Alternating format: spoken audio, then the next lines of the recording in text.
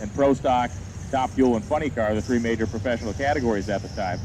The event wasn't much of a financial success, but it was a big success in terms of the fact that it did force the NHRA to raise those purses, and drag racers got paid better than they ever had in the ensuing years after the National Challenge 72 and 73 races. So this is a very historic racetrack. A lot of neat stuff's happened here over the years, but National Challenge 72 was one of the shining moments for Tulsa Raceway Park. This track, before they built this nice modern tower here, this track had a really cool round multi-story tower that I don't know what year they built this. This is a fantastic timing tower to work in. I get to visit a lot of drag strips around the country to do this stuff, and this is definitely one of the most well-appointed and comfortable ones. Some of them, it's like standing inside a broom closet with the heat on, but we have modern air conditioning and windows and lights. It's awesome. Living large.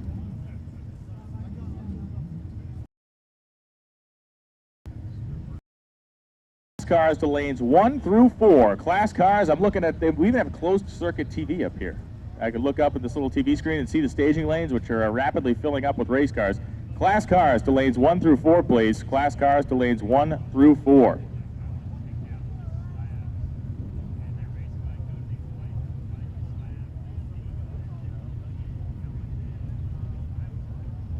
There are like more computers in this one room than I think I've ever seen it.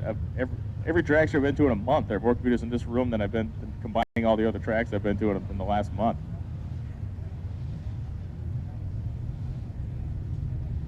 So, of course, those of you that are just kind of hanging out here for the day, you know that today is going to be our day one. We're going to be here today, and then we're also going to be back here on Friday. So make sure if you're here today and you're watching the action, get back here on Friday to watch the finals, because you will get to see how many cars actually survived to get to Friday, and then you get to see the champions crowned at the close of racing on Friday evening. Nighttime action under the lights here in Tulsa on Friday night. Make sure to get back and check it out. As I mentioned previously, we do have merchandise for sale. We got t-shirts, sweatshirts, hats, koozies, which I don't know why any of you I think if we combine the beer sales with the gasoline sales this week, we're selling that stuff down by the Hot Rod Toter Home, right down behind the main grandstand. We did sell out of shirts in a mere couple of days last year, so we would recommend if you're going to get down there and get something, don't delay. Get your shirt today. Once we sell out, they're gone. We don't reprint these. We don't sell them on eBay. We don't sell them on the internet. They get sold at the racetracks, and once they're gone forever. So get down there. We take cash and credit cards, so make it happen. Get yourself a shirt.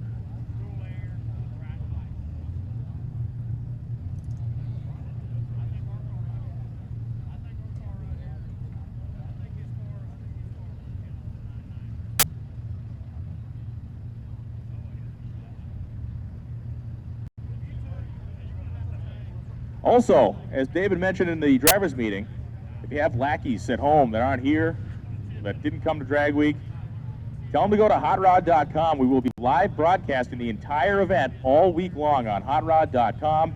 Embedded video right there. You can watch all the racing live and in living color right there on your computer screen. So your dorky friends that are stuck in the cubicles can silently curse you through the computer screen as you're hanging out here at the strip or running your car down the racetrack. Another great way to have your family kind of check out what you're doing this week and prove that you're not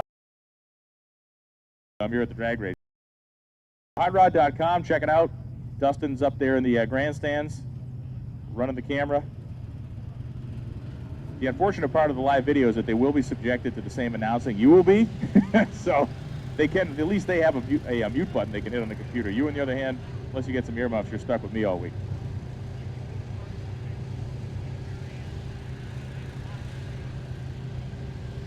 So here's what we're going to do as far as the schedule goes. Listen up, campers out there in the pits. The first car that pulls in the water box, we're going to kind of start the timer at that point.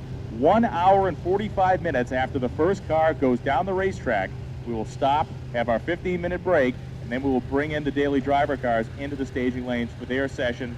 After that session closes, we will have the all-run free-for-all for anybody who did not get enough laps or did not get a lap that they were satisfied with. During that hour and 45-minute period that the lanes are open, you can make as many runs as you want. We're not going to restrict you in what you can do. As quickly as you can turn your car around to make laps, feel free to hit the racetrack and get it done. Once we shut the lanes after the hour and 45 minutes, Your options are A, hand in your time slip, leave the racetrack and head to Ennis, or B, hang out and wait for the afternoon session, the open session, and make a few more laps if you think you can better your elapsed time. So that is what we're going to do. Once we start racing, the first car hits the water box, we're going to start the timer for an hour and 45 minutes.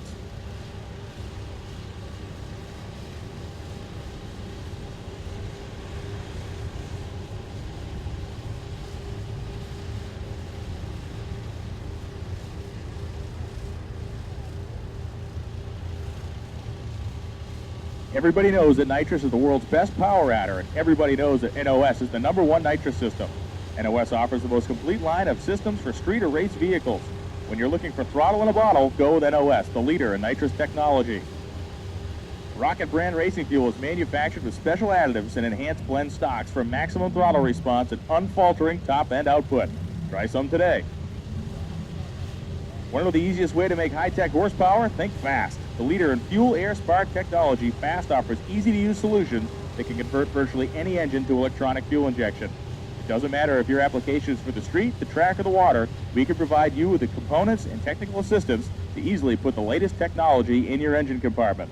Fast provides EFI systems, intake manifolds, throttle bodies, and much more to give you added control and make bigger horsepower than ever before. To learn about electronic fuel injection for your ride, visit the Fast booth in the manufacturer's area and talk with our technical personnel. When the event's over, call our toll-free EFI helpline at 1-877-334-8355. And be sure to check us out on the web at www.fuelairspark.com.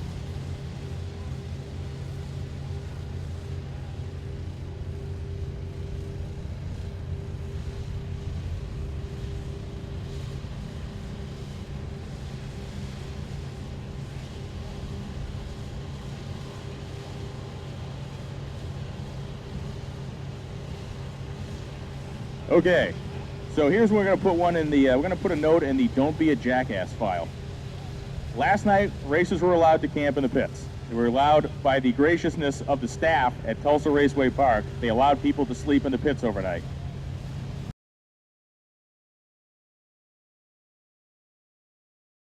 Probably every and lane up, which has hampered the start of the program. So for the cement head who decided to do that last night, thank you.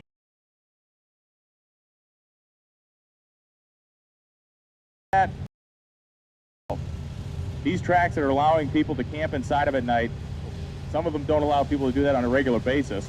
And so they're allowing it to do that out of their kind of graciousness and accommodation to us. Do not take advantage of that. You know, the last thing we want to do is come in here and cause our track staff, the hard-working track staff that's out in the sun all day, to have to work harder and perform extra labor they don't have to do. So please, let's make that the first and last time we have to talk about that all week. Do not, in any circumstances, at any racetrack we are at, get your car on the racetrack after racing is closed for the day. Don't do it. It is dumb, dumb, dumb, dumb. I am not the smartest guy in the world, but even I would not do that.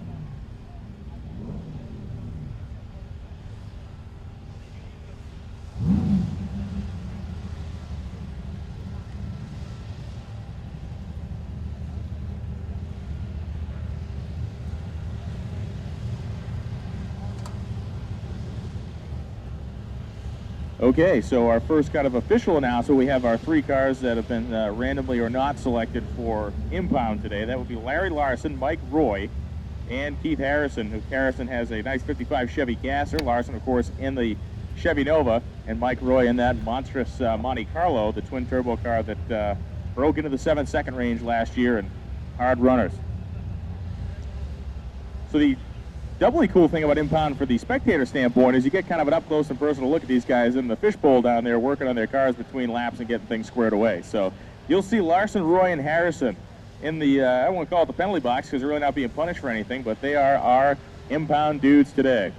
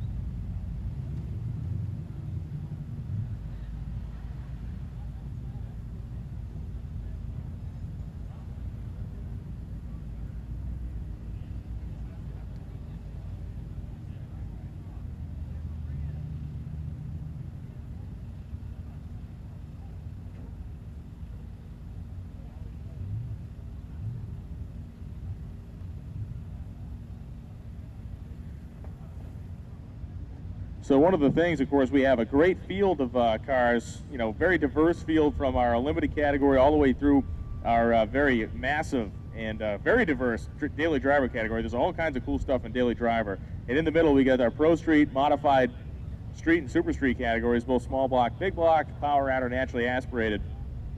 And since we're going to be going with our classified cars first, not the daily drivers, and sure we'll see a couple of unlimited hits being made in this early session here once we get going.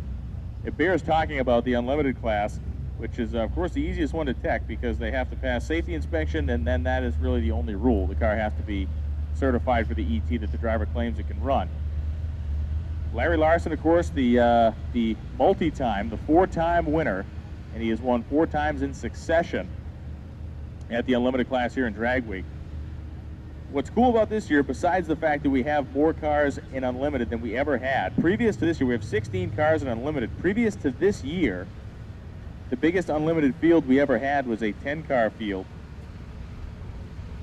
in 2011. We had 10 cars in unlimited in 2006. In 2005, there was no unlimited class. The overall winner of the event, Carl Scott, raced in the big block power adder category. 2006, we had 10 entries. In 2011, we had 10 entries. And here we go into 2012 with 16 cars. And of the 16 cars, yeah, there are a couple in there that would be certainly dark horse candidates. But boy, there are more than a half a dozen of them that are going to be capable of laying down some really mind-numbing elapsed times. The big cannon shot of the weekend so far was Dave Ahokas, who ran in the low 7-second range at over 190 miles an hour. And I can tell you from watching that run up here in the tower, the thing absolutely left like a pooch. It was a very, very soft leave. They were conservative to get the car down the racetrack. There is way more than another 7 miles an hour in there. The current all-time record, the ultimate drag week pass ever made, was made by Larry Larson in 2010. It was a 695 with a 6 behind it at 209 miles an hour. It should be noted also in 2010 at that same racetrack, Jeff Lutz went 206 miles an hour in the 57 Chevrolet that he is in today. So right out the bat, I can tell you there are 2 guys that are capable of 200 plus mile an hour runs. And it should be noted that the 2010 contest between Lutz and Larson was the best by far unlimited contest we've ever had at Drag Week. Those 2 guys pushed and prodded each other through the week, and it really came down to the last day. Larson did not win by a very significant margin that year, but he did win with the quickest all-time average in unlimited, 7.07 seconds. In 2010, the record average in unlimited.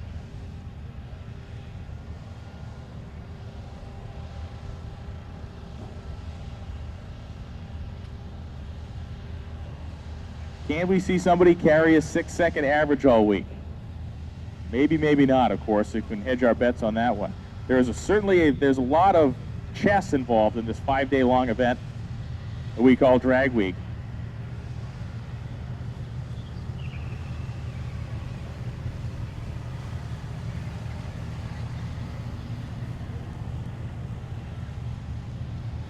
And that chess game starts this morning when we get these cars onto the racetrack after we clean up what is an unfortunate mess that we should not have anything to have to clean up. But somebody decided to get their race car on the track last night and jacked up our start time. So the chess game goes, do you want to come out with the guns blazing? Do you want to try to throw the hammer down and put a shockwave through the rest of the field and make them catch you? Do you want to sit on a little bit and then come on strong at the end of the week? There are really a multiple ways to play this. Larry Larson, who is in impound this year, traditionally his strategy has been to make a single lap, make one lap, pack it up, and head on to the next racetrack. Don't know if he's going to stick to that this year. I don't know if the other competitors are going to use the same strategy. I'm not sure how it's all going to play out. What I can tell you is that the unlimited cars, I am guessing, will certainly need some turnaround time between runs. I don't think they have, they're not servicing an alcohol funny car down there between runs, but you're not going to be able to hot lap a car like Larson's or a Hocus's or Lutz. They're going to have to go through their routine between laps. In the hour and 45-minute session, if they want to try to get their stuff done then, I'm sure we could see them turn those cars around for 2 laps. I'm not sure how many more we would see more than 2 in an hour and 45 minutes, especially in the temperatures and stuff we're going to be dealing with this week.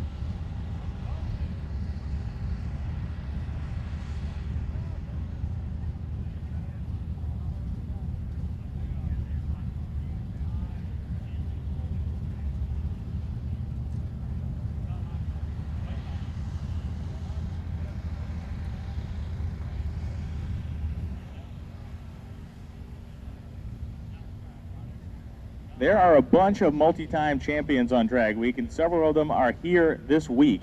Jay Brown was slated to be here. Jay Brown has won 3 times in 3 different classes. He was going to be here with 3 different cars. Unfortunately, he ran into a buzzsaw of issues, and all 3 of the cars were unroadworthy to make it here. They had different mechanical issues. Larry Larson, as we noted, has been the 4-time running champ at Unlimited, the only guy to have won 4 times. Doc McIntyre has won 2007 and 2011 in his big block naturally aspirated Camaro. You'll see that car. He is here. Jim Neuenfeld, who's driven a couple of the more iconic Drag Week entries, the turbocharged LS-powered Chevy pickup truck, which he won in 2005 and 2006 in. Then in 2007, they had a very low-budget Ford Fairmont that he drove in the daily driver category. The turbocharged LS engine won that. Rick Doc Fox, who's the 2-time winner, 2008 and 2009 modified Power Adder Corvette. Mike Crow is here with his, he is here this year with a Dodge Dart manual transmission car. Mike is known as a manual transmission racer, won several championships in his small block naturally aspirated CUDA. He won in 2008, 2009, and 2010. Dave Paschal, who won in 2008 and 2009 at Daily Driver 1972 Buick Skylark. Brent McCoy, we're surprised Brent's not here this year. Brent was hanging around the pits yesterday, is not going to be competing this year, but will be back next year, and he won in 2010, 2011 in Daily Driver. A couple of cool cars for him. He had a 68 Buick one year that had 1 aluminum cylinder head and 1 steel head on it, and then they had a 4-door 59 Pontiac last year that they won the Daily Driver class in. Todd Maschmeyer won 2010, 2011 in modified Power Adder. Mike Roy, one of the guys that we actually have in impound this morning, he won in Pro Street Power Adder in 2009 and 2011 in that gorgeous 1971 Monte Carlo with a twin turbocharged engine. And lastly, Steve Satterley, who was here competing, won big block naturally aspirated and then modified naturally aspirated. Big block in 2009, modified in 2011. He is here competing in his 1990 Mustang.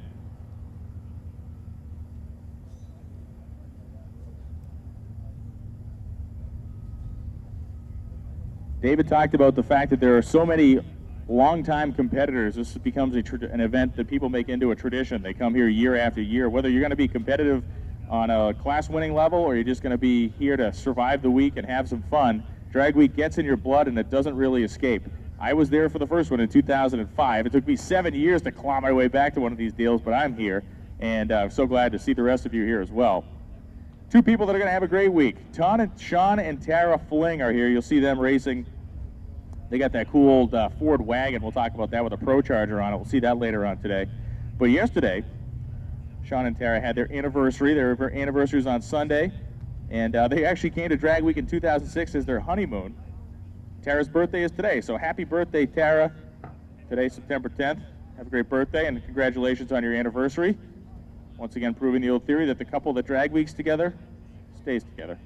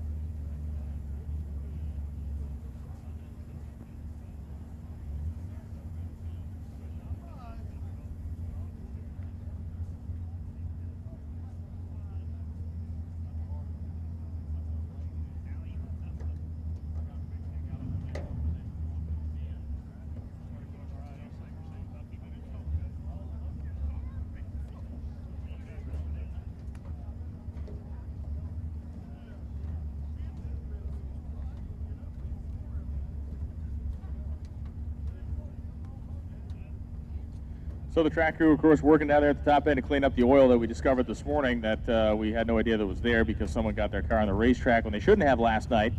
Got the track scrubber out there, making as short of work as this process as we possibly can. The scrubber really does speed things up, so hopefully we're not going to be too long to get the show on the road. As I mentioned a couple times before, a good time right now to get down and grab yourself some Hot Rod Drag Week merchandise from our merchandise area right down at the Hot Rod Toter Home behind the main grandstand. You will find sweatshirts, t-shirts, and all kinds of different Drag Week themed items, including koozies. Get yourself a koozie, get yourself a shirt, get it handled, and get it handled now because the stuff will be sold out by the time we get back here on Friday, no doubt about it.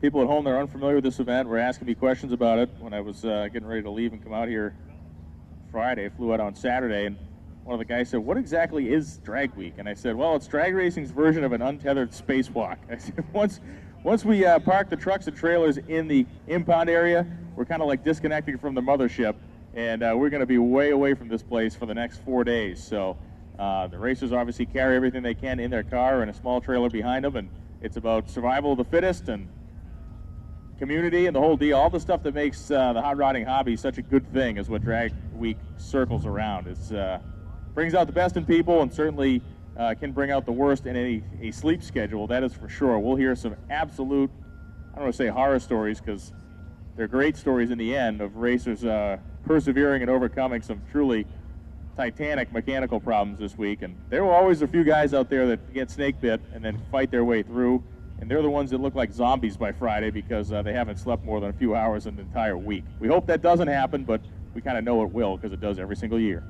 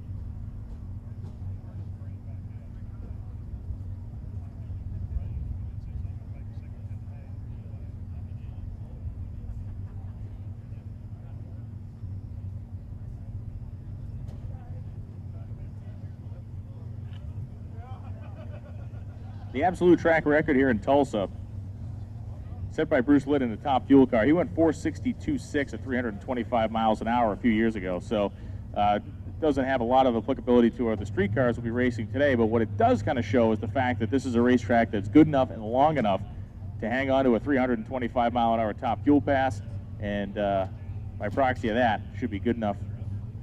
And a ton of shutdown area down there, and prepped really tight by our great crew here at Tulsa Raceway Park. See if we can hang on to some very low 7-second and potentially high 6-second door slammer passes today.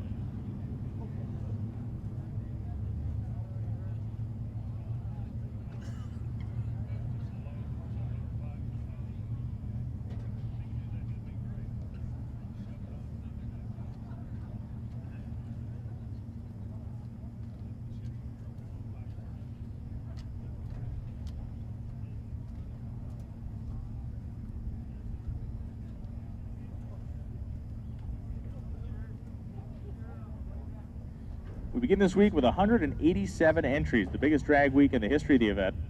See how many that dwindles down to when we finish. There will certainly be some carnage from here to there, But there are several people in the stands and that were participating in that first event that can remember the fact that after the first day at Kansas City International Raceway in 2005, we had a grand total of 36 cars that were still in competition. The event, I believe 45 or 46 people showed up, and we left that first day with a very small band of 46 race cars, which is basically half or less than half of the field of daily drivers that we have this year. It definitely shows the amount the event has grown.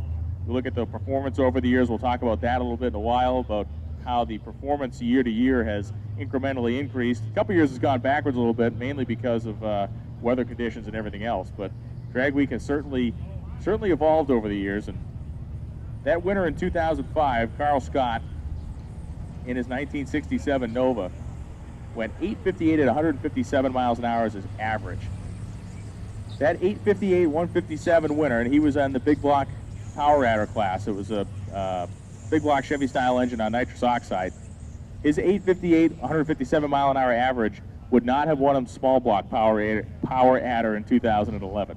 It actually only would have won him a few classes last year. There were most of the classes, the majority of classes averaged under that 850 zone that Carl was in all week. And just to see him do that in 2005, it was a jaw-dropping thing to watch. And each year, as these performances have gotten quicker and faster, it really is incredible to see. Carl is a character. He's a great guy and loves to get people whipped up. Good dude. And he had a pretty neat car back then. That 66 Nova he had was cool. It was a very ragged edge. I mean, for the first drag week, no one really knew what was going to happen or who was going to show up or what everything was going to look like. And I would say that Scott's car was definitely the most ragged edge. Larson's Nova, which he has here today, has evolved. He was there in 2005 with that car. At the time, in 2005, Larson's car had a 555-inch big block with a 1471 blower on top of it, and it was bright pink. I mean, we're talking retina-melting, eye-damaging, if you stare at it for too long, pink. And it has since been, painted. He's gone to the turbo engine, and the Lenko's still in there, which is super cool. His car has evolved, and I would say Larry's car was more refined than Carl Scott's was. That's not a shot at Scott's car. It was certainly a neat piece, but it was very much on the ragged edge. It had, didn't have windows that operated the traditional way. They would unbolt the windows to drive from track to track, and then bolt the windows back in to race the thing down the track. It had headlights that were roughly equivalent to a 4-cell mag light on each side. But it was street legal, and I believe he came from Oklahoma. I'm not sure. I thought Oklahoma was his home base. So it was a street legal car. It was registered, insured, and legal by our rules and by the rules of the state of Oklahoma. And he was able to go out there and conquer the week in fine fashion, become that first guy to win the deal with that iconic wheels-up shot on the cover of Hot Rod. And a legend was born, and this event was launched, and we went from 36 cars after that first day at KCIR to now almost 200 that will be taking the tree here in Tulsa.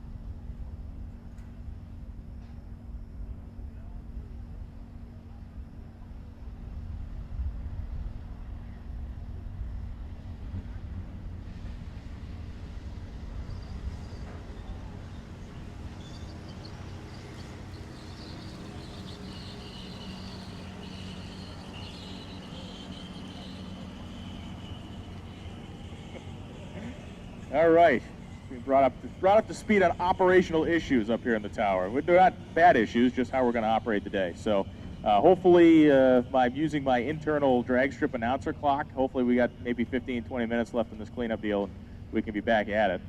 But that clock is within accurate, about a 10% accuracy rate there. So anywhere between 20 and 200 minutes, I think, is about when we're ready to get this deal started.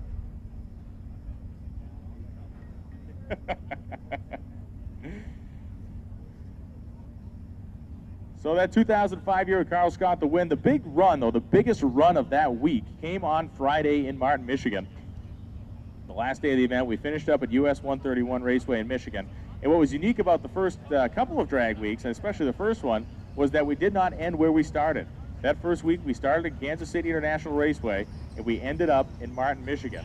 And that, of course, created, everyone knew that was going to happen, but it created a different logistical deal for racers to get their trucks and trailers up there and everything else.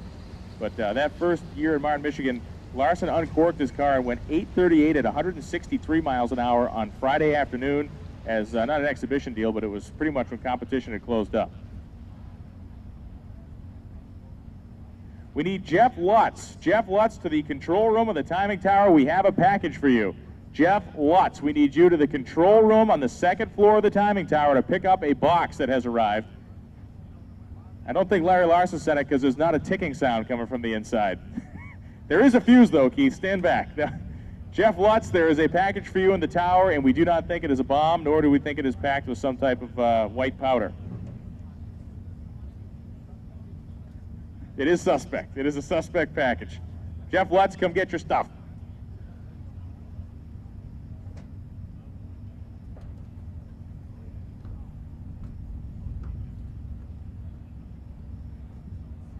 So Larson runs that big 8:38, 163 mile an hour shot on Friday afternoon, just kind of as a closing deal, and a harbinger of things to come. Obviously, as Larry's has had gotten his combination sorted out and has worked better than anybody else's for the last 4 years.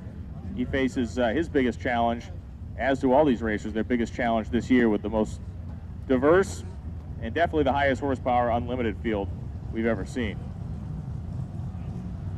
Pro Street Power Adder cars, we get a whole bunch of them as well. 7 Pro Street Power Adder machines, notably Eric Yost, Mike Roy, names that you've heard before.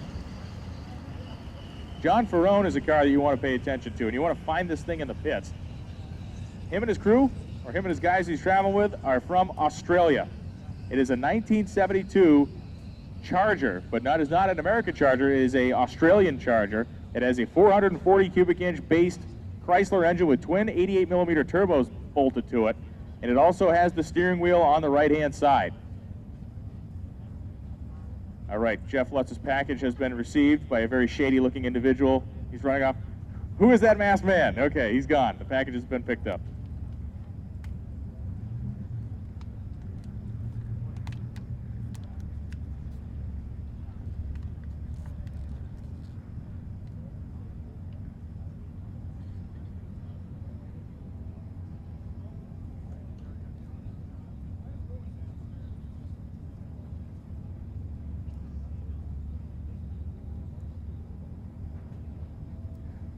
One of the more notable performances of the first drag week, of course, was that of Steve Atwell. Steve Atwell, big-time Mopar guy and collector from up the Michigan way.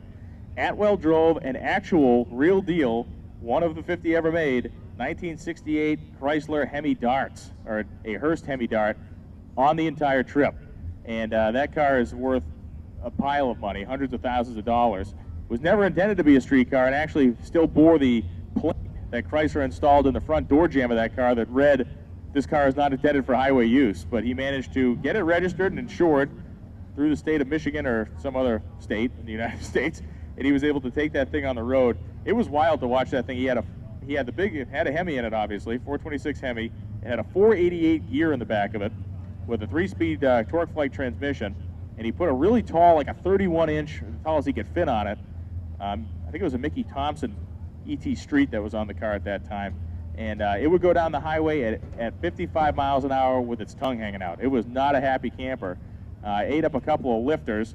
If you've ever seen a guy rebuild a super stock Hemi in a gas station parking lot, It's something to behold. I hung out with Steve and his wife that night and watched him go to town tearing that thing apart. We were somewhere in Ohio, and man, it drew out every local yokel that was around. Came out and was gawking at this car, and of course, one guy walked up and told us that he had one just like it, which I'm sure he did, sitting in the barn just waiting to be restored. But Steve took it all in stride, got the motor bolted together, and got the new lifters put in. He finished the trip. That car averaged, I believe, somewhere in the 10s that week. Look at my notes, I'll tell you. Yeah, he averaged 11:01 for the week at 122 miles an hour in that car, and it was a battle. I mean, he and his wife traveled in that thing, and by the end of the week, they were just flat out worn out from riding around in that thing. Watching that car take off ramps was unbelievable because of the suspension on it was obviously just intended for drag racing. It's a straight ahead deal. That thing would take off ramps and lean like you wouldn't believe. It was like I'd get seasick almost watching it behind him on the highway.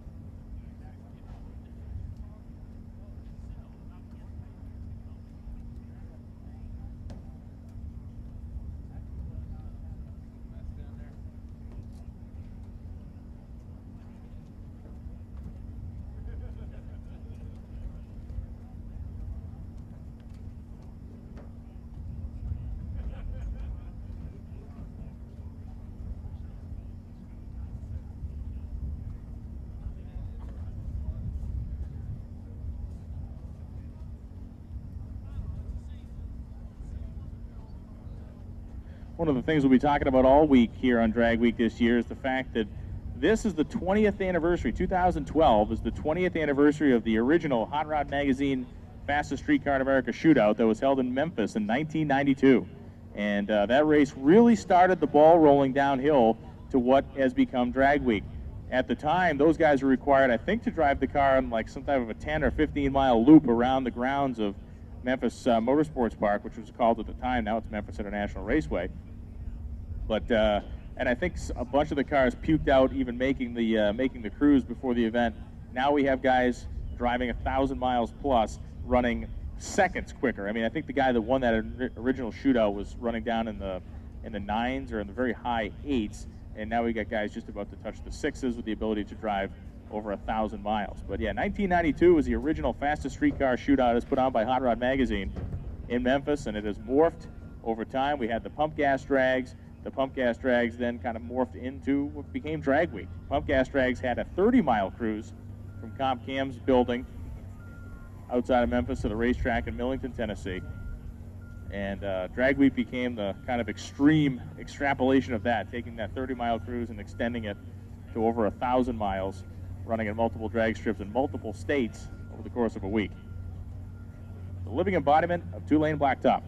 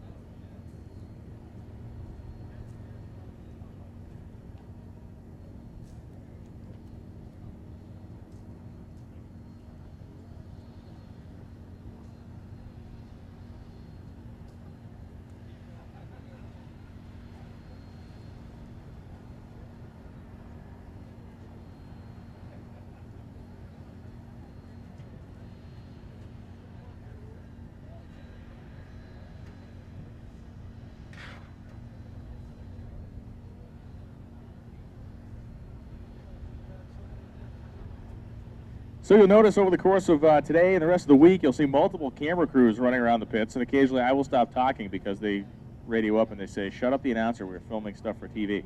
We have the Speed Channel crew here for Hot Rod TV. They'll be filming 2 episodes of this whole week's event, so there'll be some great coverage. The final episode of this season of Hot Rod TV will be the first half, and the first episode of the next season of Hot Rod TV will be the second half of the 2012 Drag Week coverage. In addition to that camera crew, we have another crew here from the Source Interlink, the magazine publishing company, that they are filming a Roadkill webisode with Dave and Mike Finnegan this week. So that'll be documented as well. And of course, we have live broadcasting going on if you're at home, or if you're you got friends at home that want to check in on the action, you got family who wants to see what's going on, send them to hotrod.com, www.hotrod.com. There's live embedded video feed that they can tune into and watch you race, or watch just watch the action go down over the course of the week.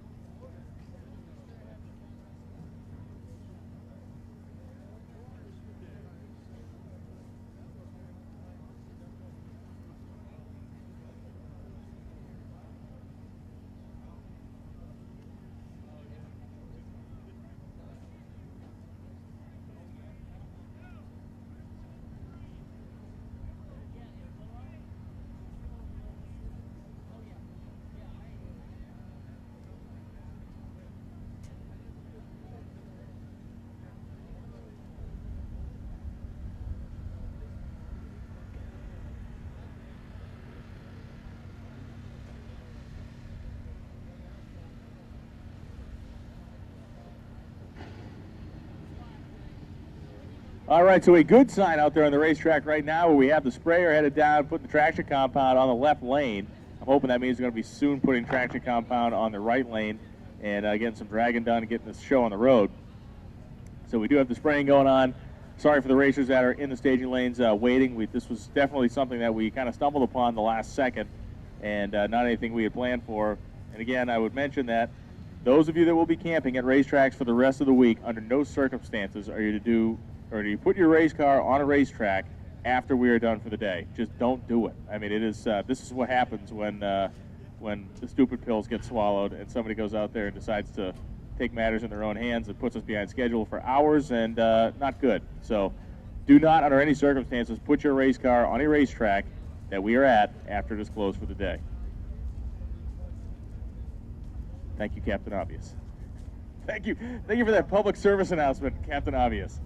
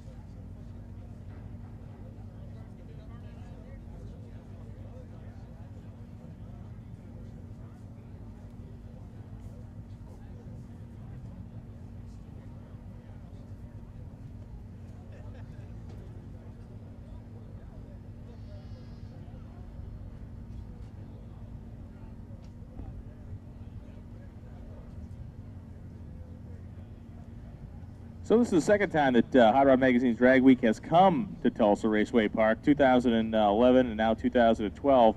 The most visited track at Drag Week has been National Trail Raceway in Hebron, Ohio. It actually has been on the schedule 4 times, but we've only run there 3 times. One of the years it rained out at National Trail. But 2005, 9, and 10, we raced at Tulsa, at Hebron, at National Trail, and it was actually on the schedule for 2006 as well, but the rain washed us out.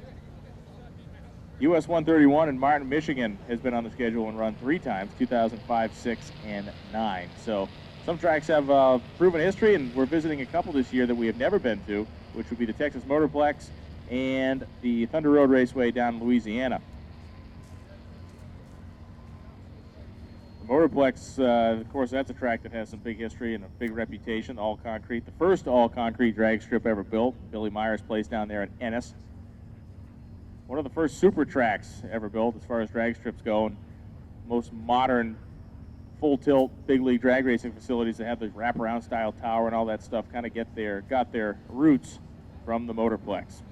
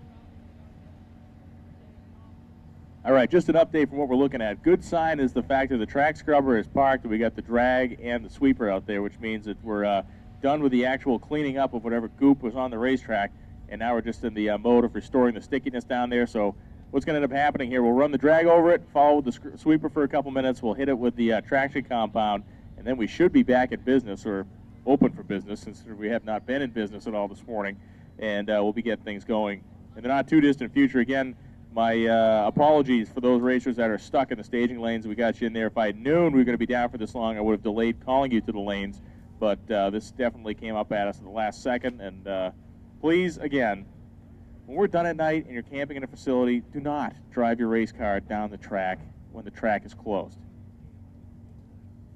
I'll put that in the same category of things that shouldn't be said, like don't eat lead paint, don't drink antifreeze, don't drive your race car down a closed racetrack. Those are today's lessons.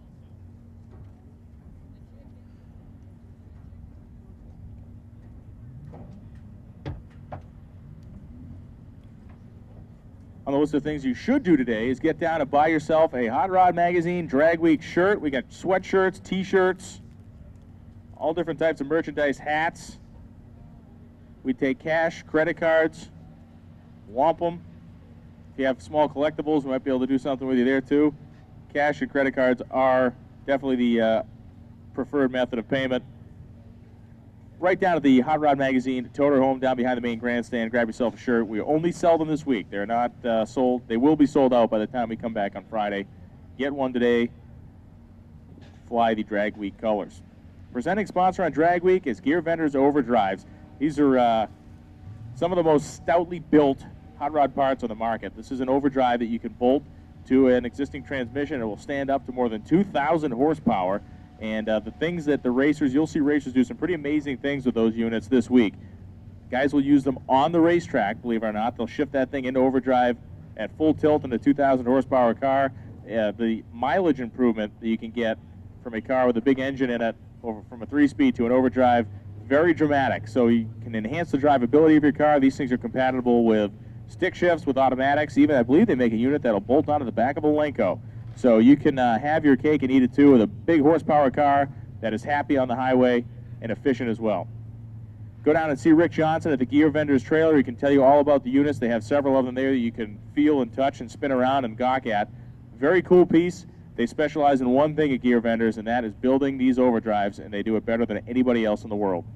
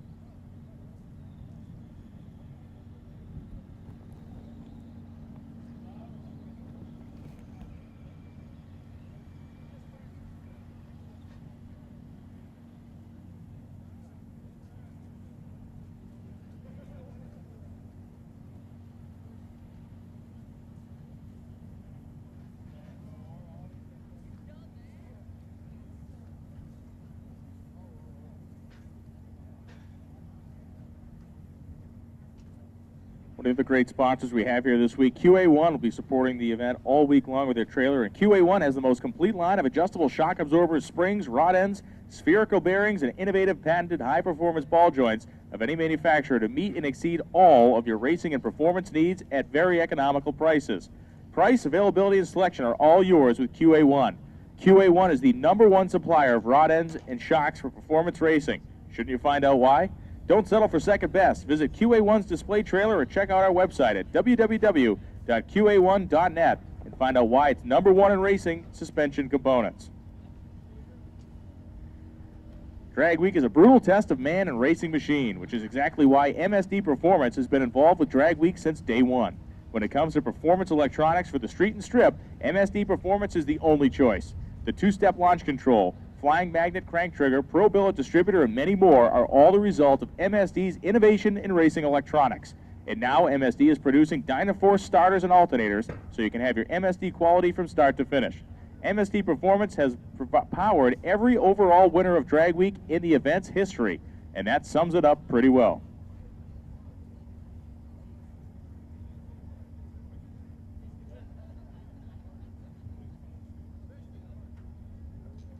Rocket brand racing fuel is formulated to provide the most power on every run. Each batch is scientifically blended to be consistent each and every time. Rocket brand is the performance gasoline that more race teams and engine builders have found will elevate their competitive advantage. Rocket brand racing fuel, the undisputed leader in the science of going fast. Jack Day from Rocket brand will be here all week if you have race fuel questions, if you're trying to figure out what the best blend, what the best fuel for your particular combination and car is. Find Jack Day. He is set up right down behind the timing tower. The man is literally a scientist. He can answer questions that many people cannot, and he's right here on the grounds all week. See Jack in the Rocket brand display. He'll get you set up with the right fuel for your car.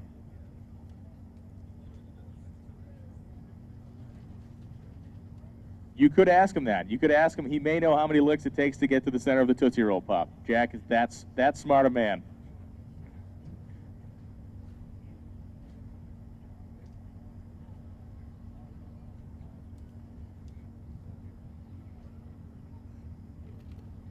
From transmissions to torque converters, shifters, and other powertrain essentials, TCI has the parts to help you put the power down. Engineered by a staff of devoted drivetrain experts and made from top-of-the-line materials, TCI products go through a rigorous triple testing process to ensure that every component lives up to the company's highest quality standards.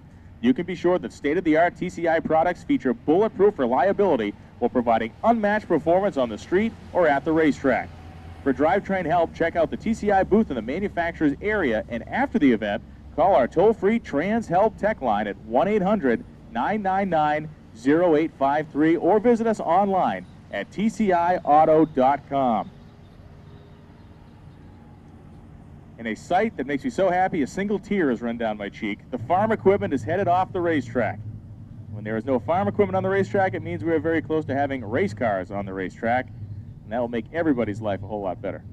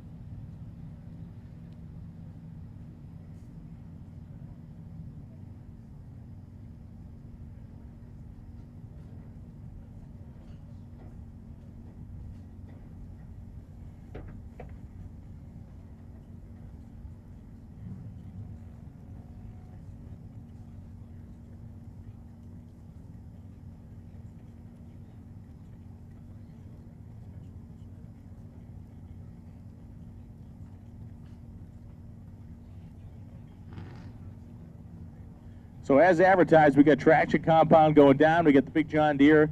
We're working that traction compound with the tire drag. This is really the last step in getting this track prepared. We have come finally kind of the turn 4 of our track preparation and cleanup from the mess we had at the top end this morning. The Tulsa Raceway Park staff with the right equipment and knowledge to get this thing fixed up and cleaned up and ready to go as quickly as possible. They have done a fantastic job of that this morning. No easy task. There's even with all the modern technology we have with track scrubbers and everything else, we're certainly a lot faster than we used to be when we would sit in the back of a pickup truck and dump ash on it and drag brooms across it back and forth.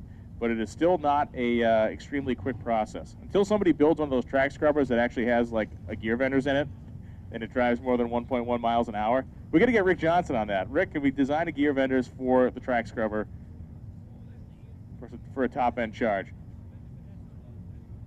Yeah, we get the Rocket brand racing fuel in it, we get the gear vendors in it, and all of a sudden we have a track scrubber that goes 9s. With the propane jets lit off in the back for a little bit of show action happening there. Yeah, yeah, exactly.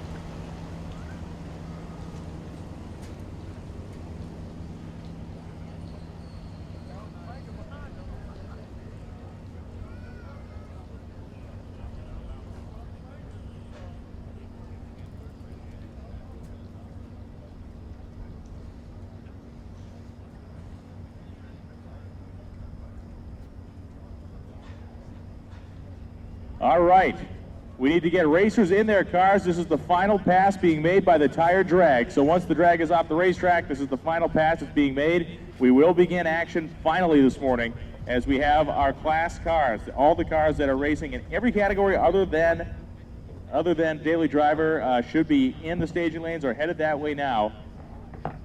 As soon as we have cars in the water box, we'll start the timer for an hour and 45-minute session, and then we will move on. We'll get our timer going, run this session, and go on from there. So drivers, please get in your vehicles, get strapped up, loaded up, and ready to go. The tire drag is just about off the racetrack, and if you've been hanging in the pit area waiting to come to the lanes, come on down because it's going to get hot and heavy and busy in just a minute.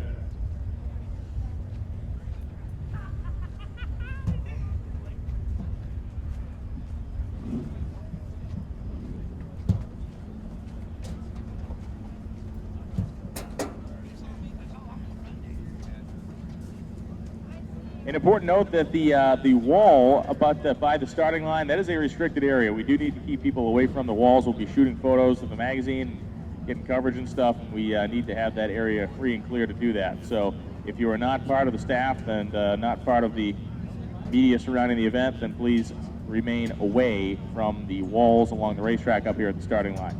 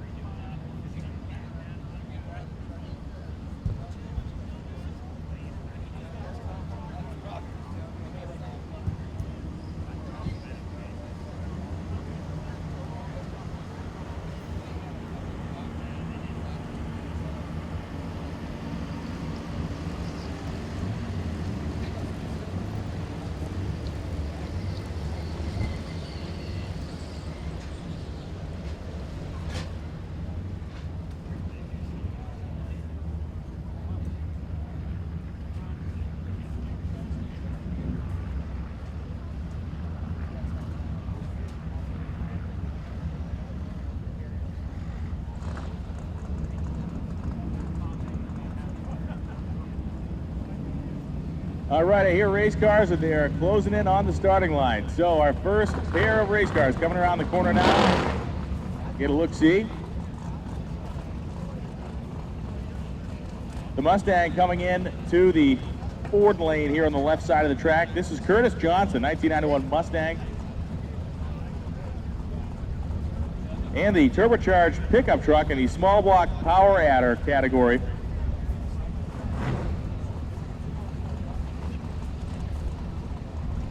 Of Joe Greer. It's a 2001 GMC Sierra.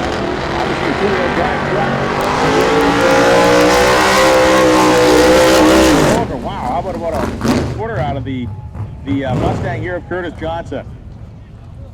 So LS power and a turbocharger for the pickup truck. Not sure of the exact engine combination in the Mustang. It is a big block Chevrolet in the Mustang. Crossbreed action.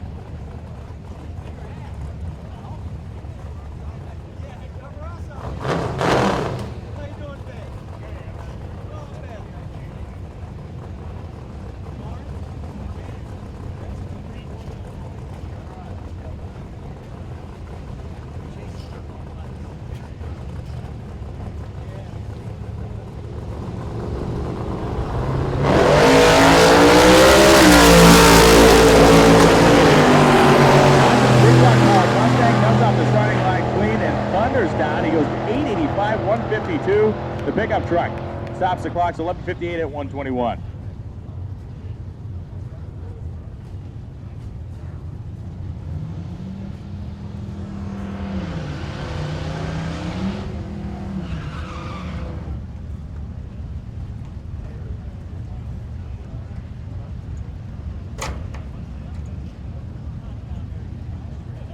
And Kurt Johnson's car apparently might have eaten itself up there at the top end. You see the cloud of smoke as he makes the left-hand turn onto the return road. A fog down there, and we're going to check it out because we want to make sure there's nothing on the racetrack. But Johnson's car was not looking like a healthy customer when it made the top end turn off at the third turn.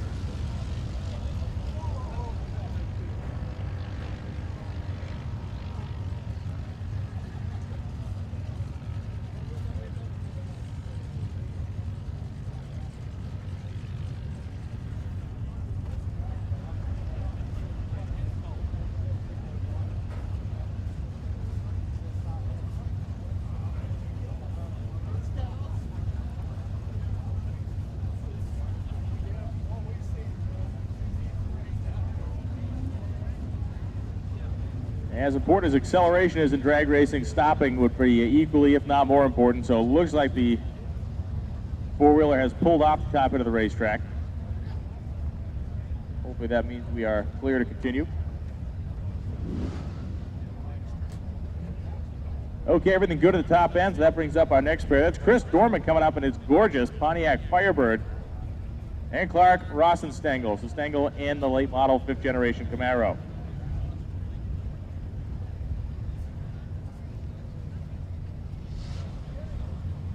We need Rodney Rodriguez in the Super Street small block category to come to the timing tower into the owner's suite. Owner's suite of the timing tower. We need you on the 2nd floor to see Tanya. Tanya needs to talk to you about something administrative. So Rodney Rodriguez, please get to the timing tower. And Dorman in the Pontiac, 93 miles an hour in the 8th mile. A great looking Firebird, running very strong too. Goes 1177 at 118 miles an hour. 1497-102 for the 5th gen Camaro. Darren Pape comes up, a 1973 Vega. What a good looking little car this is. Flawless paint, LS motor for power, very consistent. We saw Kurt Johnson, that first run he made down in the 880 range. We'll take a look because Pape is running in the same category.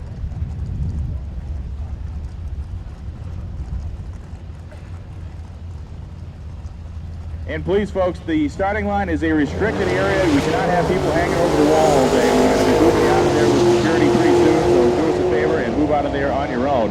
As Darren Pape heads down in the 73 Vega, he goes 1020 at 131 miles an hour. The Mercury Capri goes 1093 at 122.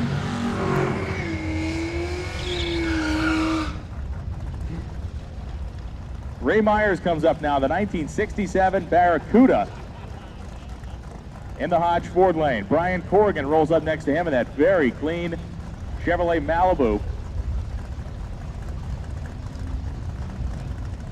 Super Street small block is the category. And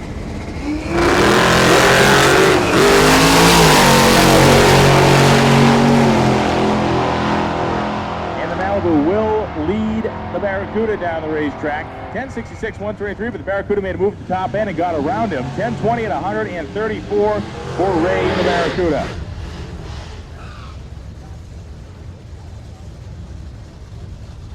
Late model Corvette coming up in the starting line now, taking on that classic Ford pickup truck. There's a big block Ford motor in that truck, running in the Pro Street category.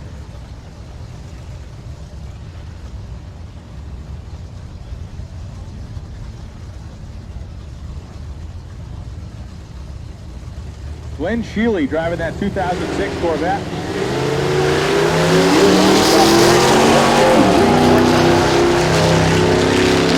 Over 100 miles an hour and Sheely goes 1043 at 132 miles an hour. The big pickup truck lumbering down there at the top end here. The big block churning away at 1,000 feet. Goes 1692 at 75 miles an hour.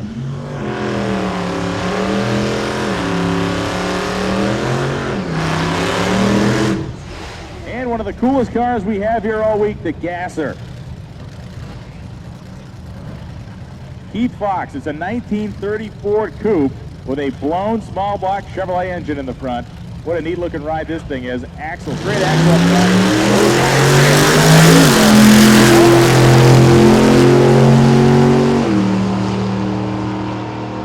The Chevelle of Daniel Dodds picks that left front tire up and runs down cleanly. But look at the 1930 Ford Coupe. 1106, 118 miles an hour in the Gasser class. That is quick. 1181, 113. For Dodd.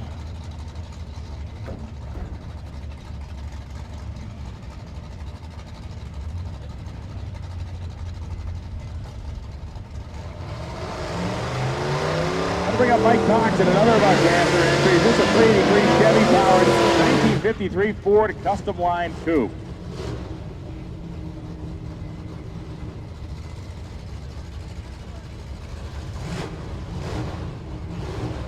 Nino Porpiglia comes up now in the starting line. That is a Super Street Power Adder 1985 Trans Am. This car has been modified to fit the class.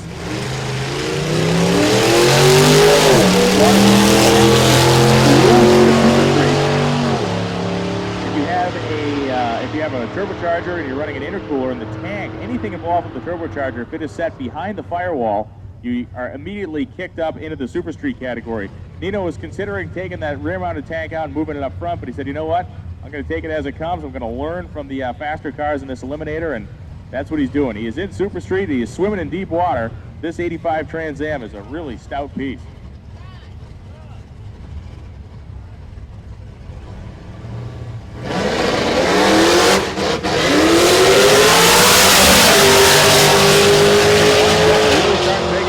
Nino at 124 in the 8th. He goes down to 9:57 at 160 miles an hour, the quickest lap of the day so far.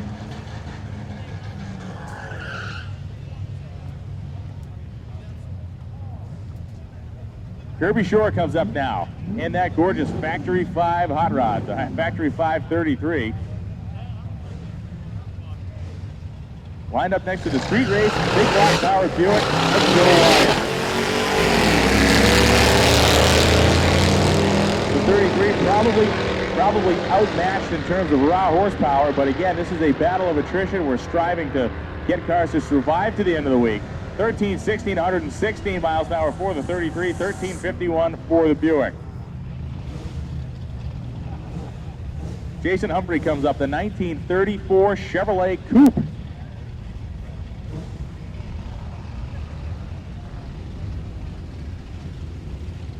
Lined up next to the gorgeous Pro Street pickup truck.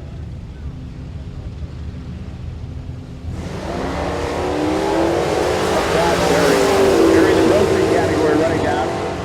Both cars looking good.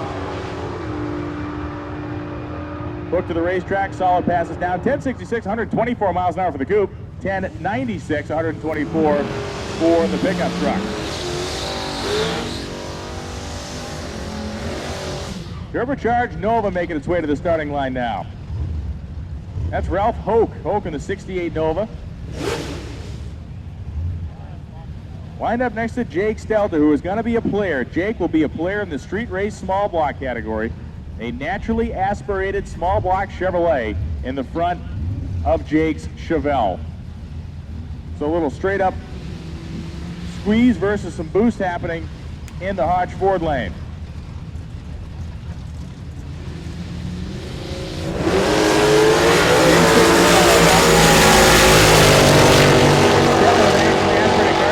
Boosted car, 107 in the 8th, and Stedler powers down to a 996 at 132 miles an hour, quicker than a 1065 at 127 for the Nova.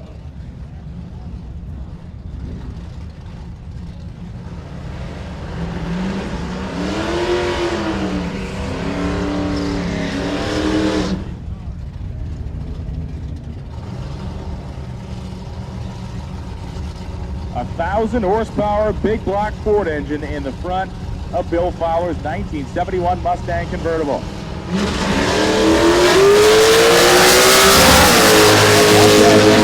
500 cubic inches, bordering on 600, makes 1,000 horsepower on the dyno, and it propels a nearly 4,000-pound car. Goes 10:04 at 140. 1940 Ford Coupe goes 12:68 at 106 miles an hour through the traps, but a very strong run for Bill as he runs down. Bill, a multiple-time winner here on Drag Week.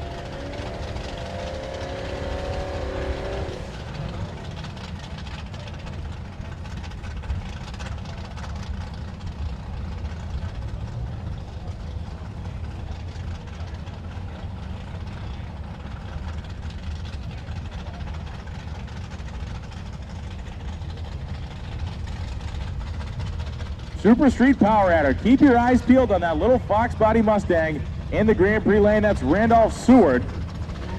Seward, the turbocharged car that is very understood and pulls the front end up. He smokes the tires at about, 60, 80 feet down the racetrack.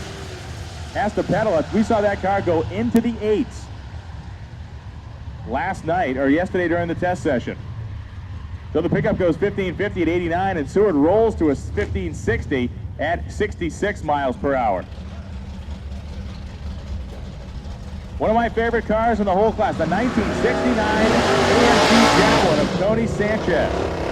Javelin running in the modified naturally aspirated category. This has a 437 cubic inch AMC engine. It's got a tunnel ram and twin old school Dominators on top. Automatic transmission.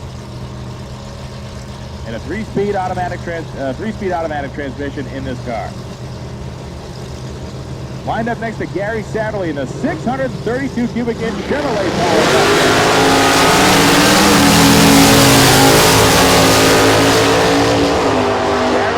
Pretty well, 103 in the 8th rim. Oh, we got some smoke happening out of the back of Satterley's car as he goes through the traps. 1062, 134. Sanchez in the AMC powered Javelin goes 1182 at 118 miles an hour.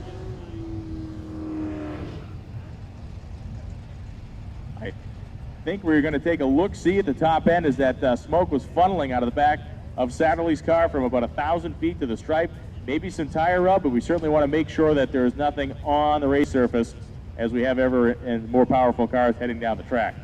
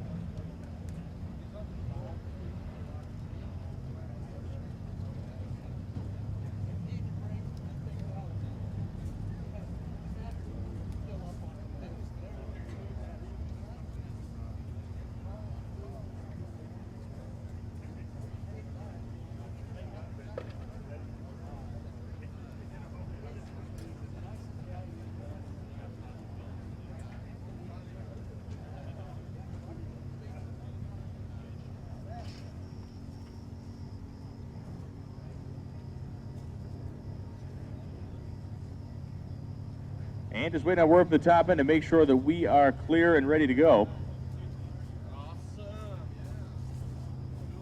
There will be carnage. There is no doubt about it. There's no avoiding that fact about drag week, that stuff simply gets chewed up, burned out, spit up. Whether it's the first day or it's Friday, there will be stuff breaking and guys stranded on the side of the road. That's just the nature of the beast here at drag week.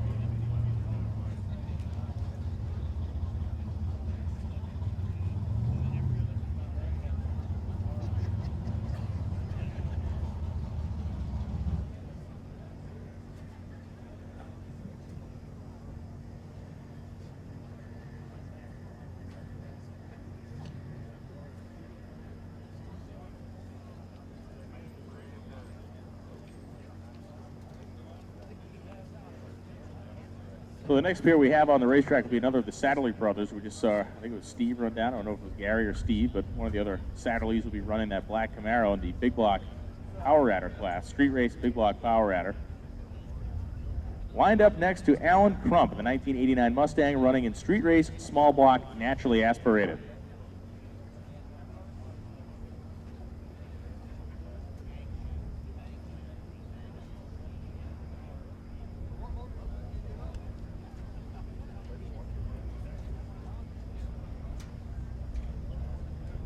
Brings a whole new angle to watching a drag race or spectating at the drag race when you look at the car and have to consider that it will need to be driven more than 1,000 miles. It's not simply as making a quarter-mile pass and then coming back tomorrow for doing it again at another track, pulling it off the trailer. It is far more complicated than that. When you look at these things, consider the fact that over the next 5 days, the drivers will be compiling more than 1,000 miles in them, crossing like 5 or 6 states, depending on how the route takes us.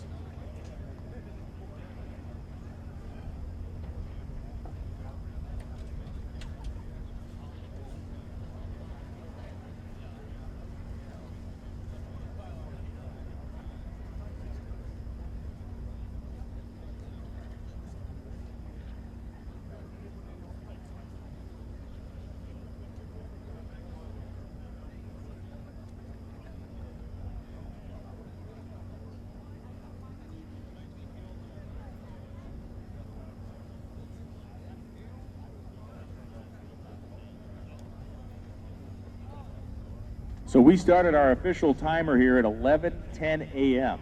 So that means at 12:55 we will end this session. Session will end at 12:55. take a 15-minute break, and then we'll have our daily driver cars out on the racetrack. And then we'll have, after they're done with their session, we'll then have our open session for anybody who would like to make an extra hit or did not get to make a hit during their session for whatever reason. So watch your clocks, those of you that are on the track right now, your class-based cars. 12:55 is going to be cutoff time. We're going to close the staging lanes for this category, or these categories, at 12:55.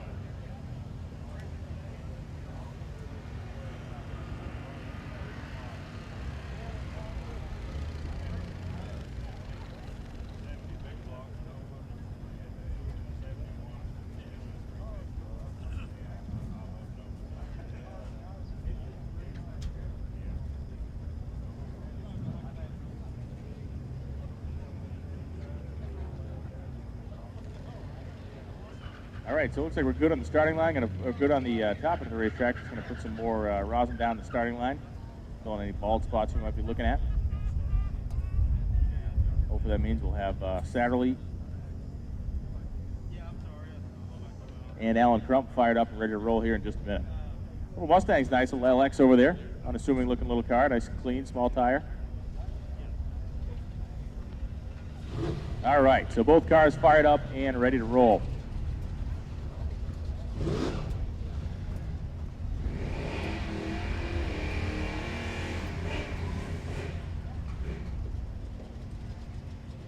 So street race, big block power adder for the Camaro.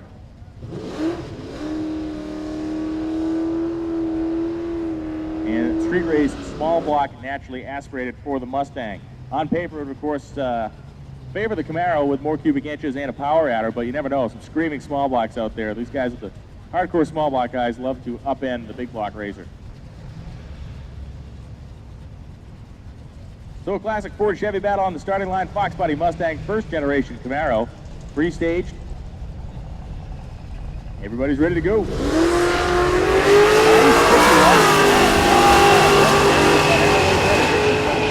Broadway, 106 miles an hour for the Mustang. And the small block car goes 1018, 130. The big block machine goes 1245 at 106. If you like stick shift action and you like guys that can really row a manual transmission, keep your eyes peeled on the 1969 Dodge Dart in the Grand Prix lane on the far side of the racetrack. A W9-headed Mopar small block with a 5-speed transmission behind it and a guy that shifts this thing like he's trying to pull the handle right through the floorboards. Listen to Mike Crow wind it up and take it down the track.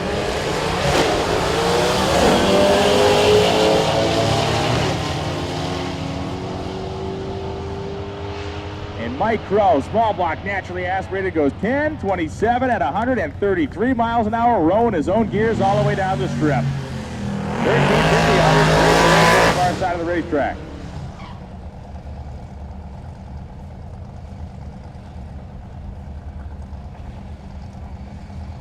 Steve Fagan comes up. Fagan, the 509 cubic inch big block Pro Charge powered machine. John Weishman will line up next to him. Weishman in the Mustang. Weishman running in the street race small block power adder class. 1995 Mustang in factory red. So 509 cubic inch big block action and 509. Here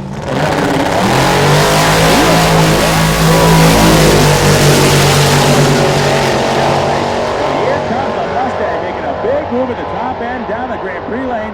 The Blazer gets there first, 919, 153 miles an hour. The Mustang goes 883 at 161.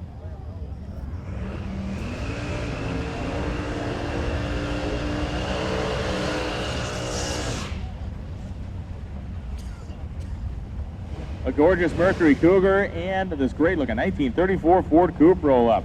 Tom McGilton in the 34 Ford. Catch that pre-stage beam as the Mercury Cougar of Clint Warpula. Warpula in the Mercury. What a great looking race car that is. 34 running in the Unlimited category. And Tom McGilton powers down, 986, 135 miles per hour. And Warpula goes 1202, 112 in the Mercury. Tom Lee rolls up now, the 1969 black Camaro in menacing primer. Lining up next to John Monast, who actually hails from Massachusetts. He lives up not so much by me. He lives in the western part of the state in a town called Belchertown, which is one town away from the town of Amherst where I went to college. More accurately, had a 4-year blackout.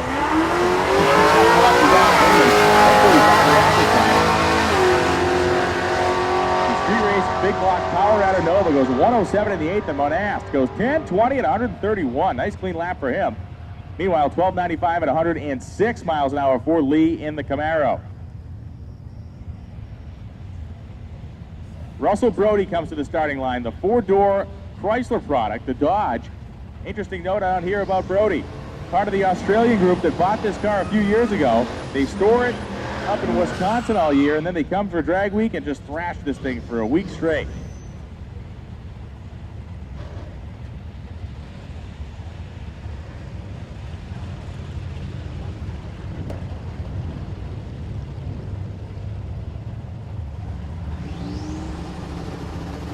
Lined up next to Eric Burrows. Burrows is a fantastic looking Monte Carlo SS. Peabody's a great race car. The Monte SS was sweet. Goes 93 miles an hour in the 8th. It will be Burrows getting down ahead of the Aussie. 11:56, 116. And the Mordor Mopar goes 11:93 with a 0 at 101 miles an hour.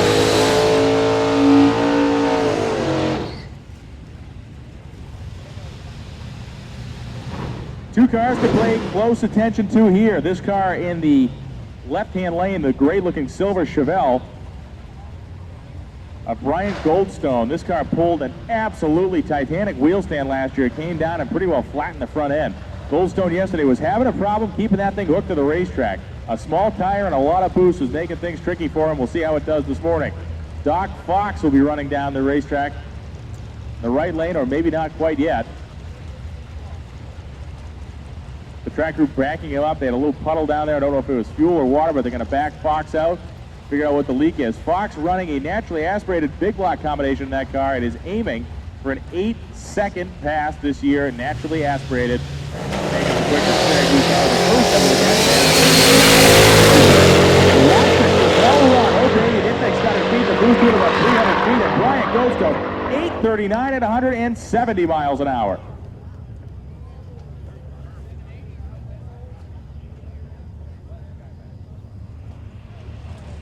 A big-time lap and modified power adder for Bryant Goldstone and that 70 Chevelle. Mark Cicino will be the next car down the racetrack. Cicino in the super clean. I believe that's still factory paint on that car. 1986 Pontiac Grand Prix. Obviously the hood scoop, or the cowl hood, not a factory piece, but it was paint matched and it looks brilliant. Cicino hails from New Jersey, towed all the way out here over the course of the last few days, got here on Saturday, and I did not see him make any practice hits yesterday. Billy Gebhardt will be in the far lane, and Gebhardt in that old school Valiant. It's a 1962 Plymouth Valiant for Gebhardt, that unique Virgil Exner era Chrysler styling. Those 61 and 62 Chryslers look like they came from another planet. The Valiant, certainly a neat car, and Billy Gebhardt has had some luck with it. We'll see if he can have some more luck this year. Mark Cicino running in small block power adder, street race small block power adder, and Gebhardt in the modified naturally aspirated.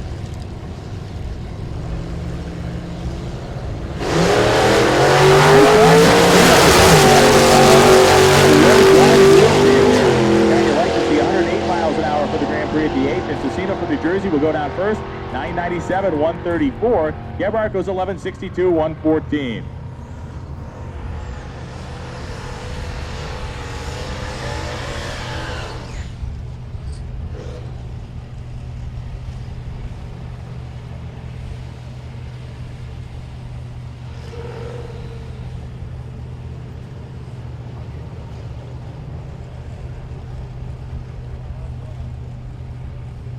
Next pair up will be the Malibu and the Nova. Tom Hogshead in the Nova. This is a car that has competed at every single drag week in pretty much the same configuration, a turbocharged small block. At the time in 2005 was an exotic the first time we saw this thing. Hogshead been working on the combinations for a while. He heads down to the Nova, and Ken Barkley on a good run in the Malibu. Barkley goes 10:22 at 130 miles an hour in that car.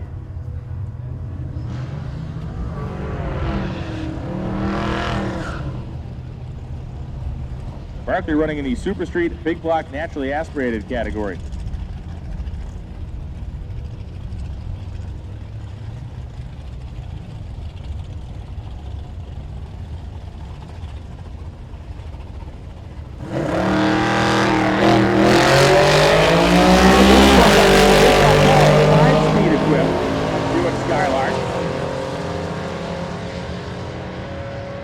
But boy, look at the pickup truck of Bruce Mueller. Mueller goes 1093 with a 122, and Burns goes 1386 with a 7104. The big cubic inch high torque Buick grunts its way down the Grand Prix lane.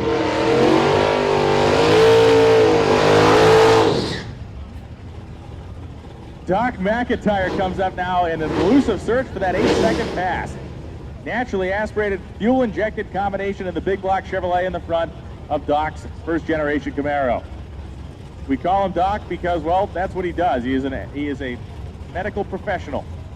He's way smarter than the rest of us, is what I'm trying to say. And he drives this thing to work.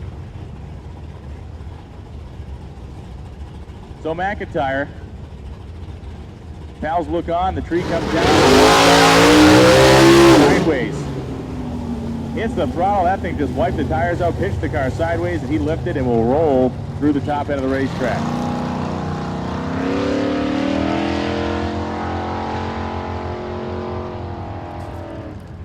James Pringle will come up next. Pringle, a 545 cubic inch big block Ford powering a Mustang whose color that he claims is maroonish, which I tend to agree.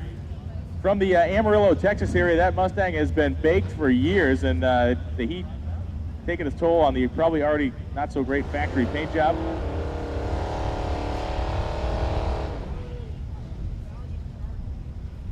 It is. It's flat paint without the work. You just let the sun cook off the clear coat, and you're ready to go.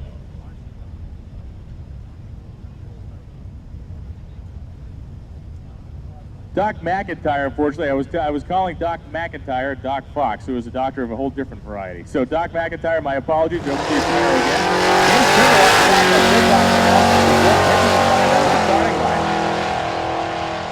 And the Texan at 100 miles an hour at the 8th.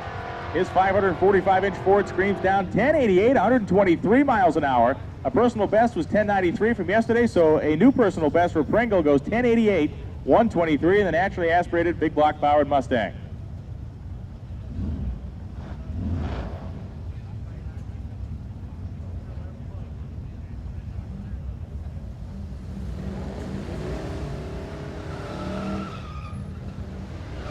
And a gasser, one of our gasser category competitors comes up now.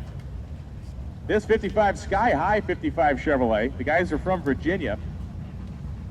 And that's Keith Harrison. Harrison, the white 55 Bel Air. Here with his buddies to have some fun. Car's got a small block in it. Certainly has the right stance. It is way up there in the air.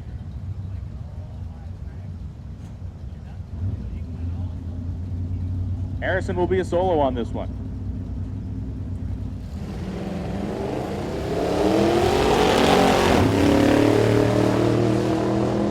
Straight axle, leaf springs in the front end. You see the car moving around a little bit. Certainly not the ideal high-speed handling combination, but the gasser era, that's where it was at. 1294, 104 miles an hour for Harrison in the 55 Chevrolet.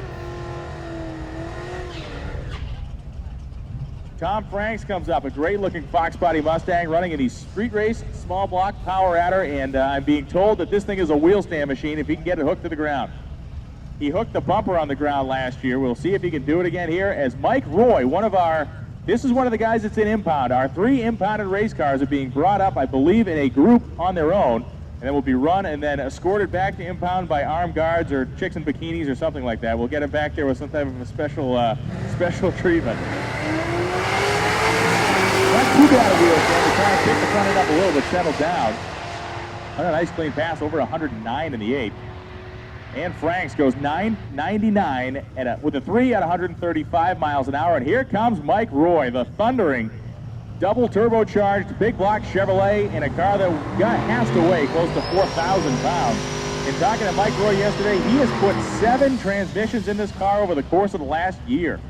The massive weight combined with the violence of the launch and all the boost he's putting through it just absolutely tears first gear right out of him. Roy made the first 7-second pass of his life, I believe it was on drag week last year. at Great Bend, Kansas, if my memory serves correct. We talked to him in the tech line, and he said that he's going to be a little bit more conservative, I think, on the launches here, at least early in the week, to see if he can keep first gear in these transmissions. Try to get the, make sure he makes the distance to the end of the week. Horsepower is not the problem. It's getting that horsepower to the ground and not shredding the drivetrain in the process.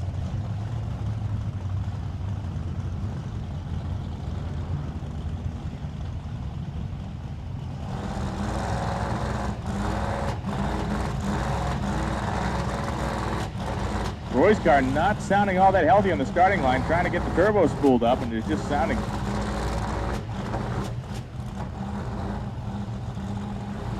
not sounding good. We get some black smoke, soot coming out of the pipes like it's just loading up with fuel.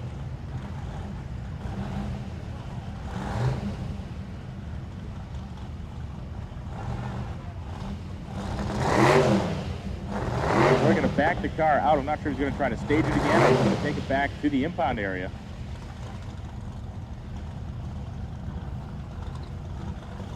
Being way back in, so he's going to get another shot at it here. Mike Roy in the Monte Carlo trying to get this car launched off the starting line as Larry Larson waits patiently in the water box.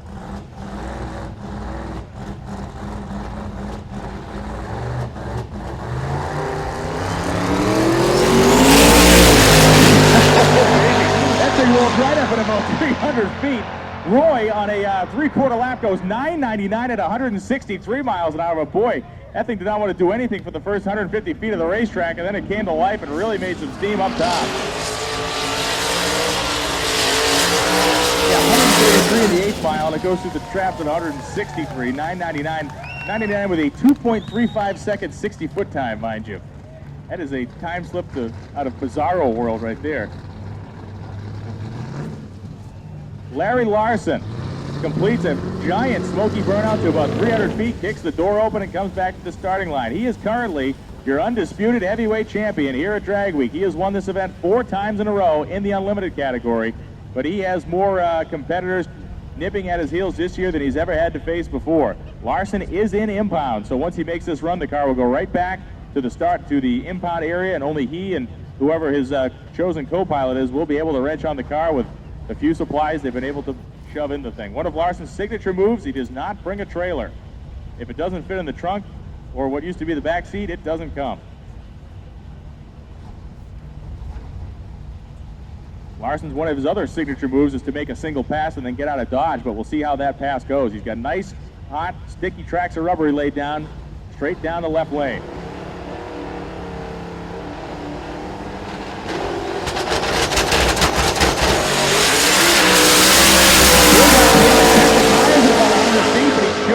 Through at 163 in the eighth, and Larson whops the throttle, goes 7.16 at 204 miles an hour. The gauntlet has been laid down. He pedaled that car at about 1,000 feet, and he went 204 miles an hour.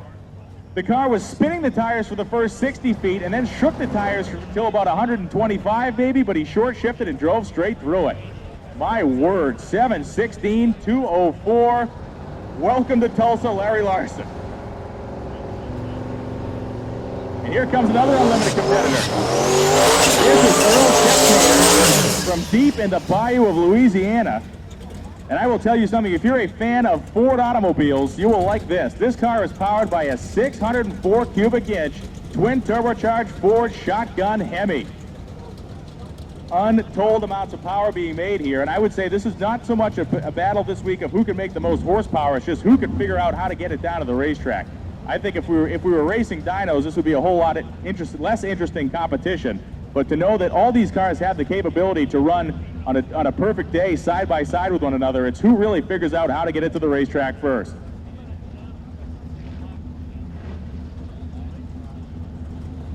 Earl Scheckter. Any last name that has an X jammed up in the middle of it is like the announcer's nightmare, but his pans out okay. There's not too many consonants all jammed up on top of one another. Scheckter has shredded just about every part of this car over the course of the last year. If you read Yellow Bullet at all, there's a thread on there that he has posted. I think every piece he's broken, and outside of the door handle, I don't think anything else has survived.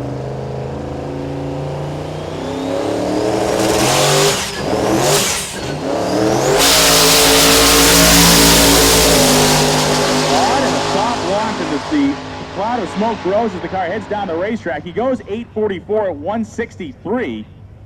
Kind of a strange pass there for Schexnayder. So we've already seen a car go over 200 miles an hour. That is the third fastest pass in the history of Drag Week.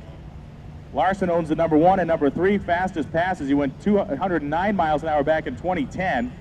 And here comes John Ferrone coming up now. The Australian Ferrone in the Aussie Charger. If you're not familiar with what you're looking at first glance you might think it's a Torino or something. But in fact, this is a right-hand drive 1972 Aussie Charger.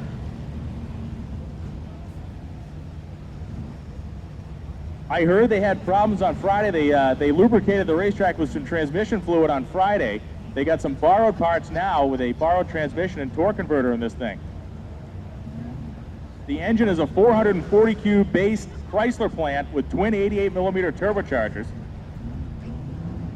The steering wheel is wholly on the wrong side of the vehicle. Yeah, is that even legal? Is that in the rule book? Somebody get a rule book out. They have spent the last month, I believe, at Larry Larson's shop. Ferrone builds engines down in Australia, so the motor came up down launches like he means it, skirting the left side of the groove, 136 to the 8th, and Ferrone goes 8:29 at 168 miles an hour. That would make him the quickest pass so far of the day in Pro Street. Power adder.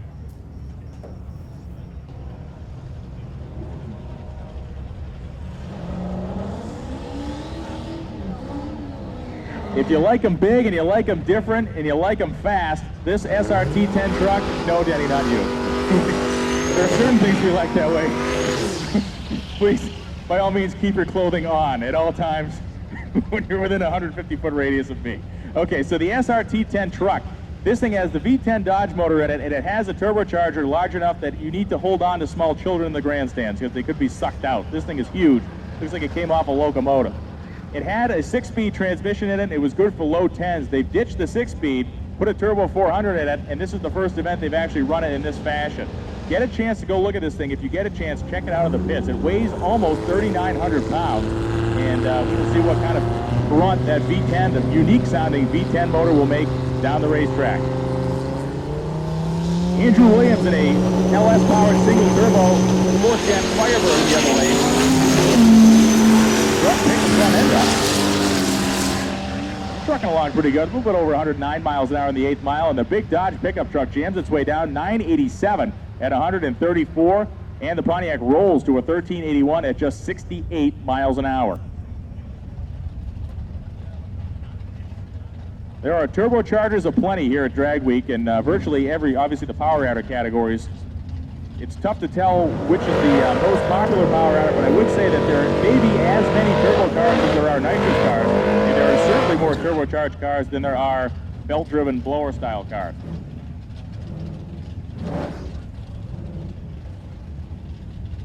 So it's Darrell Frey coming to the starting line now, or Ferrari coming up in the Dodge Dart. Very clean piece over there. We checked that out yesterday. Taking on Tyler Wilmoth. Wilmoth in the first generation Camaro. Flat black paintwork in the Grand Prix lane.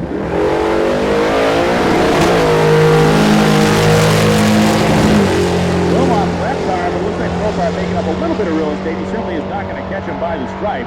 The Camaro goes through 11:15 at 119. Ferrari goes down in 11:43 with a 6 at 117.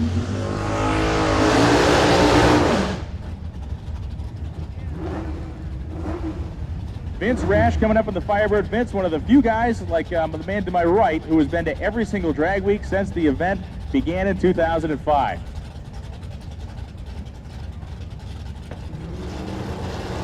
Vince is a Drag Week veteran of the highest It is hot outside, so the man's looking for a little bit of ventilation. He goes 995 at 137 with a breeze, 1124 at 119 for the Mustang. Here comes the Chevrolet Nova now. This is a really neat piece. The Nova being driven by Doug Flynn. Doug Flynn works for Holley. He's one of the dudes that designed Holley's fuel injection setup and stuff. So he's down there. He's got an LS motor in here, a turbo. and he's got one of those big Holley high-rise intake manifolds on it that they've made for the LS engines. It's a great-looking car. Get a look at it. He's just kind of getting the bugs sorted out.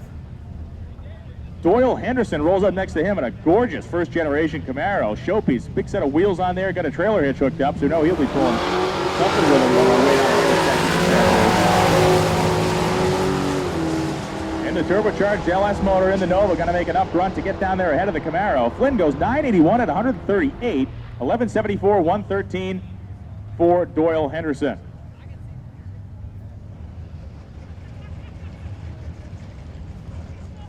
All right, gasser goodness, side-by-side gasser action coming up now. Weston Shell is coming up in a 1964 Ford pickup that he put a big block in, slapped a Dyer's blower on top. This engine is backed with an ancient, and I mean an ancient, cast iron new process four-speed transmission. The old school transmission, the meat grinder, granny low first gear box that was in the truck when it was new, is what Weston Schnell will be rowing as it goes down the racetrack. The throws on this thing are like 4 feet long. If his hand slips off the shifting handle, it's going to go straight through the windshield when he goes for third gear. Adam Lay will line up next to him in the 55 Chevy.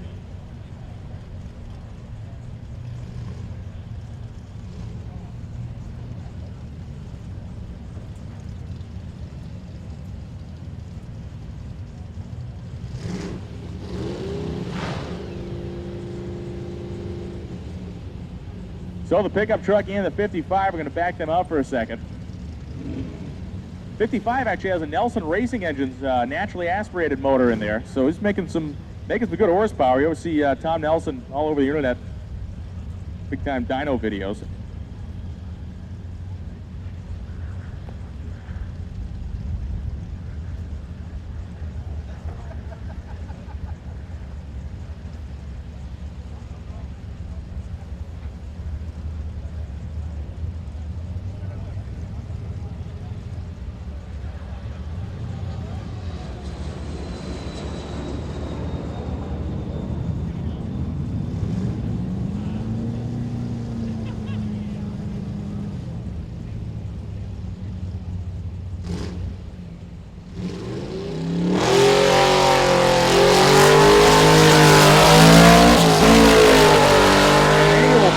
Transmission, 55 Chevy works its way down.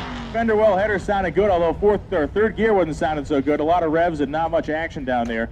The 55 going to roll through the top end, 1537 at just 60 miles an hour.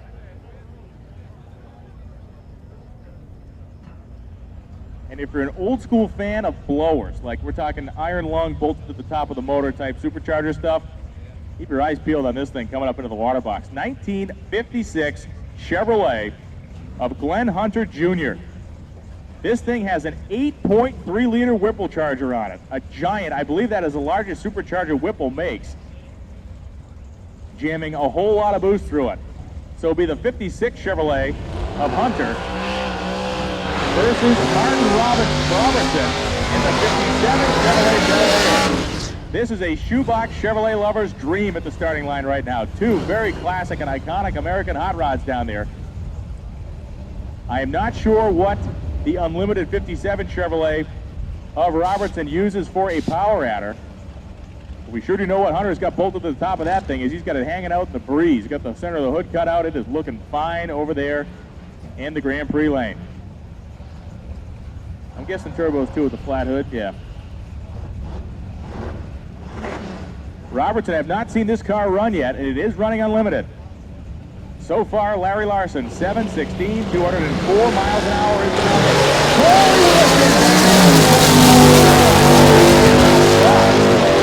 129 for Hunter at the 8th mile. He goes down 855, 159, but some true wildness there for Martin Robertson. Goes through 1161 at 91 miles per hour.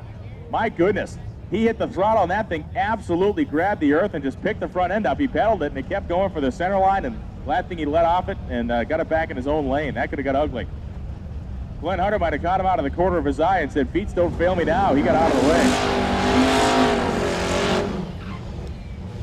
Another unlimited competitor. This is Rick Prospero, the 1965 Nova wagon.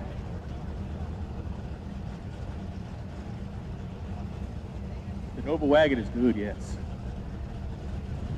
If you like Nova wagons, then well, you'll have double vision happening in a second because we get another one lined up right behind Prospero's pair.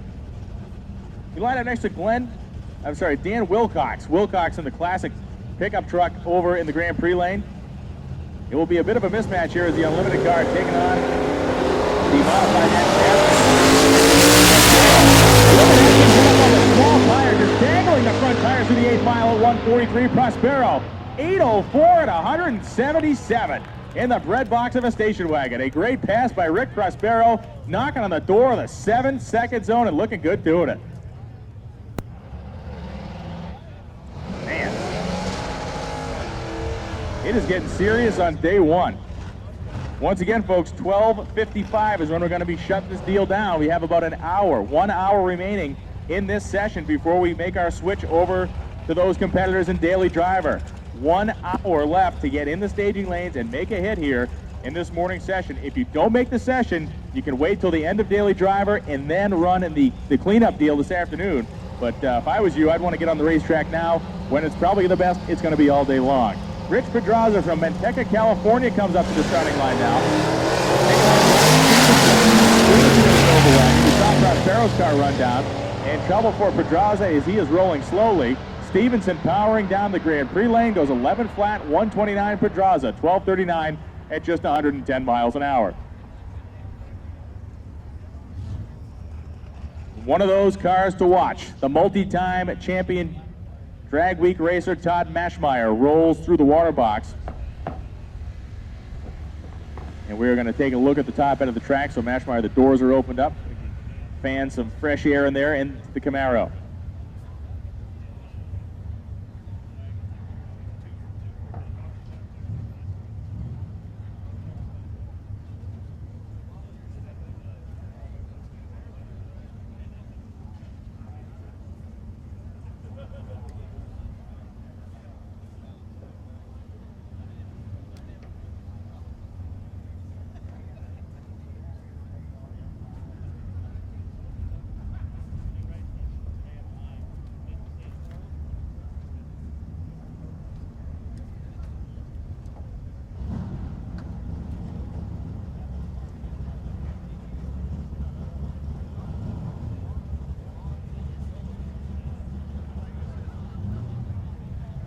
So Maschmeyer will be lined up next to Keith Lopez. So these two guys are actually in the same class. So this is one of the first times we've seen this happen today.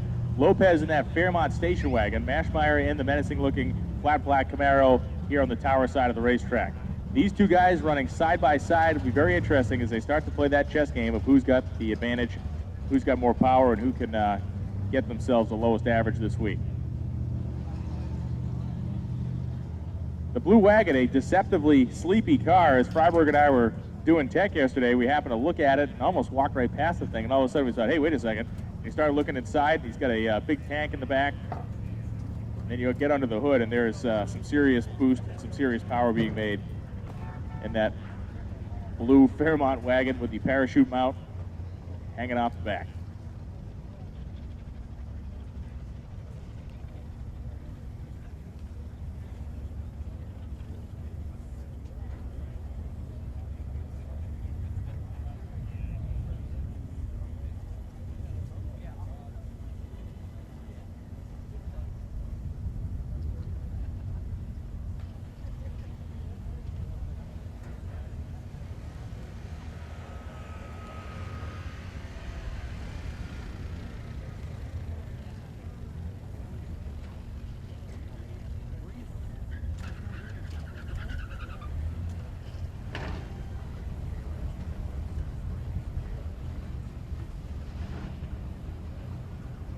Maschmeyer and Lopez, two competitors, both running in the modified power adder category. Side by side, mano a mano.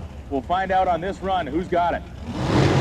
Maschmeyer, your two-time champion in this category, and a tough act to beat and a tough act to follow.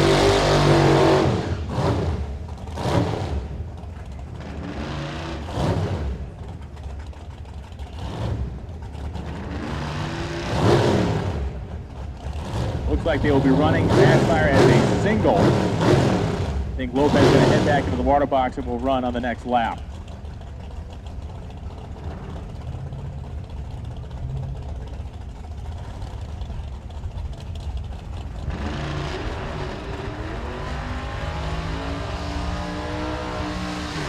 All right, so Lopez completes his burnout, and that is a mean-looking wagon. That thing is cool.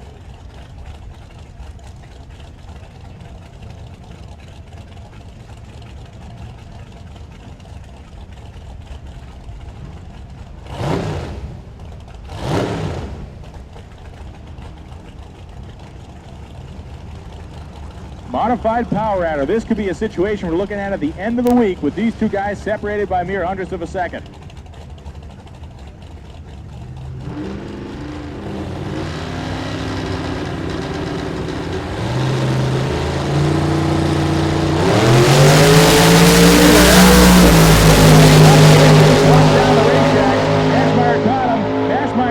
Mashmeyer goes 779 at 179 miles per hour.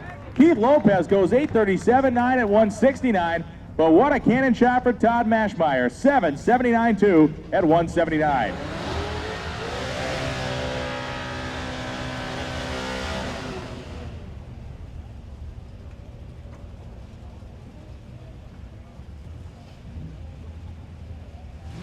Frank Romano absolutely boiling the tires off the back of that.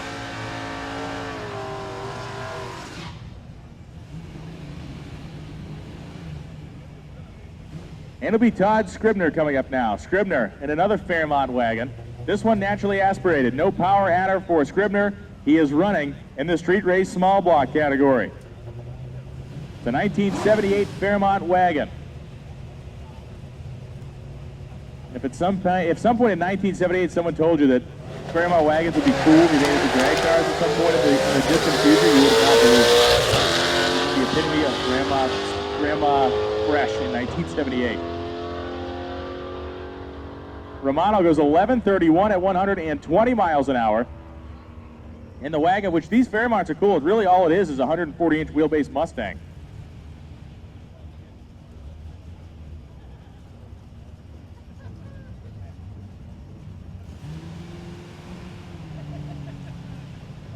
Scribner in the street race small block, naturally aspirated Fairmont.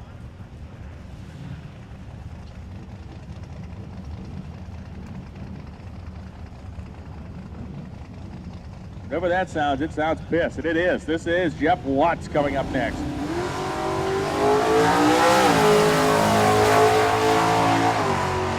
Little haze coming out of the back of the Fairmont, and it is becoming a larger haze as he gets past 1,000 feet. He goes 10:39 at 128 miles per hour. And Jeff Lutz comes up, the 57 Chevrolet, the only car that has really ever given Larry Larson a pound-for-pound slugfest run for his money here at Drag Week. This car has run low sevens. It has gone 206 miles an hour, not in 2012, but back in 2010. It is the second quickest and second fastest car in the history of this event, and it does have the power and the ability to get around Larry Larson. A huge smoky burnout. Yeah, it gets 15 miles to the gallon, all right. 330 foot on burnout as you get that thing stopped and back to the starting line.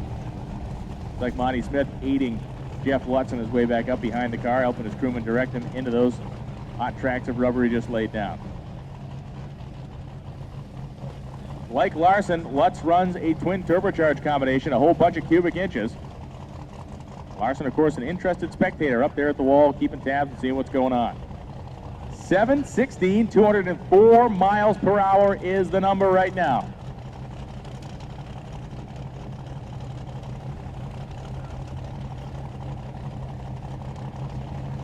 Pre-staged, fully staged, the data recorder turned on. The turbos spool up. And a bit of a flame out there. Lutz going to back the car up and restage it.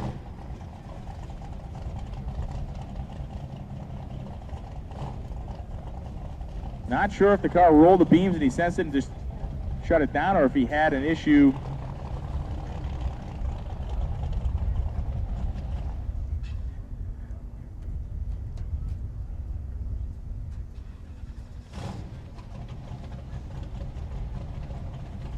All right, quick little conversation there in the driver's door. Lutz has the car fired up again.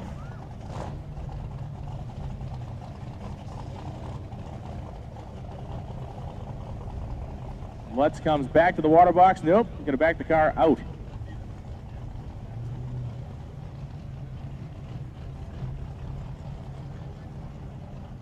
So Jeff Lutz saw something he did not like, and he's going to take the car, I believe, back to the pit area. You see him taking his gloves off in there. Hopefully it is not something terminal and something can get squared away. 50 minutes left in this session. It is 12:05. We have 50 minutes left. Oh, baby. Here comes another one that has a shot at it. That's Tom Bailey, the 1969 Camaro, built by Pro Rides. Originally, this car was called Project 6 Seconds. And the guys at Pro Rides were very vocal about their plans to make 6-second passes at every drag week track for the year it was built, which I believe was two years ago. That did not happen. That was not a goal that they achieved. And so that car has since changed hands. Tom Bailey, I'm not sure if Tom is the owner, but he is certainly the driver. They have a big Steve Morris engine in this thing now, a big block Chevy style wedge motor with, as you would expect, 2 giant turbos that look like wood chippers tucked down behind the front wheels of this car.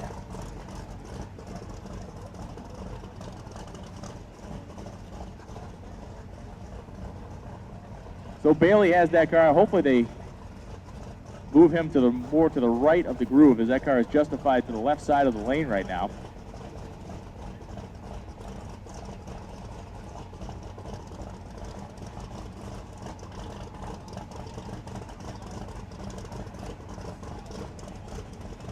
Bailey, ready to go. The door on that car not actually closed all the way. Looks like anybody's going to bug him though. Although that car going that fast could blow that door right off the thing. Keep your eyes peeled on that.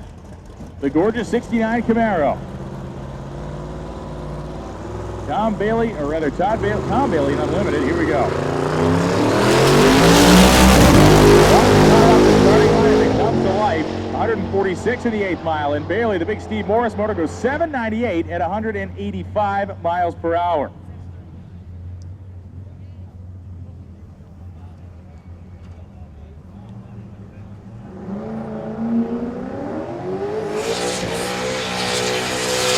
Of the panel truck, the little Chevy 2 panel truck, completed the burnout and starts coming back to the starting line.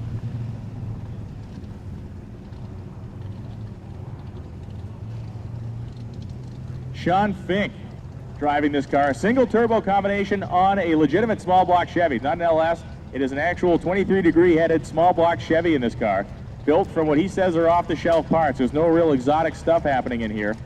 Just a good old-fashioned mouse motor and a whole bunch of boost. The luxury of the power rear window is still intact, though. Rolled that mother up at the touch of a button.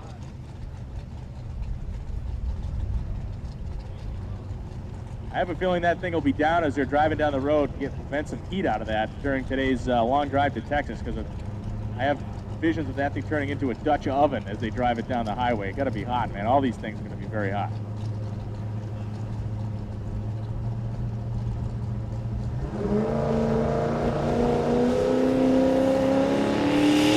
Cool the turbo.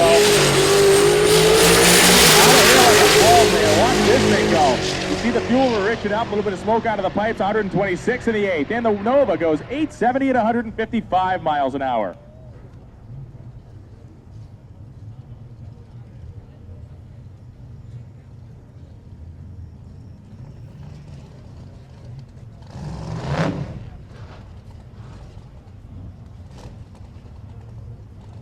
David Schroeder comes up now in this wild 1966 Corvette Stingray. Schroeder from Canada down with this event. This pass, he's actually finishing up his licensing. He's getting an NHRA Advanced ET license, which is good, I believe, down to 6 seconds, somewhere in that zone, 650 or something like that. After that, you get upgrade to a 6 flat. Okay.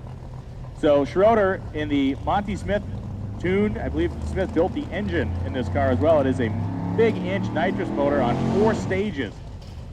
This car went 770 with 1 stage turned on yesterday.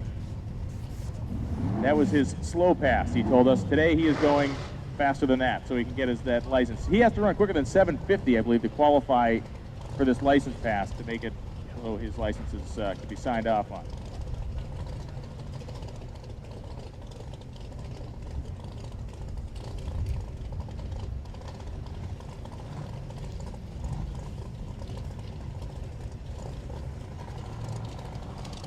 So the Corvette looking all the world like a pro mod somebody cut a pair of headlights into the front of. Those side pipes cool looking, the vintage like road race style paint job on it as well. Dave Schroeder, down from Canada.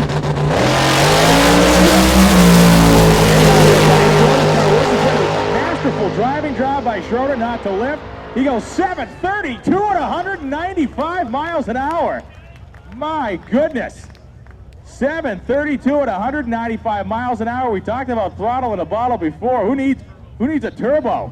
Give me a couple of bottles and some happy gas. My word. 732, 195 for Schroeder, baby. And it is getting interesting here about an hour into day one. Eric Yost comes to the starting line now. Yost, a previous winner at Drag Week, I believe. I'm not sure if Yost won or he did not win, or he came down to the wire in this 1984 Pontiac. At the land speed races in Maxton, North Carolina, this Pontiac in a standing mile went 241 miles an hour. So think of a 1 mile long drag pass where you start at a standing start and the timing traps are a mile away. Well, it accelerated to 241 miles an hour. And this is not to take a shot at the former facility down at Maxton, North Carolina, but that is like driving down a cobblestone road at 241 miles an hour. It was a rough thing to drive on. Even I went down at I think at 160 in a car one time, and that was enough for me. I could not imagine at 241. No sweat, right? Yeah. Yeah. So Yost, a pair of turbos on the V8 in the front of the Pontiac. Taking out the 400 naturally aspirated motor in the pickup truck. But Yost is gone. 789 at 180 miles an hour. And as I look at my sheet, I've been taking some notes here. Yost is quickest in that class by almost a full second right now. That is a fair margin. That is a significant margin, we can say.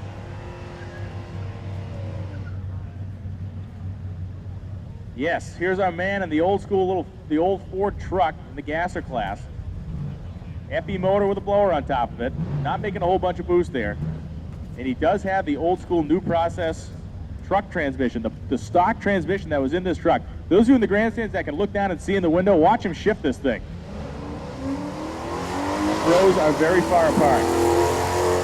Oh no, I think he pitched, I don't know if he broke a rear end or he pitched the drive shaft out of it or something. The Corvette in the far lane though of Richard Blankenship goes 1186 with a 4 at 118 miles an hour. But trouble for the vintage gasser pickup truck as he is pulled off to the left side of the racetrack with some sort of a driveline failure.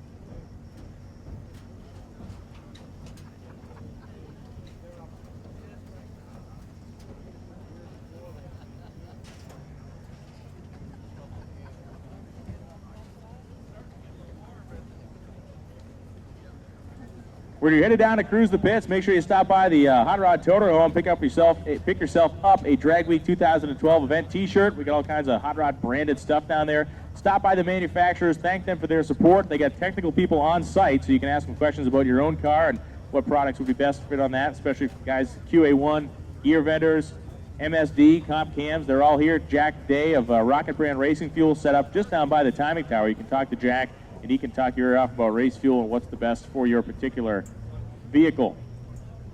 So the pickup truck being pushed off the racetrack right now. Won't hold us up for too long. Doesn't look like anything leaked out of it, so that's good.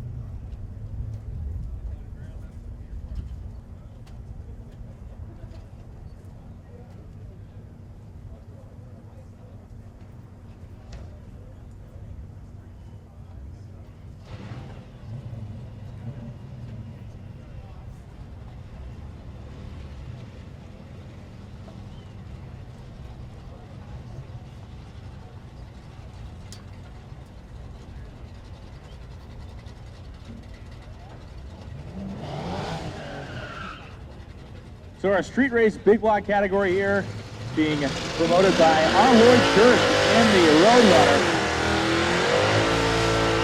At least 440 cubic inches of RB motor in the front of the Roadrunner. In street race small block. And then clean little S10 truck of Chris Burnham, 1988 S10. Not a spot of rust on it. Where I am from in the greater Boston area, these trucks basically have all but evaporated. Steel salt, not kind to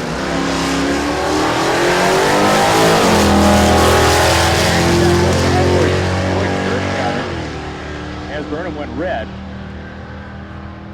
And the Mighty Mopar goes down 1190 at 112 miles an hour. The S10 1311 at 103. Tim Reed rolls up now in the Pinto. 1972 Pinto, I believe. I'm not sure what year this thing is.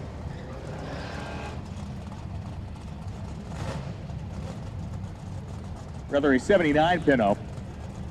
So the late 70s Pinto with an LS turbo motor in the front of it went down into the very low 8s last year, went 802. They were desperate to try to get that thing in the 7s. They pulled out the cardboard and the tape. They taped up all the various joints and seams around the car, taped some cardboard into the radiator, or the grill rather, and everything else. He has since added an air dam to the front of it, improved some of the aero qualities of it, the car making a bunch of horsepower. Twin turbochargers on the LS engine powering this car. Naturally aspirated 454 for Bobby Banks in the great-looking 1970 Chevy Monte Carlo.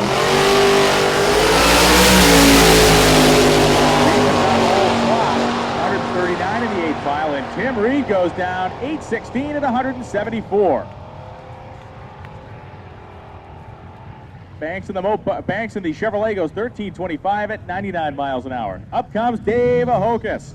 Ahokas, the Kenny of this Camaro that was built, the chassis was built by Jerry Bickle. A former Nitrous Pro Mod car converted into a street legal machine in the state of Texas.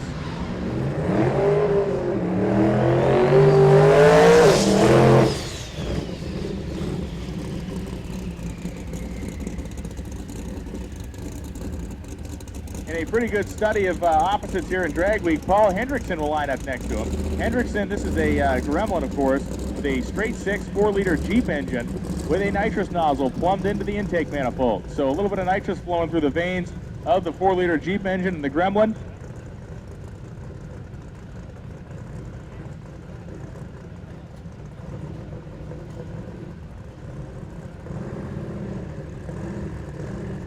Ahokas went 193 miles an hour yesterday on his last licensing pass, and he's seen a couple big runs made already, so the track is there. We'll see how aggressive Ahokas and crew get on the tune-up here.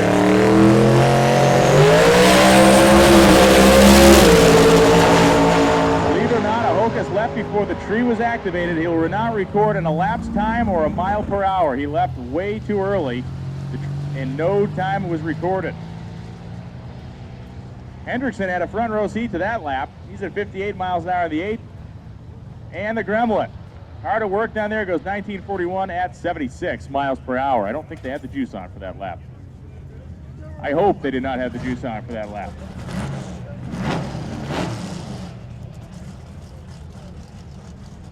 And this Chevelle here is totally pissed. This thing has a 605-inch Dart motor in it, fuel injected, and there are, I believe, 3 or 4 stages on this car. They had some struggles with it yesterday afternoon.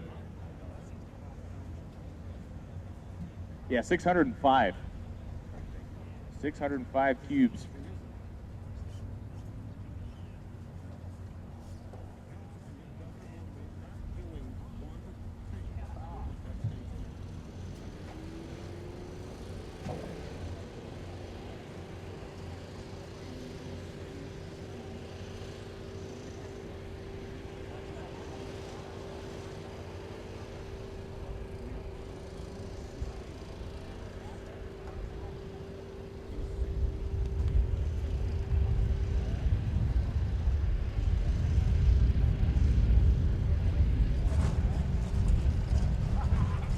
James Goad coming to the starting line. Goad and the Chevelle.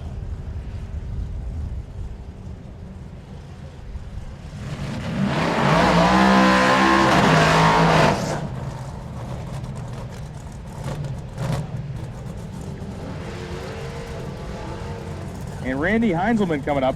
Heinzelman, the 1970 Plum Crazy AAR Barracuda here in the Grand Prix lane.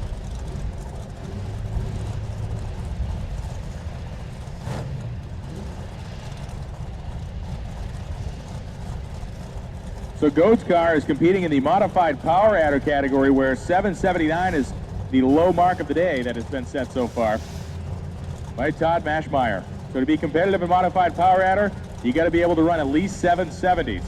And there are now 5 cars in this category with the addition of James Goad.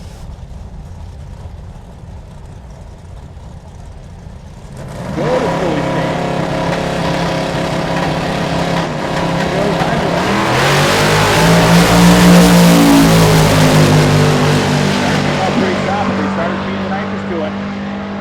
James Goad goes 872 at 160 miles an hour. Heinzelman goes 1056 with an 8 at 128.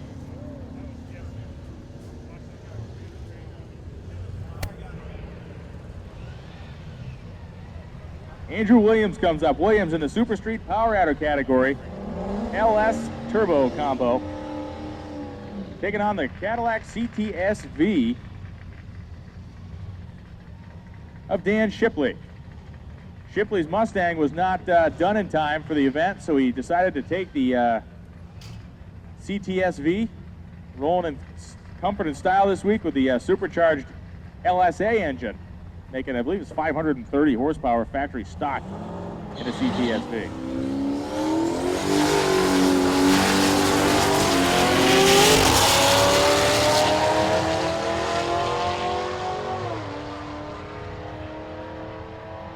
Williams on the binders at the top end, 1234 at only 88 miles an hour, 1375 at 121 for the CTS-V.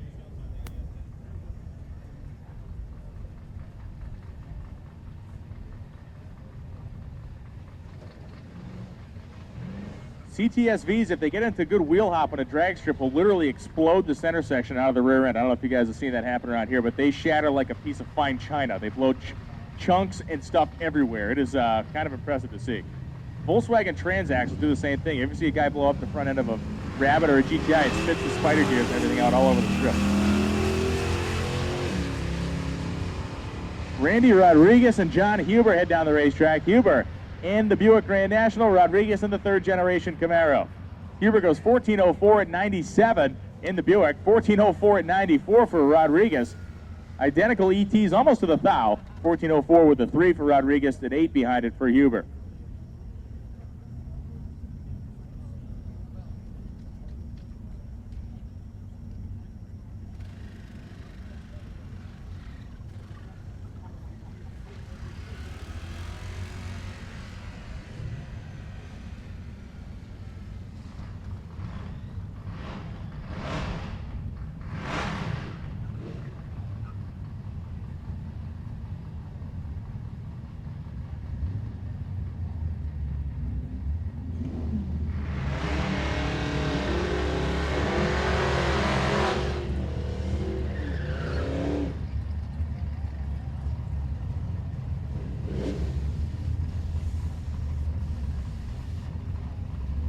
Yeah, we looked the Monte Carlo over in Tech yesterday, and it is definitely kind of a Saturday night special deal. Yeah.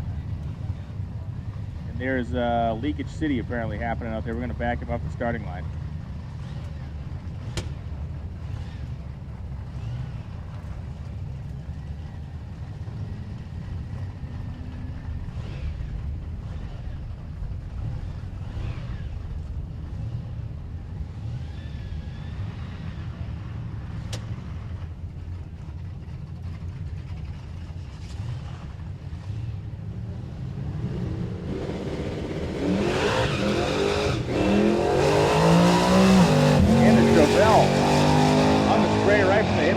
He had to pedal the car, got it hooked up. The 1970 Chevelle heads down the drag strip, 1184 at 122 miles an hour as Mike Roy makes his way back up again. Interesting to see Roy here as he had that problem. The car would not come off the starting line for him. We are down to just 30 minutes. This is a 30-minute warning. A 30-minute warning for this session, this morning session. We will be closing this session in 30 minutes.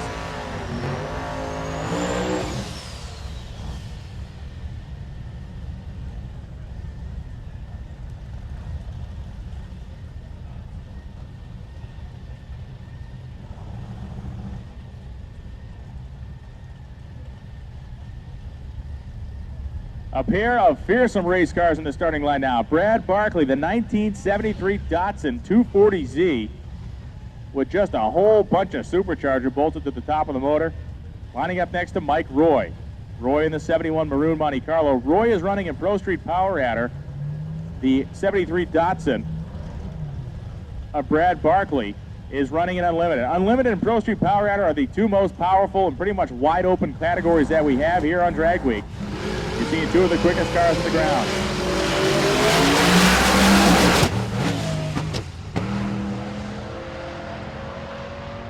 Barkley headed down the racetrack in the Datsun, goes 993 at 145 miles an hour, off the pace that we were expecting out of him. And Roy again having trouble getting that car to spool the turbos up. It is just not happy at all.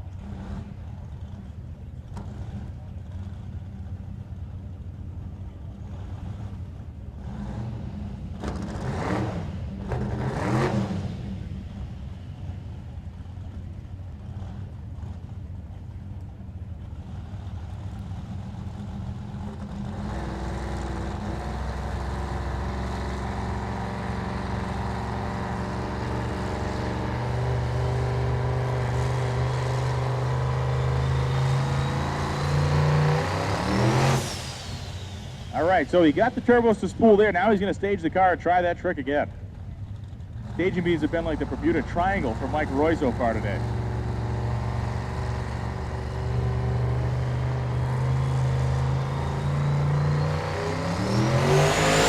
And here comes Mike Roy. Wheels off the car, flat tracking to 300 feet. 148 in the 8th mile, and Mike Roy in the Monte Carlo goes 764 at 186 miles an hour. 764, 186 for Mike Roy. That thing is a battleship of a car, and it just hauled down 186 miles an hour, 6 miles an hour faster than Yost. Wow. Mike Roy just put 2/10 on Eric Yost and 6 miles an hour on that one pass alone.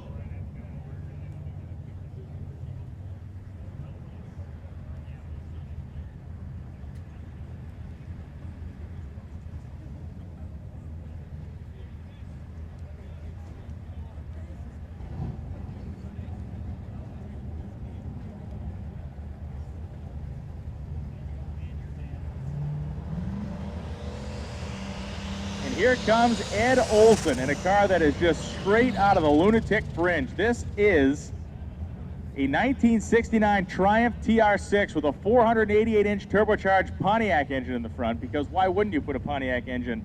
If you're gonna go, just go full weird. There's no going halfway with this 69 TR6. You're gonna put a motor in there, turbocharged Pontiac all the way. And lined up next to him is Joe Barry.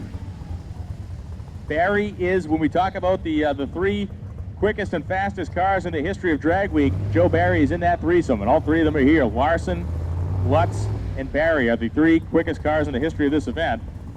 And it is now Joe's turn to put a number down.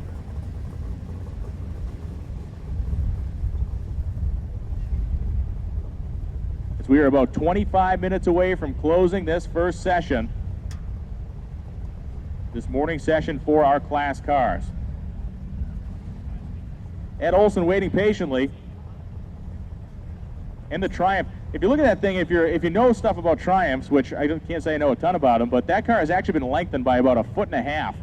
The door, if you look at the door, that length of the door in that car is way longer than a normal Triumph would be. The wheelbase, I think, on a normal Triumph is somewhere around 90 inches, and that is far more than 90 inches. The wheelbase on that Triumph looks comparable to the wheelbase in the 56 Chevrolet of Joe Barry. Turbocharged power for Barry, again a wedge engine, and a whole bunch of boost.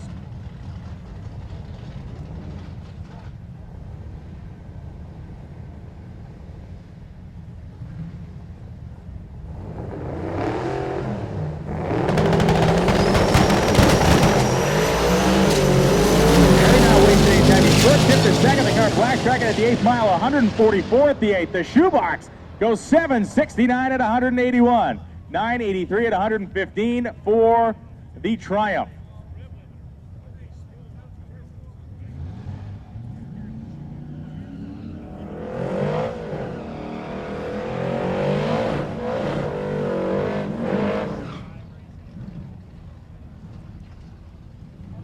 Tyler Wilmoth comes up, the 1969 Camaro in black primer.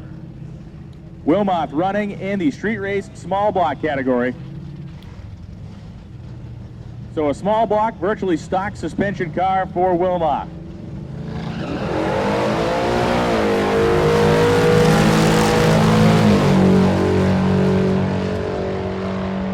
Miles an hour for Wilmoth in the 8th. Wilmoth will get down ahead of the factory 533. 11-11, 122.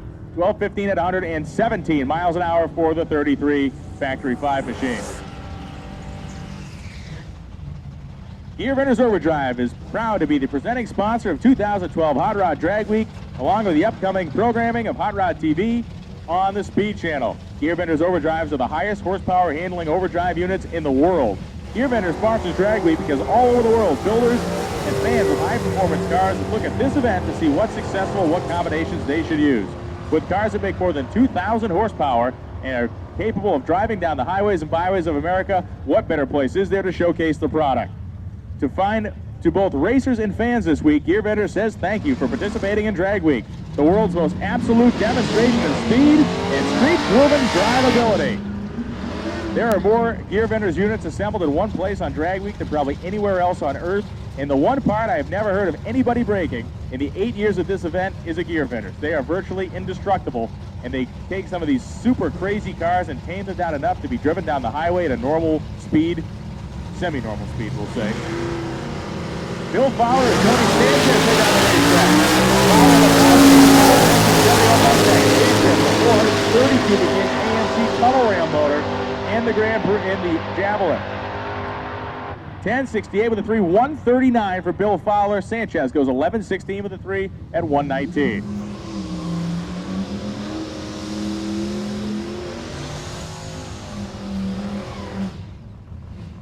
Ralph Hoke comes to the starting line now. Hoke, the turbocharged Nova, lined up next to the clean Mustang of Alan Crump. Crump and the Mustang LX, the Grand Prix side of the track.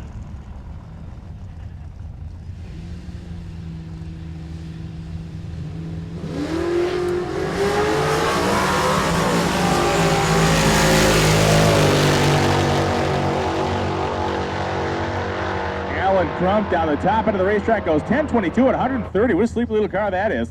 10.63, 127 for Ralph Hoke in the Nova. When we talk about sleeper cars, this is the one to look at down here. Car number 2 on the little Fox Body Mustang of Randolph Seward. A super unassuming little car. It's got a decent sized drag rate on the back of it, like a 295 he's got shoved up underneath the body of that thing. Coilover conversion in this car, which kicked it up into our Super Street category. Otherwise, it's a fairly stock suspension setup, but on a Fox Body Mustang, if you add the coilovers, we do bump you up to that next category. We're trying to keep our street race categories as stock as possible in the suspension department. This car went into the 880s. We've seen this car go into the 880s, and you would walk past it on a used car lot. Pedal job. That started to smoke the tires. Seward pedals it. As Ray Myers gets down first, 10.02, 135. Seward goes 9.50 with a 7 at 152 miles an hour.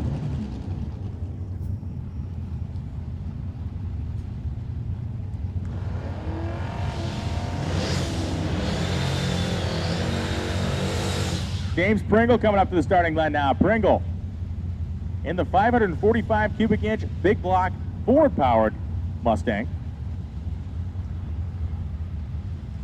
Pringle from the Amarillo, Texas area. And here comes a Chevelle of Bryant Goldstone. Goldstone Chevelle went 839 at 170 miles an hour last time down the racetrack. This will be his second hit of the session and probably the final one. We have 20 minutes left to get your car to the staging lanes. 20 minutes to get your cars to the staging lanes if you're a class qualified or running in one of our dedicated classes this morning. Goldstone and Pringle staged up and off we go. Both of them like the front end up. Pringle responsible reaction time. But look at that Chevelle run like a scalded cat at the top end of the racetrack. The Chevelle goes 830 at 169 miles an hour. So we picked up 900, almost a tenth while dropping about 10 miles an hour. So he got the car hooked up a lot harder, less wheel spin, less terminal velocity. James Pringle goes 1085.7, 123. He continues to go quicker and quicker. A personal best for Pringle. 1088 was previously, now he's down to 1085 at 123 in the big inch Ford-powered Mustang.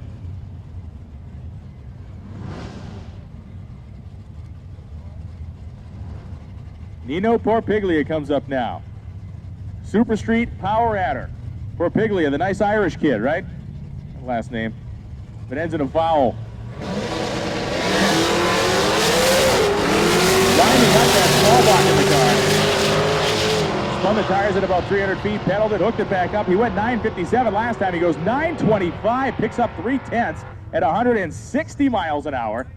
He is running in the deep waters of the Super Street Power Adder class, so he is actually probably one of the lower powered cars in there, but 925, 159.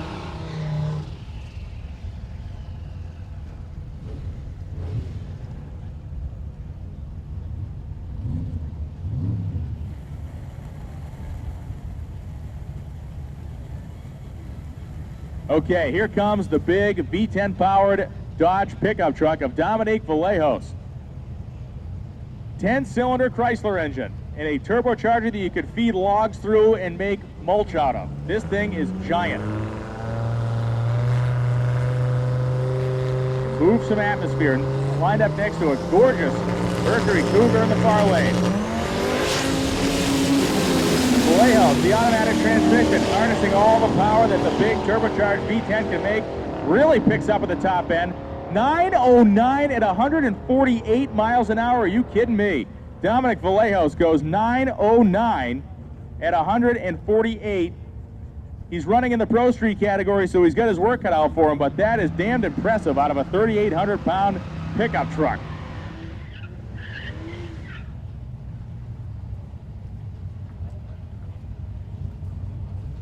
It is the great-looking Pontiac Firebird of Chris Dornman and Tommy Lee come to the starting line. Lee in the flat black Camaro, Dorman and the polished black Pontiac. Deck lid spoiler and all, that is a fantastic looking car. Hopefully it's got Pontiac power and taking a bunch of low end torque on a big cubic engine.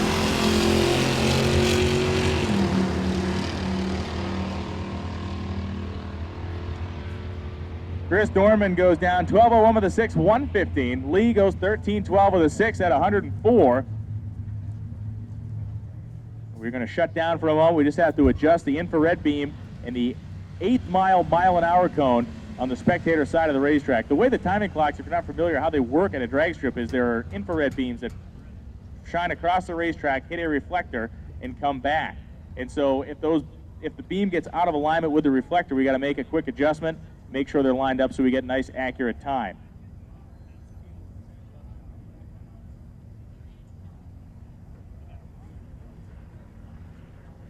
Playing orange block bingo out there. 1/8 mile an hour. Does anybody have that? Yes, free square. He's coming back up right now. He's going to get the beam adjusted. Just take a second. There's little indicator lights on these infrareds that tell you when they're lined up.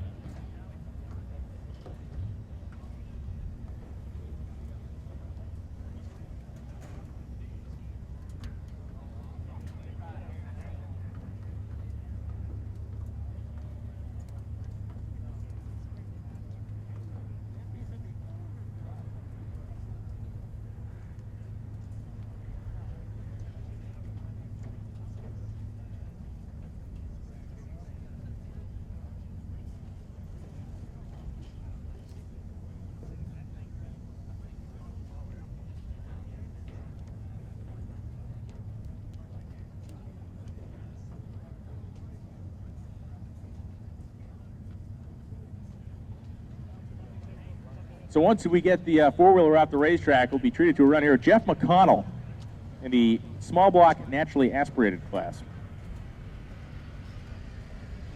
Super Street small block naturally aspirated. McConnell finds himself, there's 2 Malibus, a Mustang, and a Camaro in this category. 427 cubic inch fuel injected small block Chevrolet from McConnell. And important to note that there is no boost involved here. Jeff McConnell, a former Drag Week winner, is the owner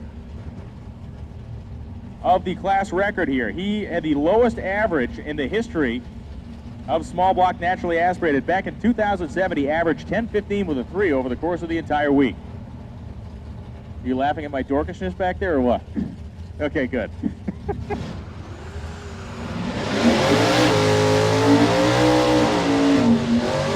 The dork with the number sheet in front of him. That is what it's become. People say, how'd you learn so much about drag racing? I always tell them I didn't date a lot in high school. Had a lot of Friday nights where I spent in my basement reading.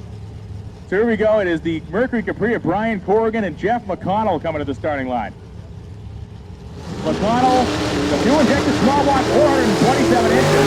Jeff has probably the most giant wheel in the history of drag racing. He came down and tackled the front end. The car tied down this time, and what's he going to do? McConnell through the traps goes 999 at 132. 999, 132 miles an hour without a whiff of nitrous, without a hint of boost, and only 427 cubic inches. That is fantastic for Jeff McConnell.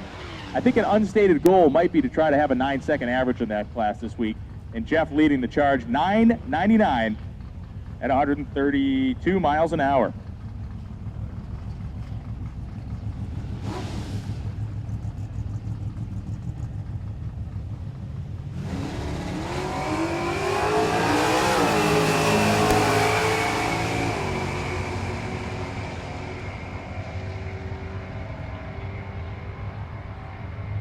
Stephen Trance and Todd Scribner head down the racetrack. Scribner goes 10:35.6, 128. Trance goes 10:78 with a 1 at 123. Here comes one of the more interesting cars here of the week. This would be Chris Ola coming up. Ola, the 1979 Monte Carlo. We all kind of agree that when it comes to having a street racy type vibe, Ola's car is oozing it over here, that 79 Monte Carlo. Paul Hendrickson back up. He made a slow pass in the straight 6 powered Gremlin last time. We'll see if they flip the switch to turn the nitrous on or if they're still trying to get that straight 6 working right. Ola has not made a pass yet, and both David and I, Freiberger, looked this car over very closely in tech yesterday. It is a neat piece. It skirts the very edges of the rules in the street race small block power street race small block power era. 1979 Monte Carlo at 124 at the 8th mile. The Monte goes through 896 at 152. Meanwhile, back at the ranch, the Gremlin goes 1686 at 73 miles per hour. 896, 152. Ola is officially a full second ahead of Mark Cicino, who we saw run earlier in his gorgeous 1986 Grand Prix. Wow. And here comes Kim Reed, the 1979 Pinto.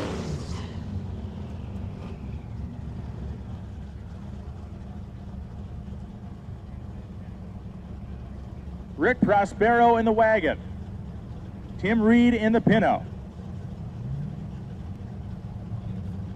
Prospero in that bread box of a station wagon ran, I think, close to 180 miles an hour last time down the track. Difficult to pick which lane to watch here because both of these cars on a good lap are barely going to dance those front tires on the asphalt for the first 8th mile.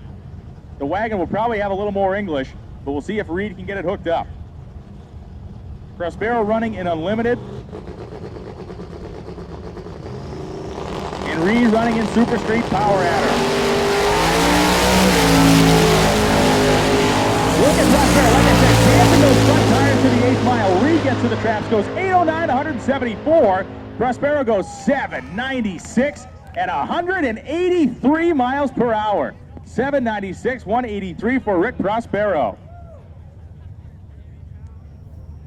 The Pinto goes 809, 174. Major league burnout for the CTSV down here.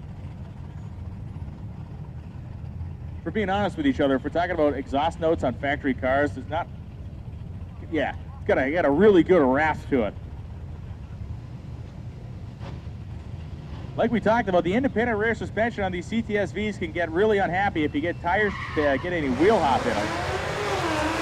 Down there, Dan Shipley.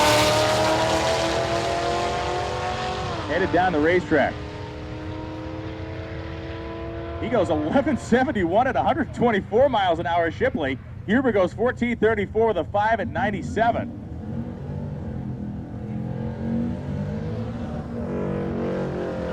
Yeah, not too bad for a Cadillac, right? Man, LSA power there.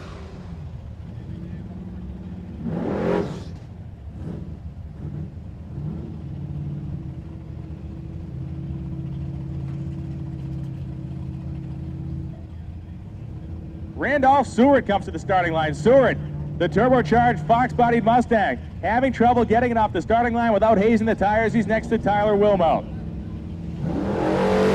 Seward taking his time, building boost, walks it out of the hole. Here he comes. Really starts speeding at the power about 100 feet on. Seward might actually run down Wilmot at the stripe. Can he catch him? No, he can't. 895, 155 for Seward.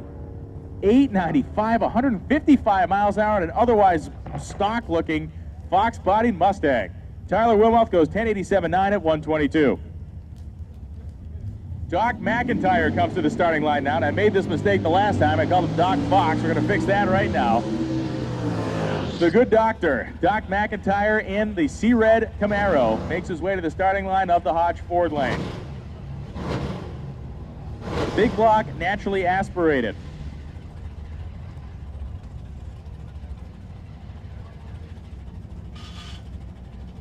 McIntyre, I believe, is a multi-time winner at Drag Week. Yes, McIntyre has won the big block naturally aspirated class twice. He won it in this car in 2007 and again in the same car last year. McIntyre wants to find an 8-second naturally aspirated pass. His buddy Jeff McConnell, who helps him out with this car a lot, just went 9.99 in his naturally aspirated small block machine.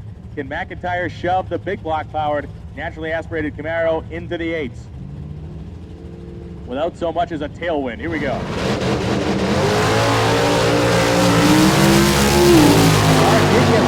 Pulled the front end, kind of unloaded the tires and spun him a little. He pedaled it. He will go down. He goes 9.29, 148 miles an hour.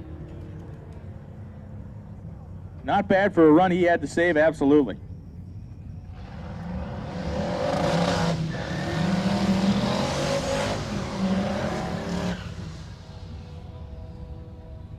And that mean little Chevy 2 wagon comes back up. John Stevenson. Stevenson in the 67 wagon. We have 7 minutes. 7 minutes remaining to get your car in the staging lanes before we shut this session down. There are 7 minutes remaining before we shut this session down, and you will be left out in the cold. 7 minutes to get to the lane. Ralph Hoke and John Stevenson. Out the back door will be Ralph Hoke. 10.39 with a 4, 128. Stevenson goes 11.33 with the deuce at 108 miles an hour. Oh, baby, the heavy iron comes up again. This is Tom Bailey. He ran 7.98 at 185 miles an hour down the racetrack last time. The Camaro, built by Denny Turzic and the guys at Pro Rides. Now campaigned by a different crew with a different engine, trying to do the things that the other guys, the original owners, they just couldn't get it done. It happens. You got a ton of horsepower, a temperamental car, and sometimes these things just don't work out like you planned it. Well, these guys are trying to rewrite history a little bit here with this gorgeous Camaro. One thing you cannot argue about with this car is the looks and the construction. If you get a chance to see this thing up close, my goodness.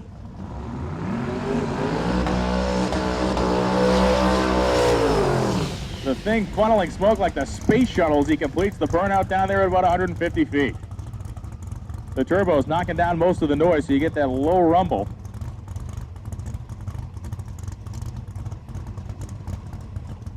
As Bailey gets the reverser engaged and comes back to the starting line.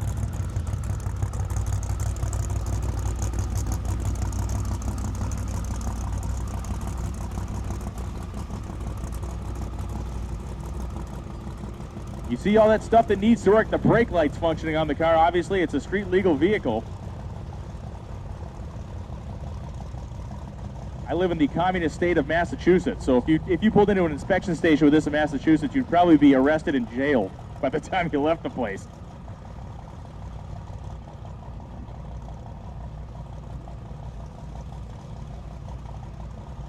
So here comes Tom Bailey. Right now, of course, we've said it a couple times, but Larry Larson, the quick run of the day, 7:16 at 204 miles an hour. No, we've not seen Jeff Lutz come back up. We have less than 5 minutes left in this session.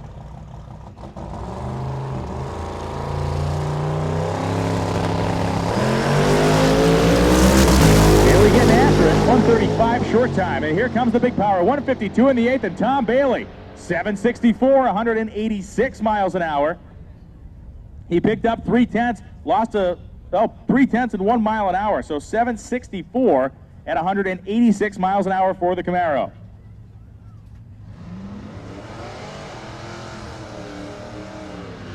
Rich Pedraza comes up now from Manteca, California. Pedraza in the Pro Street category because of all that big tire on the back of the Mustang. Rich here to have a good time and enjoy himself this week. It's a 429 cubic inch Windsor combination in there. Board and stroke Windsor engine out to 429 inches.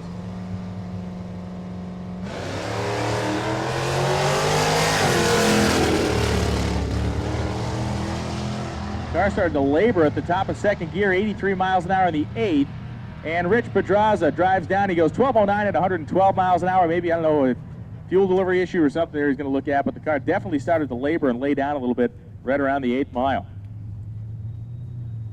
Back for more punishment is the Gremlin.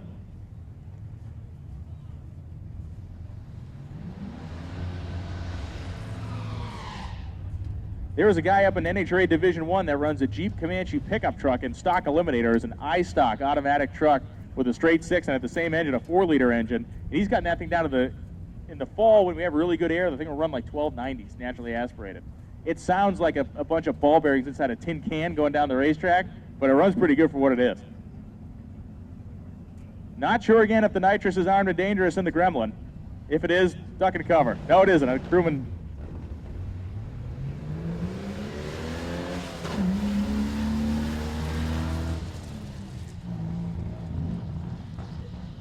And the Gremlin headed down the racetrack. These guys fighting some, well, I'm not going to say Gremlins. I'm not going to do that. Trying to get the Gremlin squared away today. They go down 1910 at 62 miles an hour. They're working on it. It is a neat car, and it's proof that you don't have to show up here with some kind of tube chassis high zoot deal to have a good time. Gremlin boys, see you smiling, man. This dude's having a good time. Oh, you guys are splitting the driving? Oh, see, you're beating that thing like a rented mule. I like it.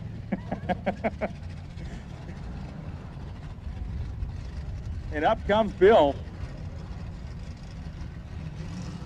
1971 Mustang convertible, almost 4,000 pounds of Ford sitting on the starting line.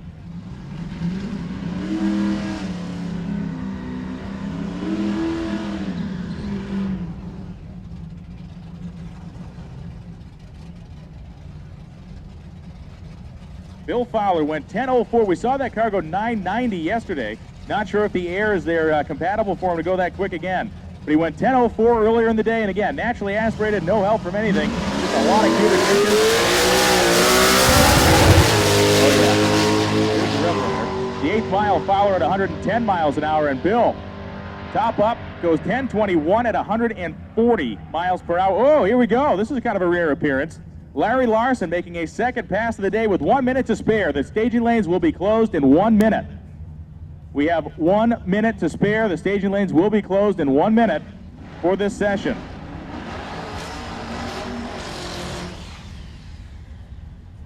And a short burnout for Larson this time. Did not go across the starting line like he did with the big cloud last time.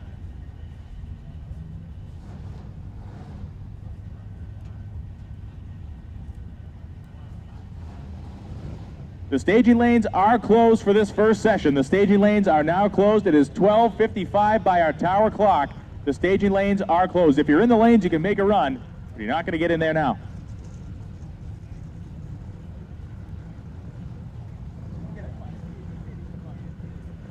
If you're in the lanes, you'll be able to run. You just cannot get in the lanes again.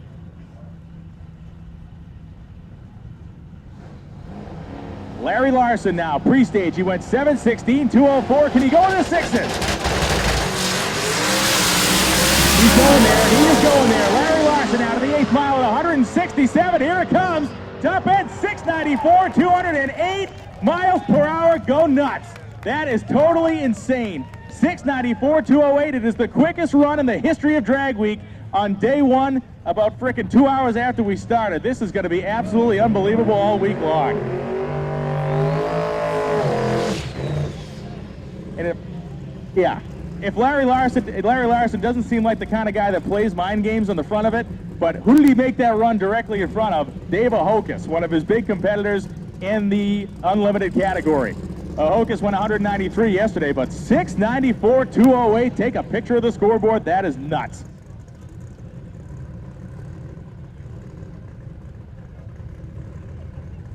Ahokas in the Camaro with the Kenny Duttweiler twin turbocharged engine. We definitely have the battle of the twin turbocharged engine builders out there in Unlimited, with Steve Morris known for his turbo engines. Of course, Mike Moran builds a ton of them, and Kenny Duttweiler is kind of the godfather of this whole big cubic inch turbocharged deal.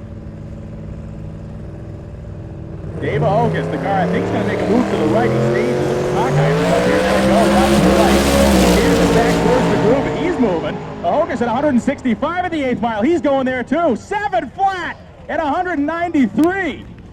It is a heavyweight prize fight in round one. They're trading blows back and forth. 7 flat, 193 for Dave Ahokas, and all of a sudden things are getting exciting here in Tulsa.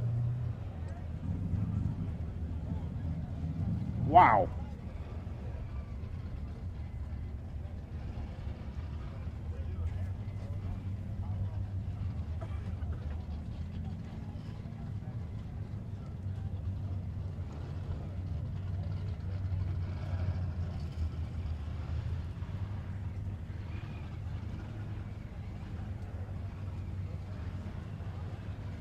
So it looks like we have one final pair, and then we'll be going on a 15-minute break before we begin Daily Driver.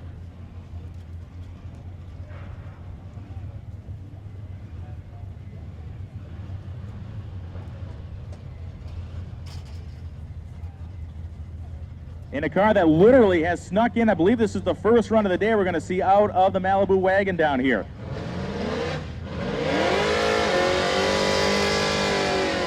Nino and the Pontiac Firebird completes his burnout, the third-gen Pontiac there in the Grand Prix lane, and Carlos Astor coming up in the red, the burgundy red Malibu wagon.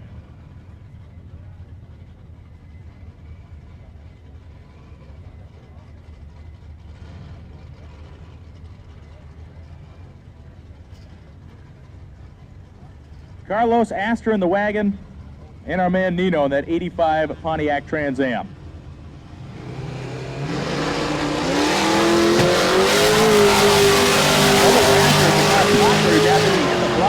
Nino has gone as quick as 925. He might be going quicker than that right now. Nino goes 904 at 160 miles an hour, getting ready to tickle the 8s.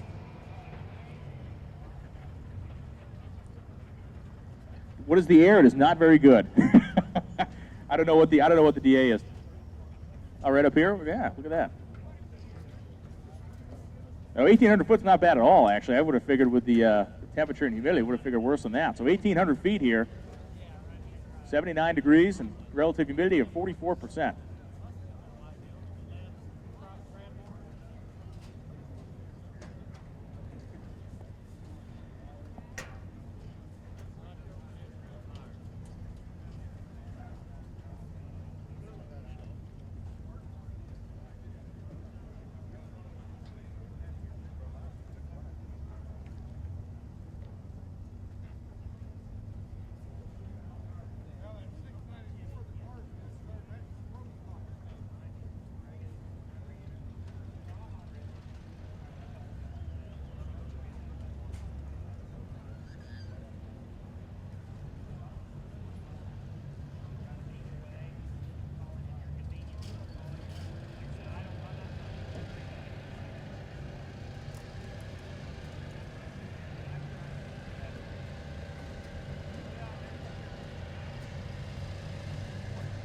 So once again, here's the deal. We're going to be down for a few minutes here as we let everybody take a break, catch their breath, and then we'll be back at it with Daily Driver for the same interval of time.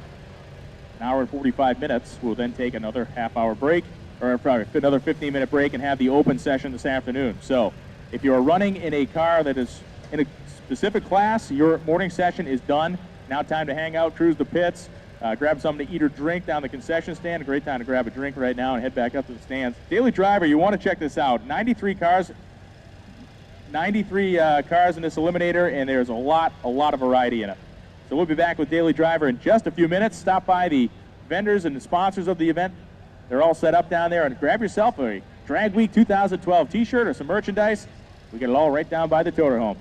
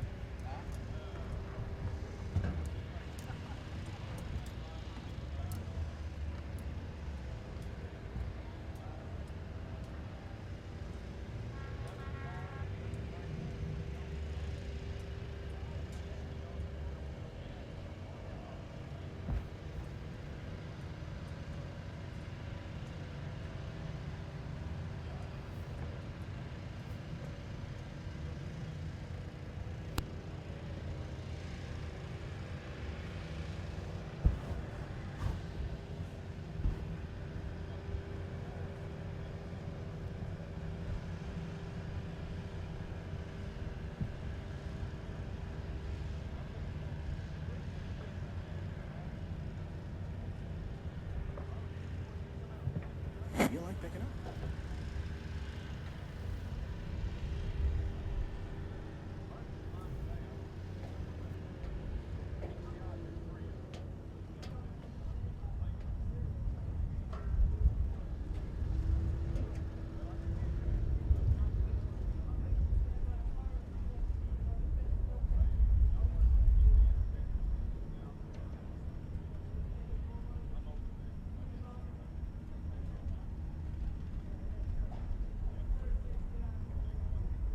Don't forget to get your Hot Rod Drag Week merchandise located by the Hot Rod Rig. Only available here at the track. You'll be able to purchase t-shirts, sweatshirts, hats, and other Hot Rod Drag Week and Hot Rod merchandise.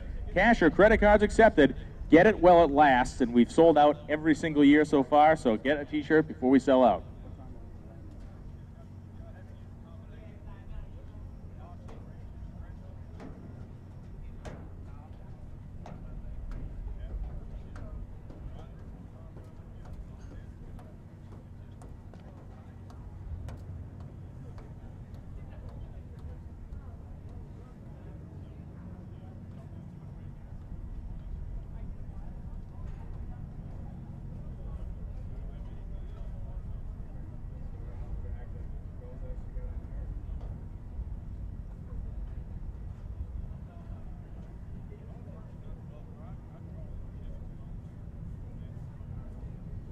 NOS is proud of the official nitrous system of Hot Rod Drag Week. Drag Week racers, be sure to discuss your setup with a NOS technical representative, Monty Smith, early in the week. Monty is a racer himself, chassis expert, as well as one of the world's most foremost experts in nitrous tuning. Easy for me to say. Monty will be at the RPM rig or cruising the pits, looking to assist you with your setup. Compliments of NOS, the undisputed leader in nitrous. Rocket brand racing fuel is formulated from the finest blend of stocks and strict quality control procedures to guarantee superior engine performance and run consistently race after race. Need tech help regarding fuel? Stop by the Rocket brand booth located near the staging lanes with your questions. Also ask about the special Rocket brand t-shirts. Every gallon of Rocket brand racing fuel is blended with the uncompromising care, knowledge, and expertise that comes from over 50 years of internationally sanctioned racing experience. Rocket brand racing fuel, taking you faster than you have ever gone before.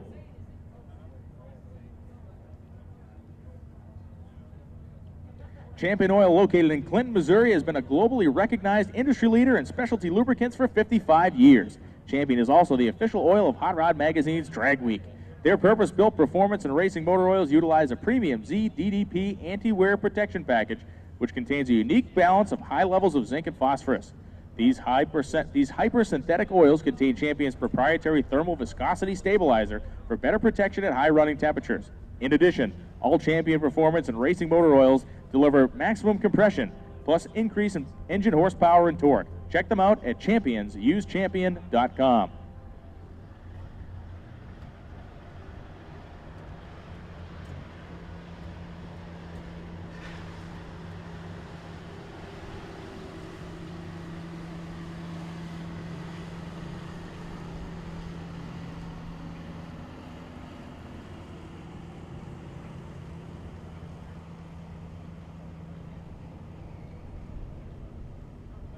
Whether you're looking for improved ride quality, show-stopping appearance, or faster times, QA1 delivers.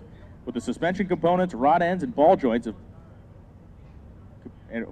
any manufacturer, QA1 meets and exceeds all of your racing and performance needs. Take control of your suspension with QA1 and feel the difference. Visit QA1's display trailer or check us out online at www.qa1.net for further information.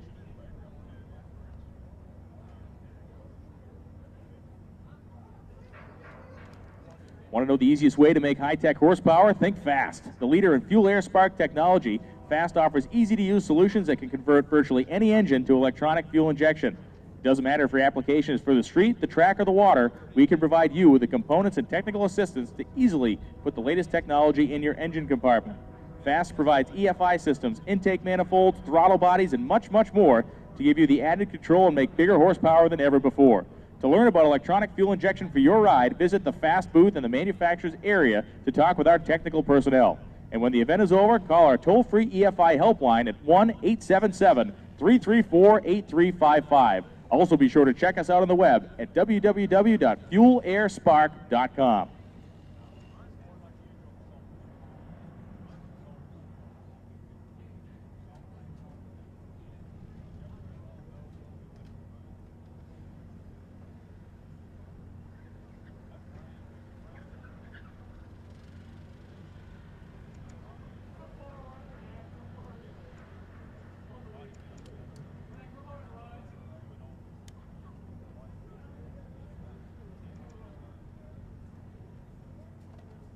This is a 5-minute warning. A 5-minute warning for our racers and daily driver. We'll be pulling you around the corner and onto the racetrack in 5 minutes.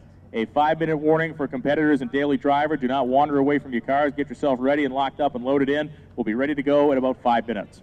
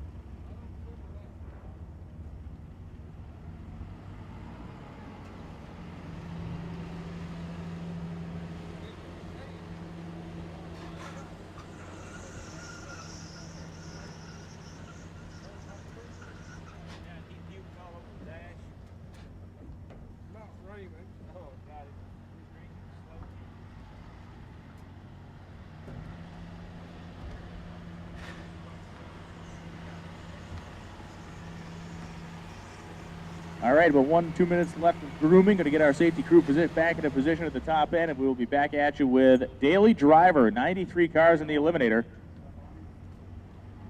The big difference between Daily Driver and the other categories is that instead of taking the lowest average elapsed time at the end of the week and declaring that person the winner, what we do is we take the 32 quickest cars, and on Friday we put them in a bracketed eliminator.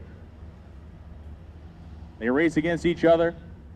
They race against each other in a 5-round elimination contest, and the winner of that race, dial-in handicap-style race, gets the win.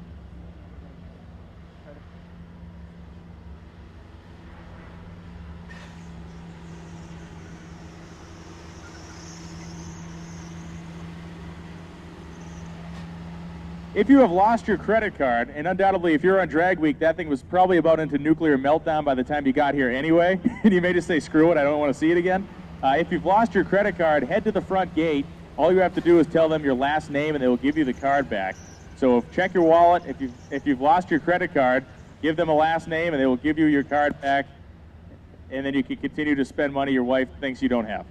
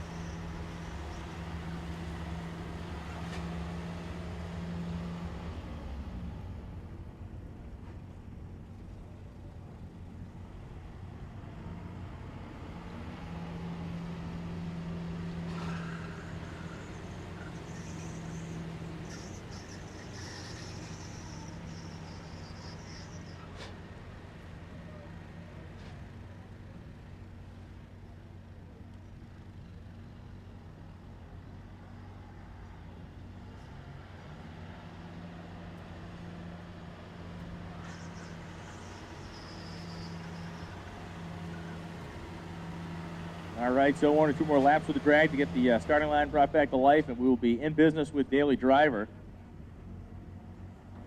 That starting line is going to see a lot of abuse because there'll be a lot of street tire cars out there. Many of them with stick shift that'll be just absolutely sidestepping the clutch. So we'll see some bare spots establish themselves pretty quick out there, I'm guessing.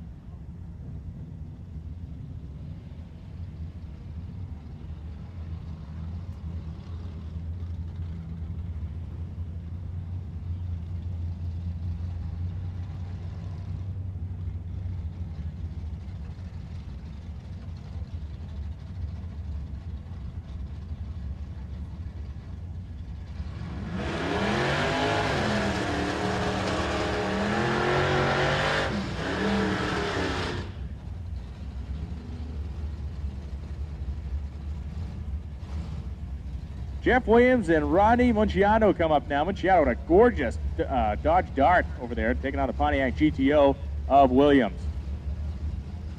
Williams car pretty serious, has a funny car style cage in it, not normally what you see here in Daily Driver, as these cars are kind of restricted. They're not allowed to run any quicker than 1050, I believe is the quickest you can run in Daily Driver.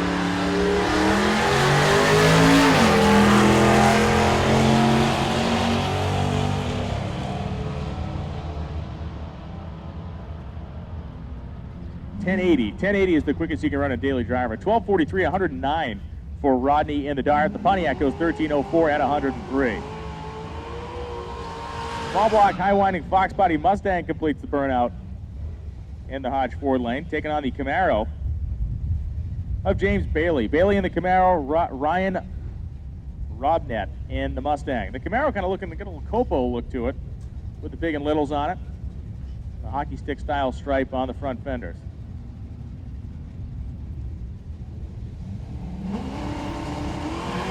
Yeah, stick shift action on both sides of the racetrack. I guess an automatic for the Ford, but definitely a stick shift in the 5th generation Camaro. The Ford going to get down ahead of the Camaro as Robnick goes 1169, 317. Bailey 1332 with an 8 at 104. Talked about exploding center sections and independent rear ends. The GTOs can suffer the same fate as the Cadillacs in that front. If you get a real heavy wheel hop, the center sections, and they don't just crack or break. It's like you drop your grandmother's vase on the ground. They come apart in a million pieces.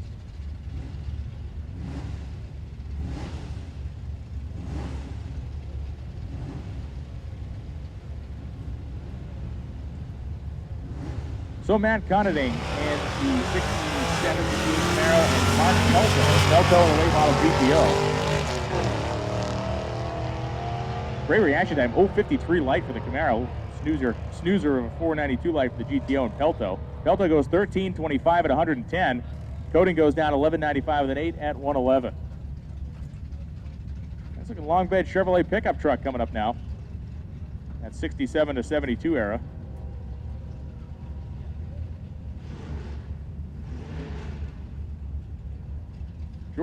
George Horton in the pickup truck and John Gilliard in a 4th generation Camaro Firebird convertible.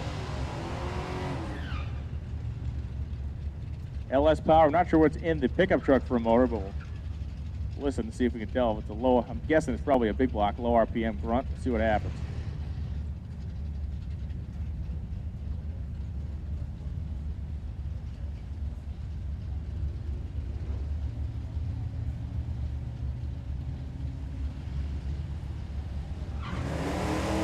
Horton goes 0.57 on the tree. And there's a fuel cap or something rolling around in the bed of that truck. We'll see if it stays in all the way down.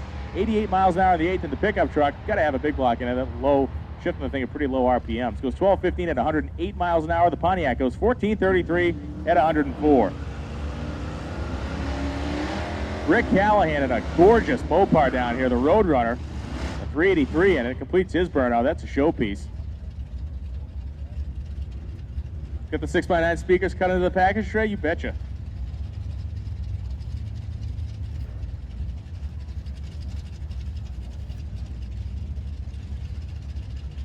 Tom Lee coming up in the 4th generation Camaro.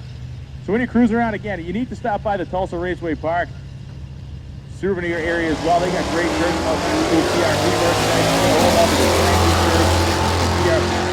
Make sure you're helping to support the racetrack, helping to support the event, because we certainly love coming to Tulsa.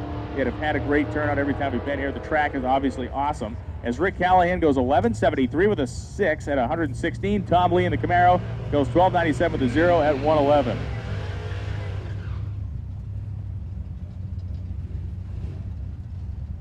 Yeah, LSX sticker, but that is definitely a Duramax in the front of that big 7,000-pound GMC pickup truck. Clark Lamb comes up in that really good-looking Barracuda, 68 Barracuda, and Zach Ravencraft in the Duramax truck.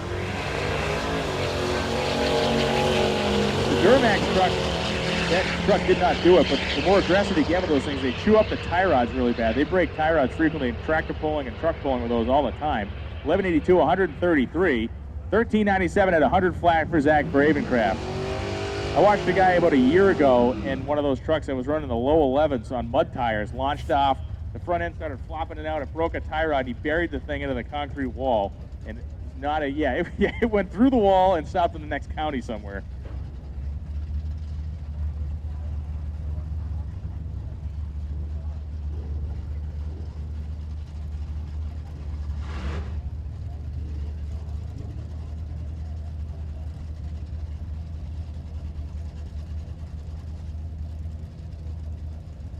Mark Swank and Josh Osterwald. Osterwald from Australia.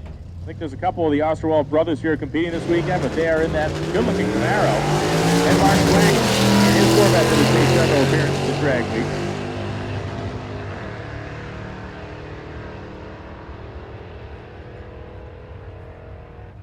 $12.55 at 114 miles an hour for Mark Swank. Osterwald goes 12.68 with 8 at 111 in the 4th gen.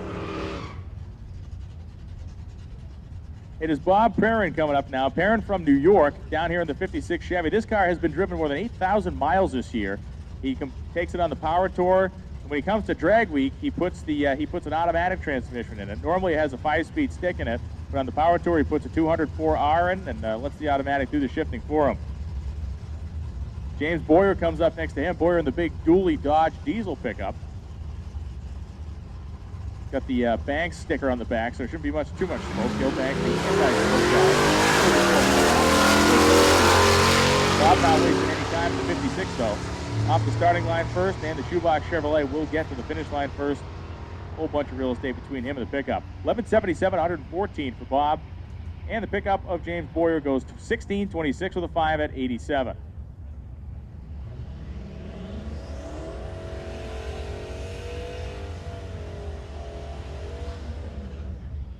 Yeah, the Spirit's, exactly, this is a K car, believe it or not, if you're not familiar with the Chrysler products of the dubious 80s and early 90s, but these things are great, even like a little Reliant, if you get the 2.2 motor, which I think is what these have in them, right? 2.2, yeah, turbocharged engine, they can run really good, so although it doesn't look like much and the front wheels are being driven instead of the rears, these cars can scoot along pretty good. Ed Kelly is in the Shadow, Josh Walton in the Monte Carlo SF.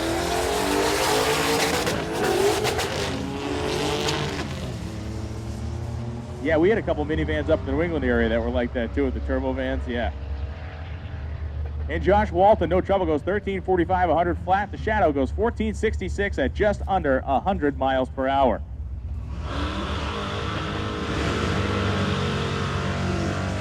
Casey Cunningham coming up in the classic Dodge in the Grand Prix lane.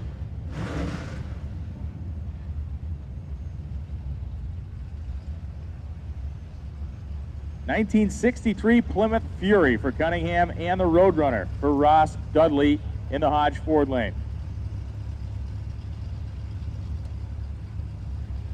Just under 500 cubic inches of sub-4 low-bar wedge Cunningham's low-bar. Not sure what displacement engine is being run in the Roadrunner. Definitely a big block, just not sure how big.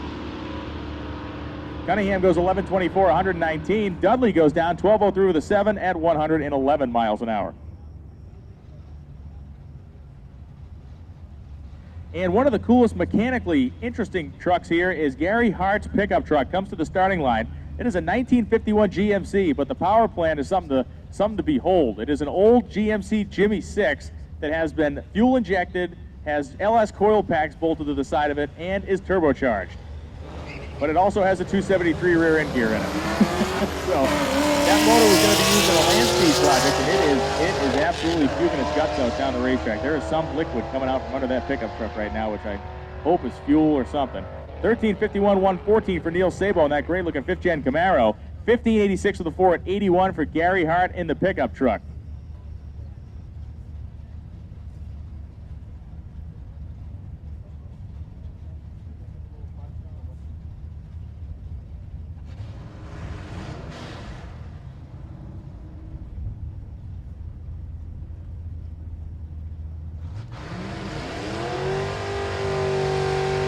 Paul Whalen has suffered a pretty barfy-looking failure on the starting line. There is a large puddle of fluid that's running away from that thing. Hopefully it just maybe blew coolant line off or something, but because the car is still running. But it definitely qualifies as a bleeder at this point. Steve Eden will line up in the far lane in a solo pass here, the cream-colored Nova with a 4-speed in it. We'll see how aggressive Eden decides to get in the starting line. Yeah, axle wrap there.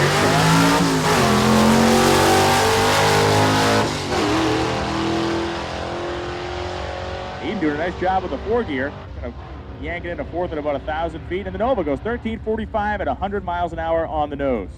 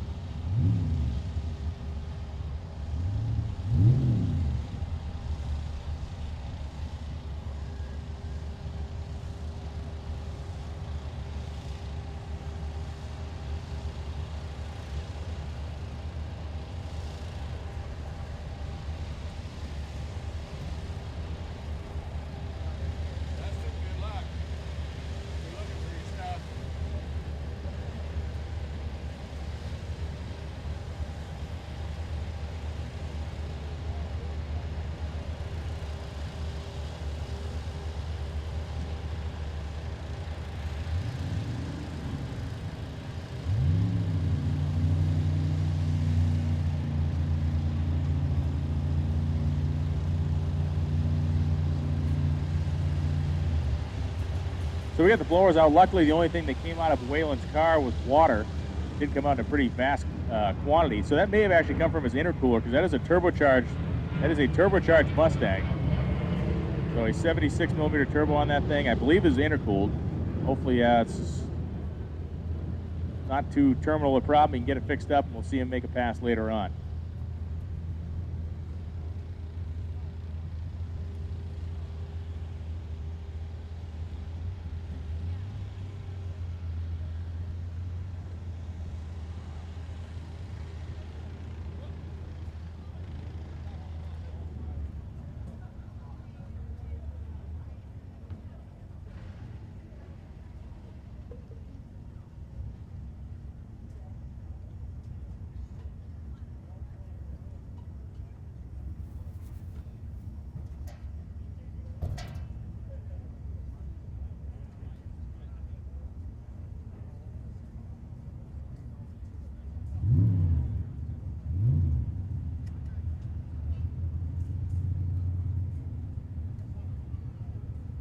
Big old B-body Chevrolet coming in here, the Caprice. Probably LT1 power happening in the front of that thing. Somewhere in like a 94 to 96 era Caprice down there.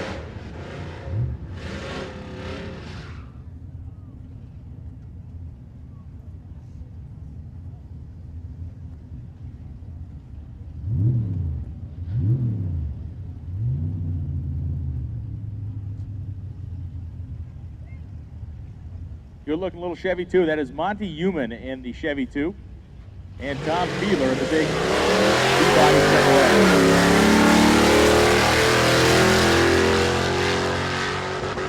Human had a much better reaction time, but man, the Nova is just absolutely up on the rev limiter at about 800 feet. He goes through at 1373 at 91 miles an hour. 1480 at 91 for Fiedler in the Caprice.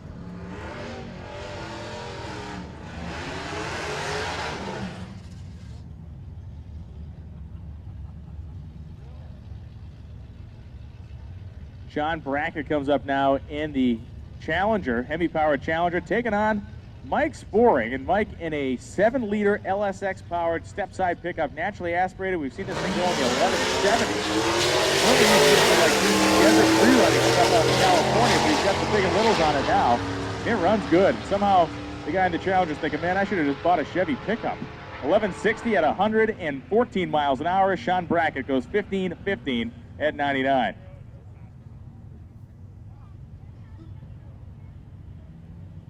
Don McGinnis comes up now, another Challenger down here in the Grand Prix lane, taking on Keith Vandenberg. Vandenberg in that great-looking GTO convertible.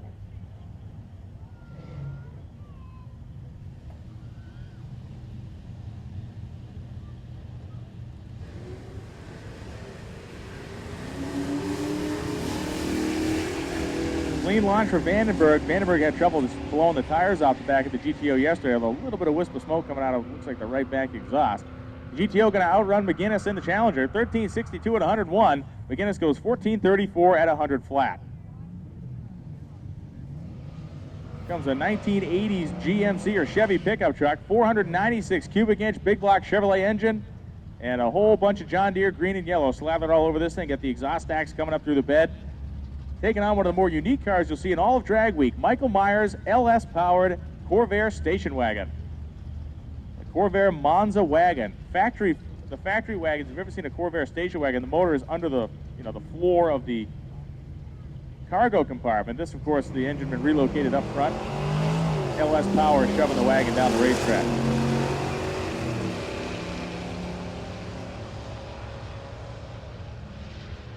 And it will be the Corvair wagon getting down there first. 1274 at 104 miles an hour as Jesse Batafari in the pickup truck goes 15-16 with a 7 at 85.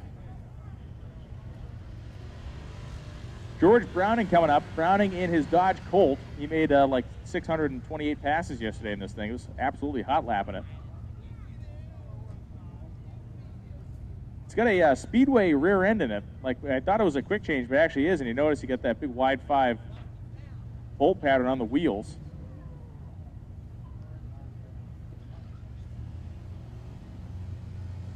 Yeah, Dodge Colts are cool, and they have that creepy history in drag racing where they were banned from pro stock. Don Carlton died testing one of these things. Carlton was one of the Mopar missile guys, and he was testing a Hemi-powered Colt, which the whole thing started, of course, when Grumpy Jenkins built the Vegas and the Monzas, and Chrysler was getting killed with the power to weight or in pro stock, and so they decided for 1972 they were going to build Hemi-powered Colts, and they built several of them. A lot of them crashed violently. Don Carlton was killed, and then they were banned from NHRA pro stock. A bunch of them were running B and C Alter down in competition eliminator and some of the other sportsman categories, but their reign in pro stock was really cool.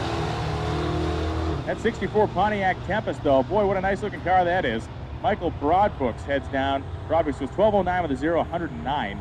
George Browning goes 1485 at 96 miles per hour.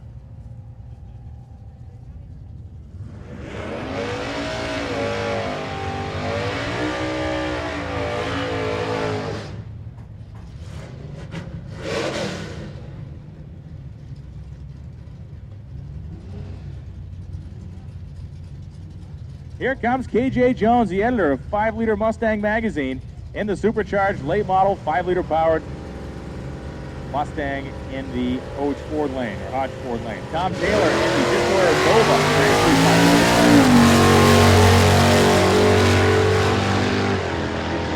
The underloved era of Novas, mid to late 70s time. This one running really good, goes 1105, 121. And KJ Jones goes 1308 at 111 in the blown Mustang.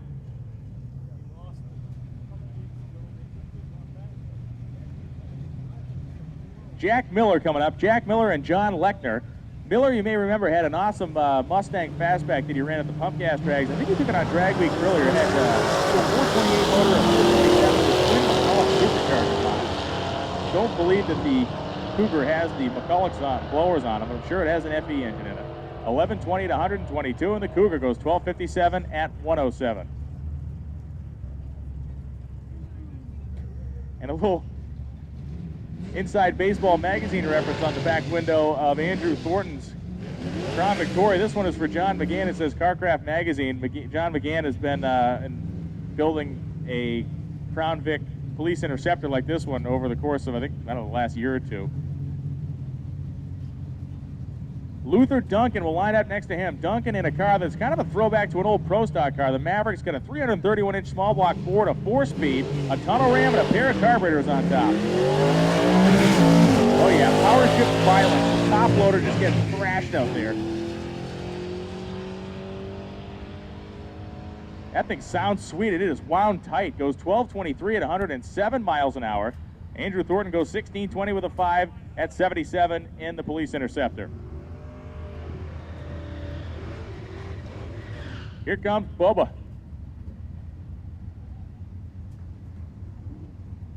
Our man Danny Morrison coming up here in the 66 Fairlane. A gorgeous car. He's got a 408-inch Windsor Stroker engine in here.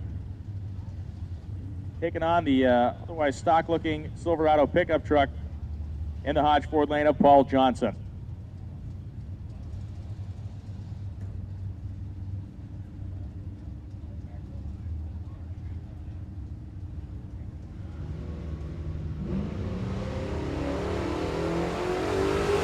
Diesel pickup truck.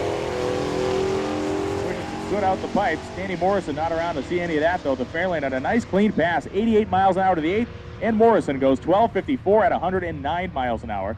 Johnson goes 1543 at 91.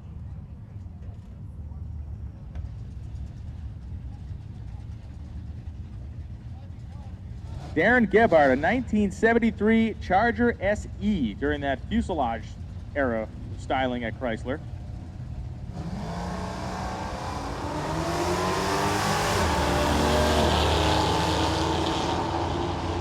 Taking on Rachel, so it's Darren and Rachel Gebhardt running side by side down the racetrack. That's pretty cool, a little inter-family rivalry there. 12:17, 105 for Rachel. Darren goes 13:07 with a 1 at 104. GTO Judge. Ram Air 4 heads on this thing. It is a pretty stout package, and it is Pontiac from bumper to bumper. We've got dry hops and backups and burnouts happening out of the Corvette of Mark Taub.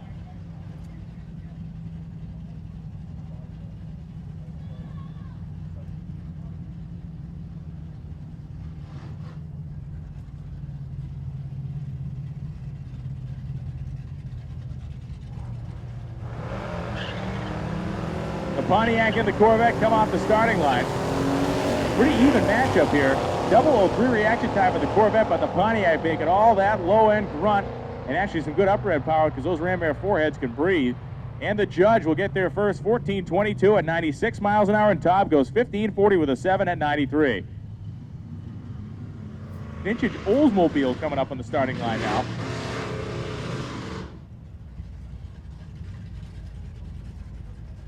That is a 1957 Buick. I always screw those twos up between Buicks and Oldsmobiles of the same era. So the 57 Buick and the 55 Chevrolet of Carl Zink. Look at that thing, the orange and black combo. What a nice looking car that is for Zink. And the flat black paint for Doug Ray's 57 Buick.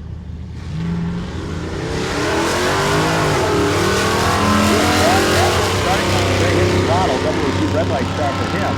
Carl Zink though in the 55 making good steam, 85 in the 8th mile. And the shoebox Chevrolet goes 1280 at 106 miles per hour.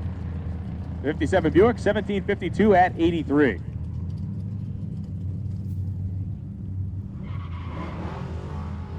Can't encourage you enough. Get down, get yourself a t-shirt from our Hot Rod merchandise area down by the Toter Home. Parked right by the impound area. That's where we have our racers impounded right in front of the motorhome. We also have our merchandise set up down there. Drag Week t-shirts are selling like hotcakes. As Steve Mashburn and Jerry Lamberts line up to launch off the starting line. Mashburn in the stick shift machine. Lamberts in the 3rd gen Camaro and automatic. Mashburn snicking through the gears in the Hodge Ford lane, goes 1173 at 120. Lamberts in the 3rd gen goes 1665 at 82. John Gatliff comes up in the Grand Prix lane in the Grabber Blue Mustang. Gatliff and Randy Franklin lined up side by side. Franklin, the 4-speed Buick. I don't know what's in this thing for a motor. Hopefully it's something totally sweet, like a 400. A couple of 4-barrels on top of it or something. It's got a 500 Cadillac in it. I suspect not. So Gatliff and the Coyote-powered Mustang and Randy Franklin in the Buick.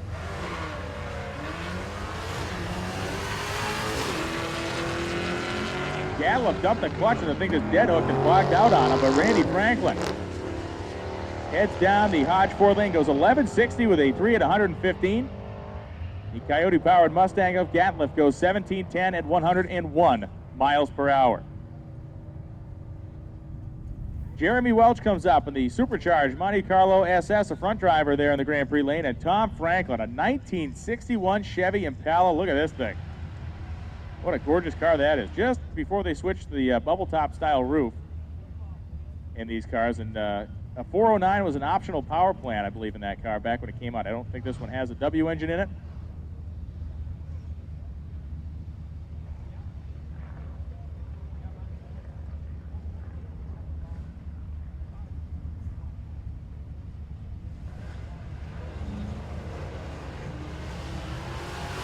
.006 reaction time for Jeremy Welch in the supercharged Monte Carlo with that 3800 GM motor in it, 3.8-liter V6 with the Eaton blower on top of it.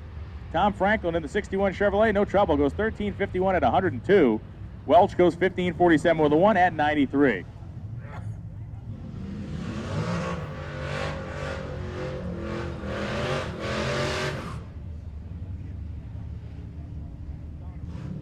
So Nate Dial comes up, the gorgeous, was about 64, 65 Chevy pickup, the short bed on airbags. Got the Hoosier slicks bolted to it. The stance is right, the paint is flawless. Really nice truck, taking out Mark Green, 4th generation Camaro, the Hodge Ford lane. These low-flying aircraft do creep me out at this place, I'm not gonna lie to you. I look up and you see a plane, like the pilot's waving down at us. 1296 at 106 miles an hour for Mark Dream. Nate Dial goes 1313 with a 5 at 101.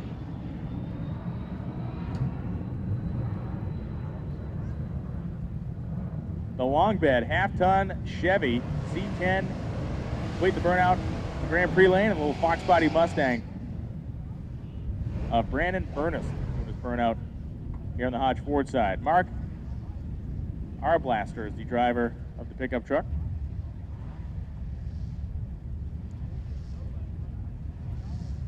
Blasta. If he lived in Boston, that would be his nickname. Blasta.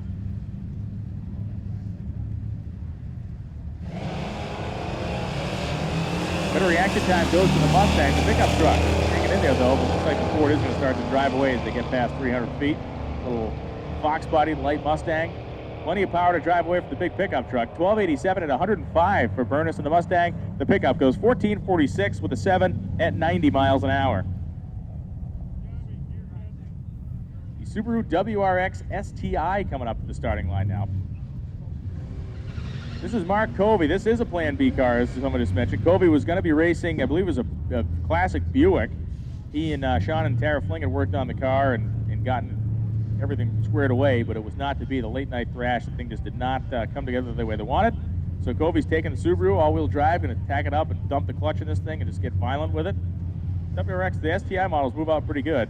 Not as good as Larry Droman's 1967 Chevelle that we saw Larry make several passes during the test and tune yesterday.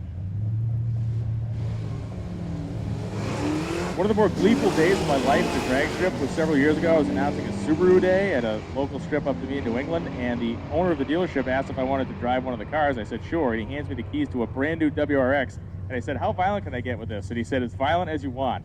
I made like 15 runs back to back, stepping off the clutch on the rev limiter at the starting line. And the guy didn't complain or wince, and I think he probably put it back on his lot and sold it to somebody the next day. Yeah. It smelled mildly of clutch, and I'm pretty sure the transfer case was making some bad noise by the time we were done. But for that one day, the thing took everything we could throw at it. Kobe went down 1341 with an 8 in his Subaru. Droman went 1204 with the 1 at 119 in the Chevelle. Jason Pipkin comes up, and Daniel Ashlock in the Buick Grand National. Pipkin in the V8 swapped RX-7.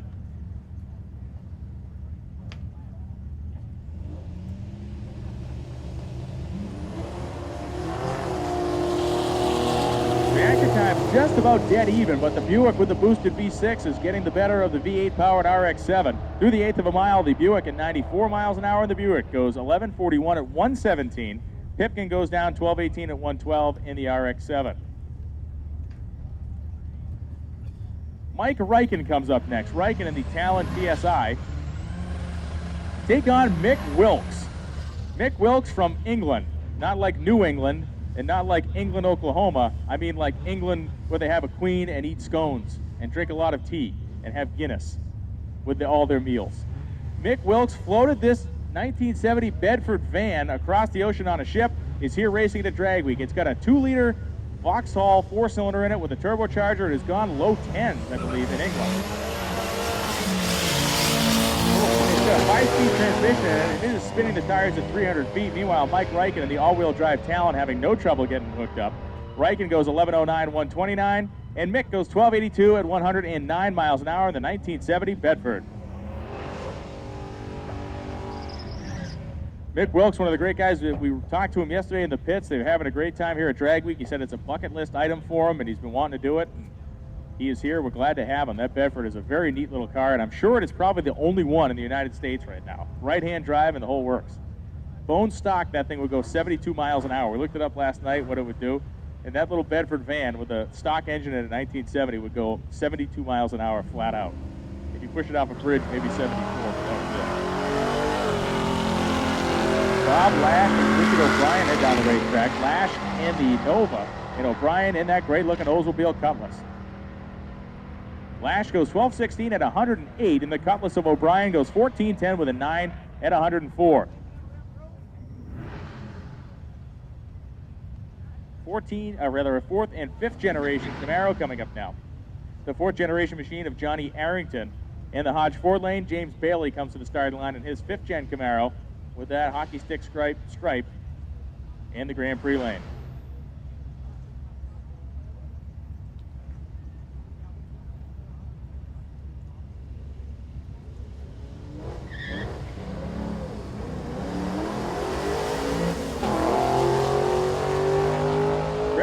The green light start for Johnny Arrington, 0.95 reaction time. He had the better leave, but it will be James Bailey making more power. 12:77, 117 miles an hour for Bailey. Arrington, 13:92 at 96.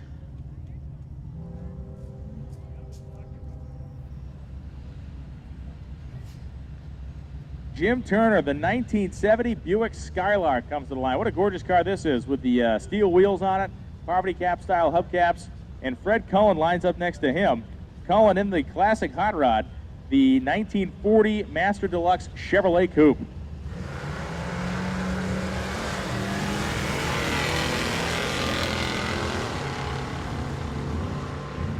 Jim Turner using those Buick cubic inches to his best advantage, and Turner goes down the racetrack 12:32, 109. Fred Cullen goes 14:63 at 93 miles an hour. Up comes Sean Fling. He and his wife Tara celebrated their wedding anniversary yesterday, and it is Tara Fling's birthday today. So happy birthday to Tara, happy anniversary to the happy couple, Sean and Tara Fling.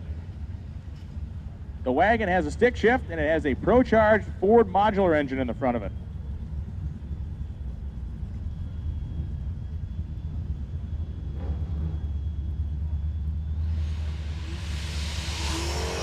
So Sean Fling, a 171 reaction time, and he goes ripping through the gears. The 8th mile, Sean goes 93 miles an hour, and the Ford wagon with the Pro-Charged modular engine goes 1174 at 116 miles an hour, zipping through the gears. When you have a modular Ford-powered wagon that can blow the doors off a C5 Corvette, that is goodness. 1363 at 109 for Eric Byer in the vet. The wagon got the better of him there. Speaking of wagons, Jimmy Dean Jr. in the big Chevelle station wagon in the Grand Prix lane. Taking on Sean Anderson. Anderson yesterday had an issue where the back of the intake manifold gasket pushed out and launched a torrent of coolant out of the back of the engine. And since Anderson runs that blister-style Thunderbolt hood scoop on the 63 Fairlane, it shot all that coolant directly over the windshield. So he got the car stopped. They got a new intake manifold gasket installed yesterday afternoon, and he's back in business. Anderson left early, but he's got plenty to get around the wagon of Jimmy Dean Jr.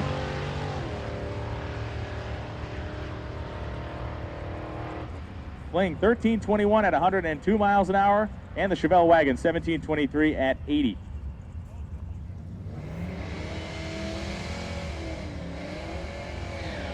Mike Davis and Walter Bashford come to the starting line.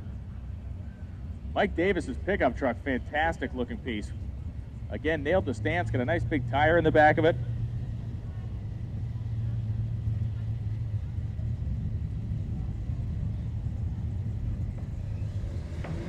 (1970) C10 for Davis. And Bashford, the 1969 Charger SE, the plum crazy purple. Oh, baby! He just drove over the crankshaft down there at about 1,000 feet, I think. The pickup truck rolls through 12:13 at 83 miles an hour, 1680 at 82, and that big truck disappeared in a cloud of smoke that we still cannot see through.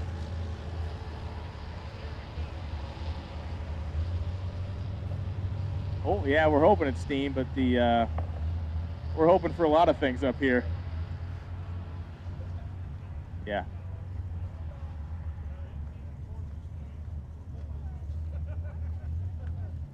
I think we might have had internal parts become external parts there. We'll wait for word at the top end to find out what happened.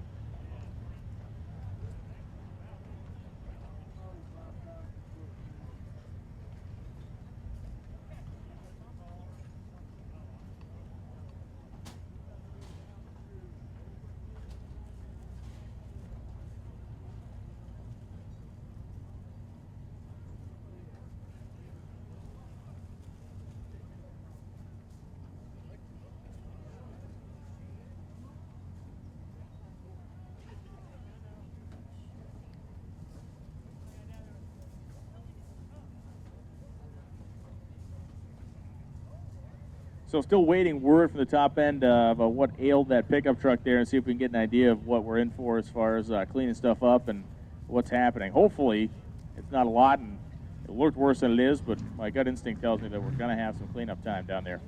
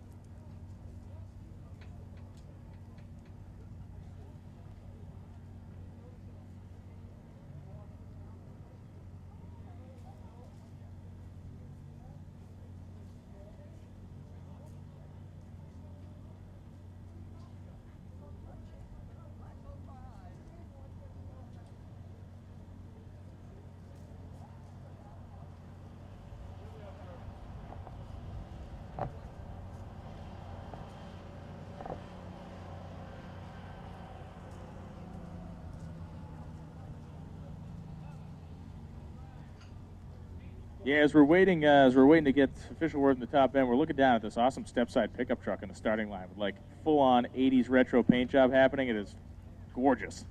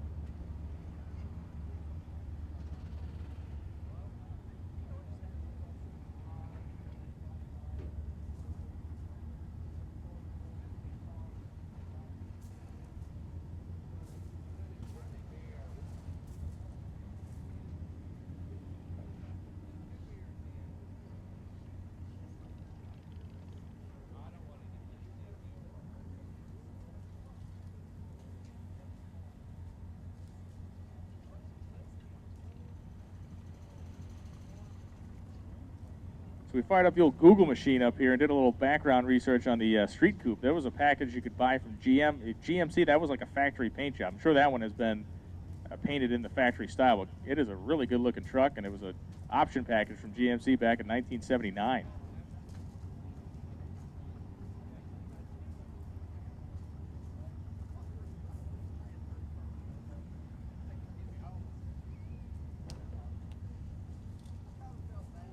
So it'll certainly be interesting to see how this afternoon plays out with several of the heavy hitters in our unlimited category left to get on the racetrack. We have not actually seen Jeff Lutz make a run yet. He's going to need to get that completed. Martin Robertson made that wild wheel standing run in the 57 Chevy. We never saw him again, so I'm not sure if he had any mechanical problems from Pogo sticking that thing down on the ground. And Earl Schexnader made the one pass in the Mustang. We did not see him again, so I don't know if they're going to stick with the number, or they're going to hang around and try to make another hit this afternoon in our open session.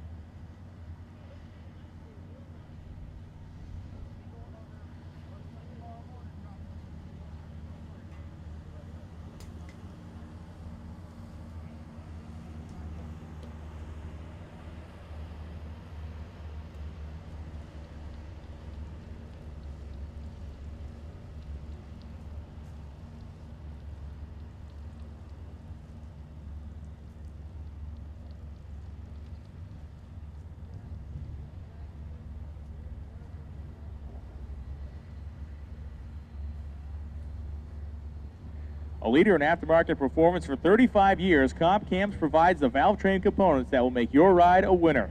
Built by the industry's largest and most experienced team of engineers, our products are designed and tested to perform whether you're using them at the track or on the street. What's more, all of our parts are backed by a talented and dedicated support staff available when you need them. From the weekend warrior to professional racers and everyone in between, Comp Cams is devoted to performance. For help with your application, be sure to visit the Comp Cams booth in the manufacturer's area and to speak with one of our knowledgeable technicians. When you get home, call our toll-free CAM helpline at 1-800-999-0853 or visit us at www.compcams.com.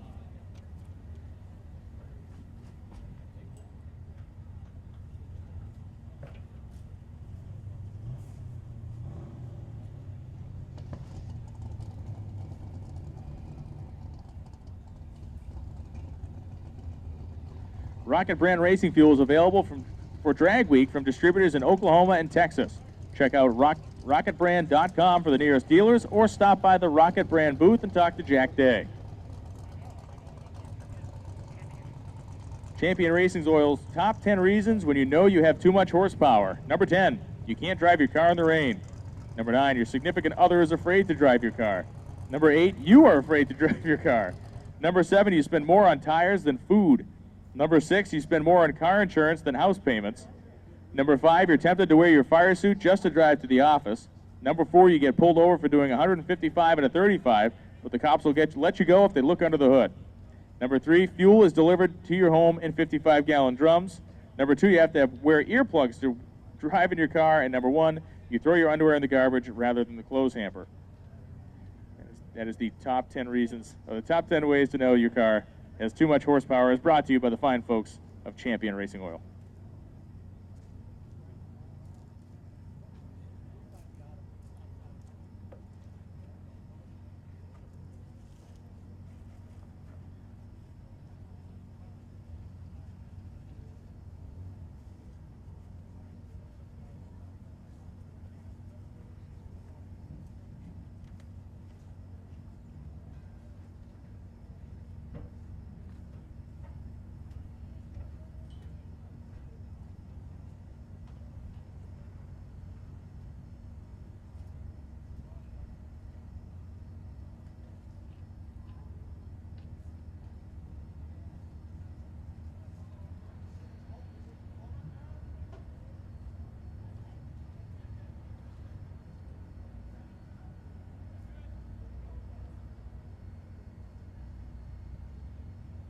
So we have our drag strip scrubber out there working to get the oil cleaned up off the racetrack.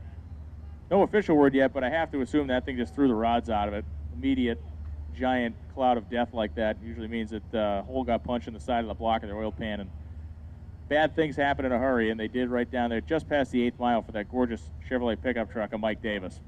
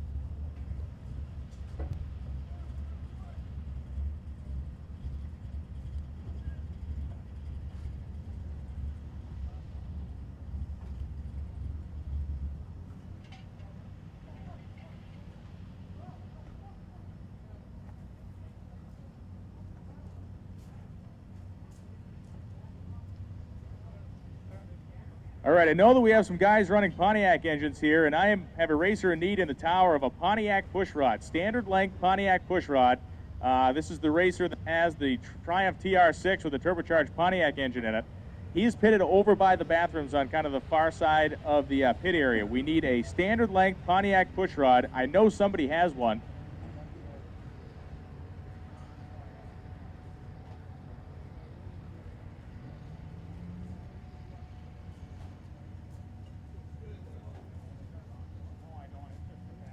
It's a factory length Pontiac push rod. And we got one that's bent. You got to officially have a swizzle stick now with that. That's nice. Clean it up. You can mix drinks with it, but that's not going to be no good for you in the motor. So I don't know why that happened. Get that man a push rod.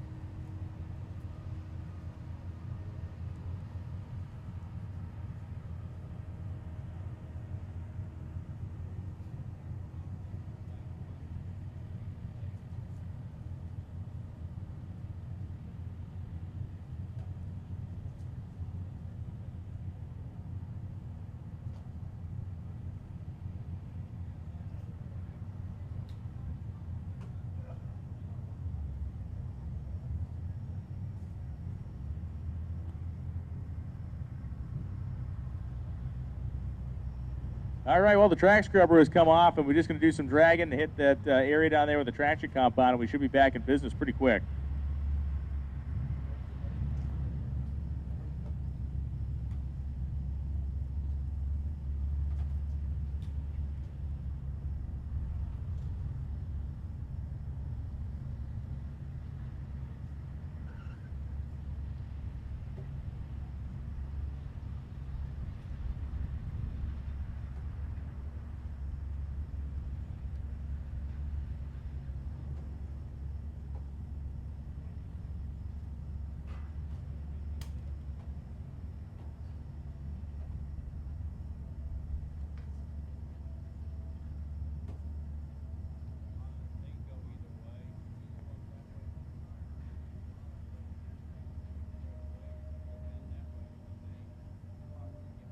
All right, we got a racer in need. We're looking for an alternator for a 1998 Pontiac Firebird. We need an alternator for a 98 Firebird. I'm sure there's one floating around in the pits.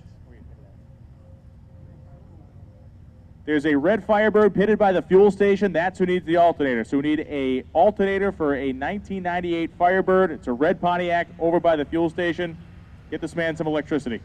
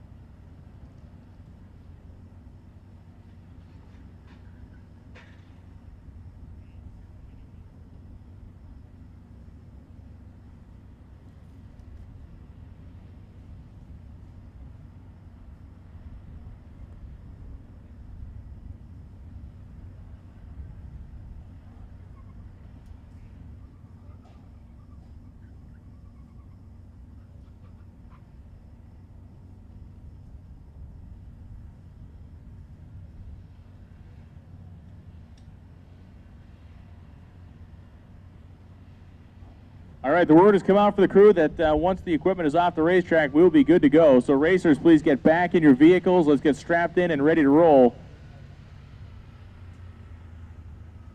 About 20 minutes worth of cleanup work there by the track staff. Did a great job cleaning up what could have been a big oil slick down there. Did a nice job cleaning it up. Please get back in your vehicles. Let's get helmets on, strapped in, and rolling.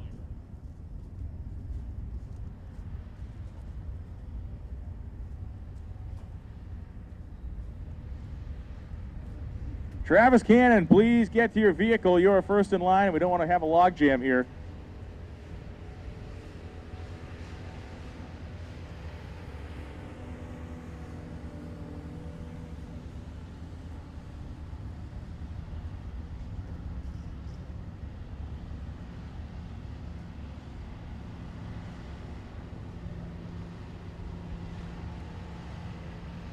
We had an issue in one track where it's kind of situated. I know he's headed back to his car here, but we had a guy who had left the car, and we literally made 10 announcements. He didn't come back, so I finally announced that the car was on fire. And lo and behold, 45 seconds later, guess who came running around the corner? Once he heard that, he was very motivated to get back and see what was going on.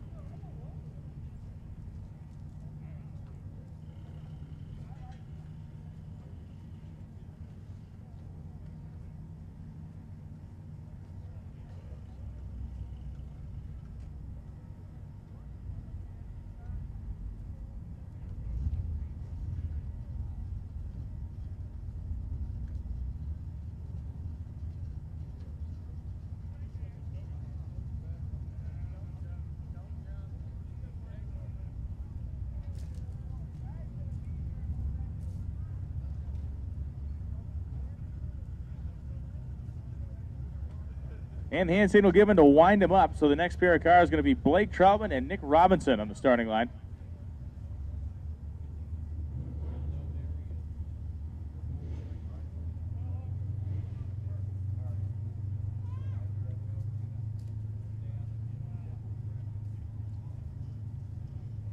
So Blake Troutman comes to the starting line at the third-gen Camaro, the Z28, and that gorgeous pickup truck. Nick Robinson driving this thing, a 1979 GMC Sierra Grande with the street coupe package. Believe it or not, that was a factory optional paint job from GMC in 1979.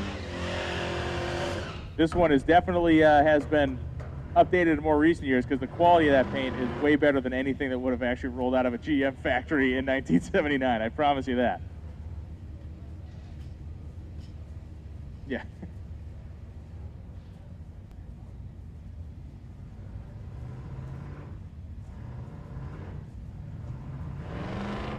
I'd be willing to bet those things are, I bet that's painted on there. Just judging by the quality of the rest of the work, I bet those Street Coupe logos on the rear fenders are painted on, if I had to guess.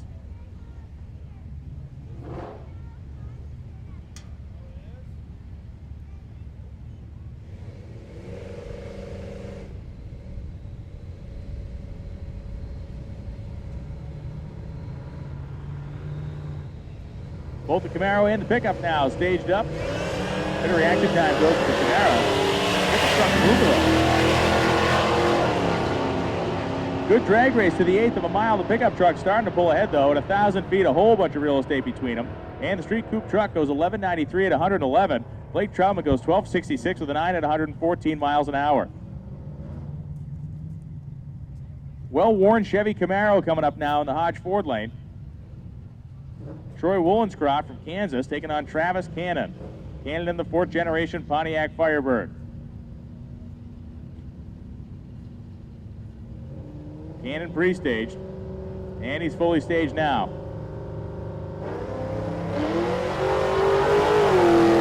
Oh, 20 reaction time for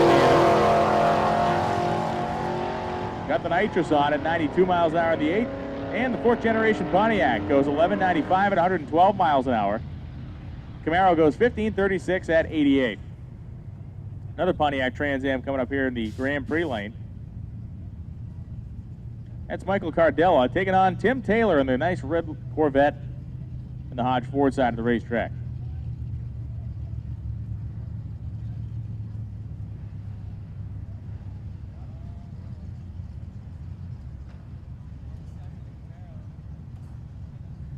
Not only does that Pontiac that's coming up have patina, it also has a rear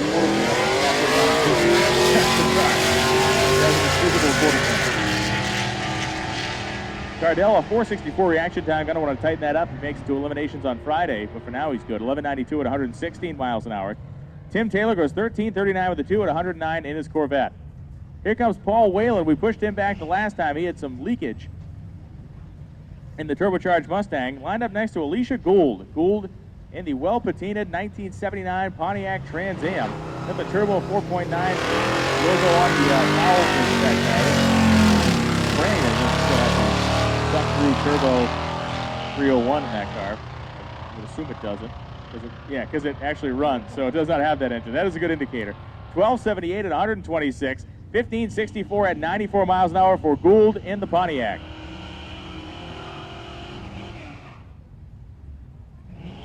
Scott Abbott and Jeff Dugapolowski come up now. Dugapolowski rather, in the white Malibu. And Scott Abbott in the Roadrunner.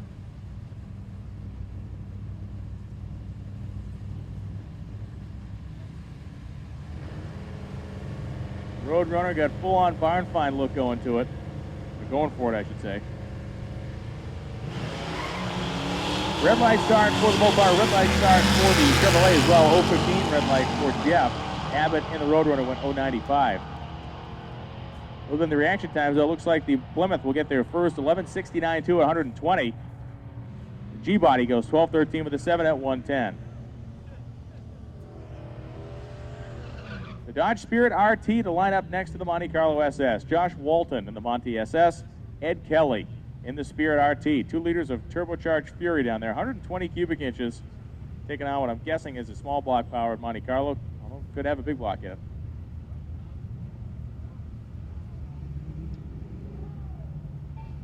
Yeah, I don't think the Toyota 2JZ motor. No, it sounds like 061 reaction time for Josh Walton in the Monty SS. 93 miles an hour for the Chevrolet at half track.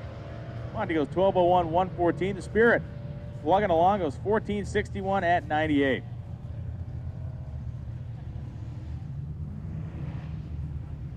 Scotty South comes up in the Mustang Bullet. Highland green paint, 5-spoke wheels. Looks pretty much like it did coming out of the factory. Taking on Tommy Fielder in the Caprice Chevrolet.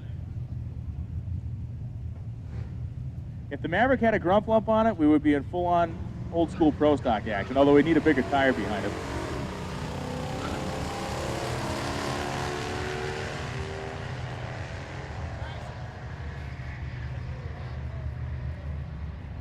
Yeah, chin-dragging stance, those old cars. They were great looking. 1489 at 91 for the big Chevrolet. 1455 for Scotty South in the Hodge Ford lane. Okay, so here comes our Maverick. We're loving on this Maverick up here. The 331 small block Ford tunnel ram, 2 4-barrels on top, and a top loader 4-speed. And a driver with a propensity for violence as he power shifted this thing down the racetrack.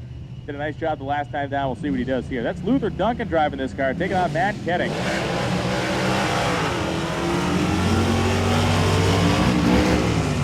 Oh yeah, that thing just hit the moon instead of second gear.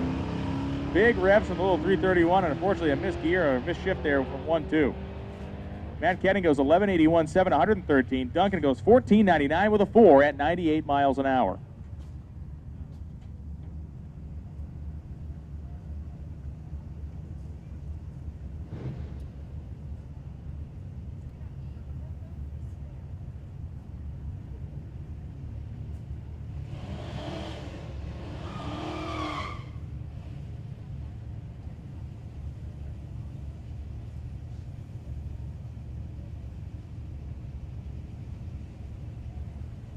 Jeff Williams and Andrew Thornton.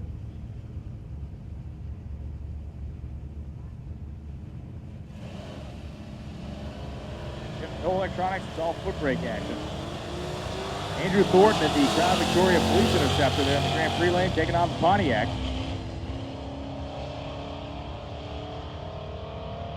Saw the guys wrestle with the Pontiac last night to find an ignition issue. 1587 at 87 miles an hour for Thornton. Williams goes 1438 with a 6 at 94.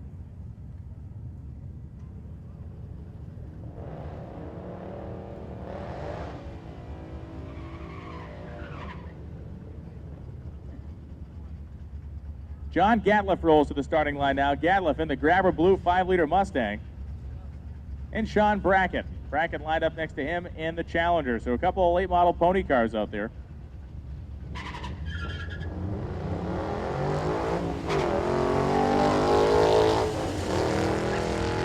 Gatliff, a much better launch than last time, 85 miles an hour to the 8th, and the Grabber Blue Ford goes 1326 at 110 miles an hour. Sean Brackett goes 1457 with a 5 at 99.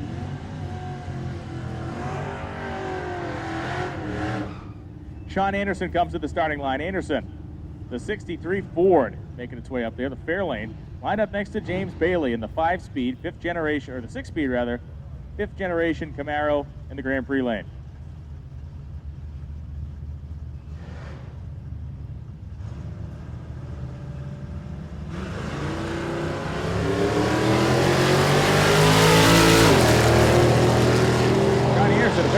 Time by about 0.3 of a second. The Fairlane trying to hold off the hard charge of the LS motor, but it can't do it. 1268 with a 1, 117. James Bailey gets to the stripe first in the Camaro. 1323 with a 1 at 101 for Anderson in the Fairlane. About a half hour left in this session, folks. 2:30 right now, or 2:32 we have on the tower clock. So that means 28 minutes left in this session before we'll take another 15-minute break and then have our open time trial session this afternoon.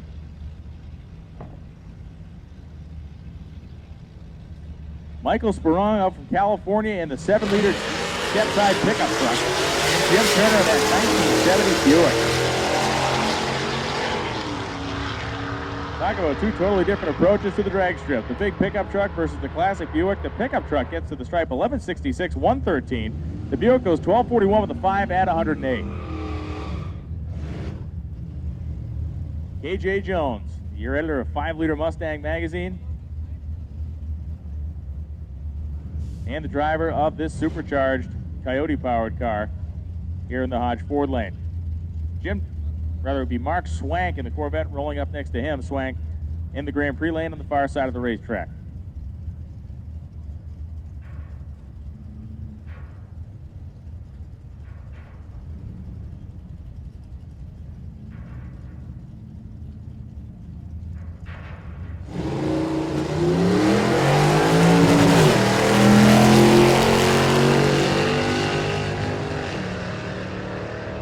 Swank at the Corvette at 90 miles an hour through the 8th. Swank goes 1208, 115. Jones goes 1356 at 110 in the supercharged Mustang.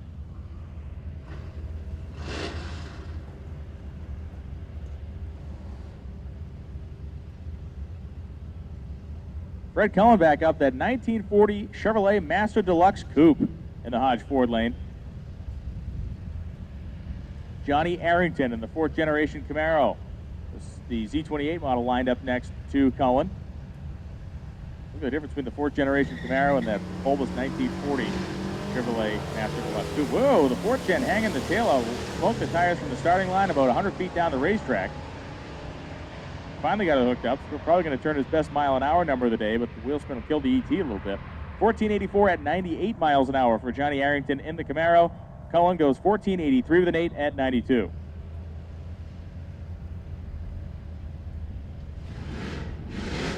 Randy Franklin, the 4-speed Buick coming through the water. Great looking Skylark over there. Taking on Monty Heumann. Heumann in the unassuming looking little Chevy 2 Nova here in the Hodge Ford lane. Still has the 256 cylinder decal, or rather emblem on the front fenders.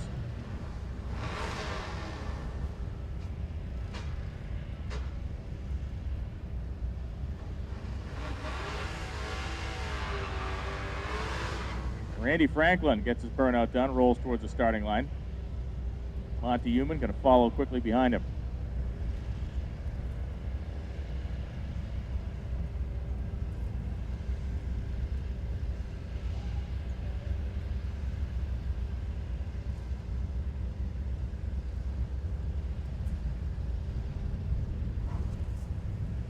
Heumann and Franklin launch out the starting line.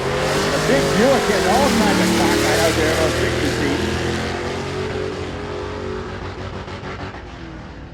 Once again, Heumann's Chevrolet does not want to shift in a high gear. Franklin goes 1206 with a 6 at 114. Heumann goes down 1429 at only 71 miles an hour. That car does not want to shift into 30. Hear it banging off the rev limiter about 800 feet.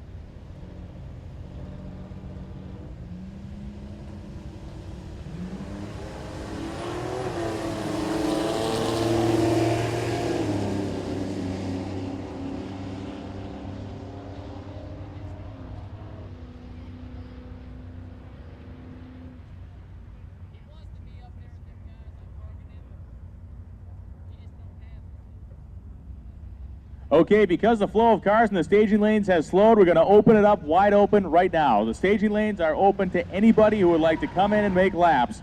Once again, the staging lanes are now wide open. Any class, any car, come on in and make some hits at the tree if you'd like.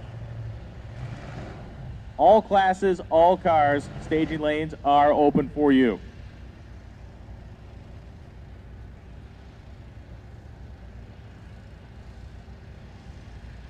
Gear Vendors Overdrives is proud to be the presenting sponsor of the 2012 Hot Rod Drag Week and the upcoming Hot Rod TV programming on the Speed Channel to cover this year's event. Gear Vendors Overdrives are the highest horsepower handling overdrives for racing and performance in the world. Gear Vendors is the presenting sponsor of Drag Week because all over the world, performance builders watch what is successful and what is successfully used by Drag Week competitors. With cars pushing over 2,000 horsepower on the street and pulling 7-second ETs on the drag strip, it proves the reliability and durability of the Gear Vendors Overdrive unit. To both the fans and the racers, Gear Vendors thanks you for participating in Hot Rod Drag Week, the world's most absolute demonstration of speed and street-proven durability.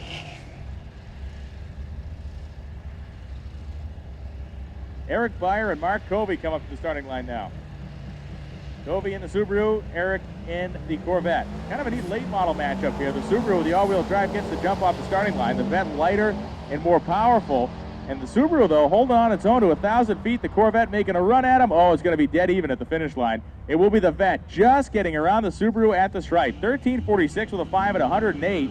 Covey had a 1/10 of a second advantage on him in the starting line, and he carried that 1/10 all the way down to about 1,000 feet before the Vet finally caught him. Covey went 13:69 at 103. That Vet was sweating a little bit there on that run. Staging lanes are open. All cars, all classes, all competitors, staging lanes are open.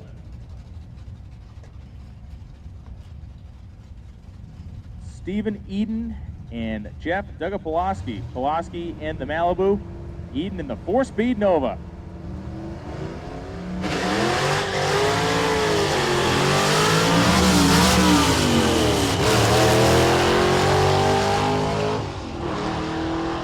One-two shift a little bit hinky there for Eden. Won't be his quickest run of the day, but Jeff Dugapolowski goes 12:13 with a 110. Eden goes 14:39 with a 1 at 102.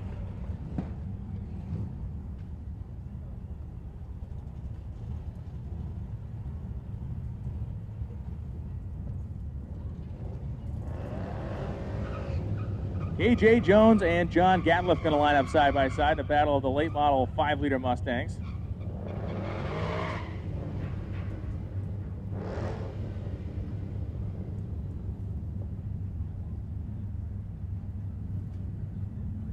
So Gatliff, or rather KJ, fully staged. Gatliff now rolling in.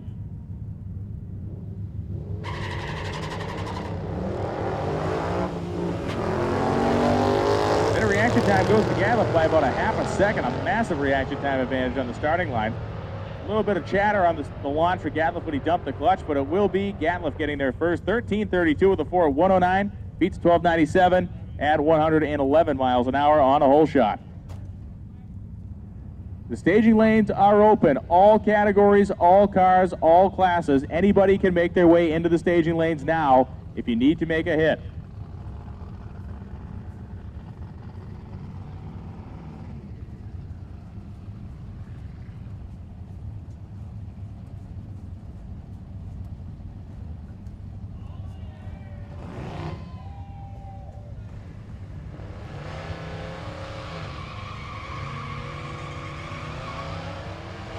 Tim Reed and Scott Abbott going to line up side by side. Reed in the Pinto, Scott Abbott in the well-used Roadrunner with the air grabber hood.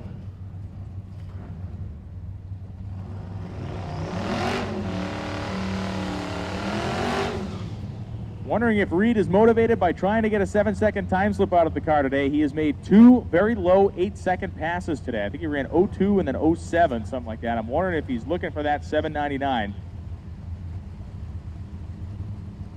He went 809, 174 earlier.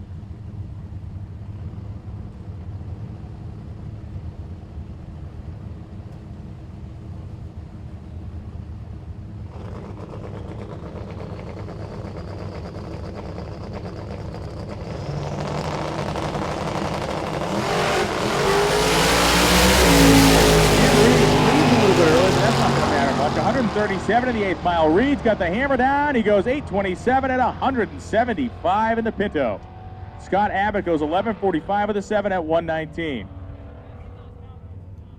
All right, our gasser truck is back. Weston Shell launched last time, had a problem, a failure in the driveline, had to pull over and got pushed off the racetrack. He's lined up next to Tyler Wilmoth. Wilmoth in the primered Camaro. that is competing in the street race small block naturally aspirated class.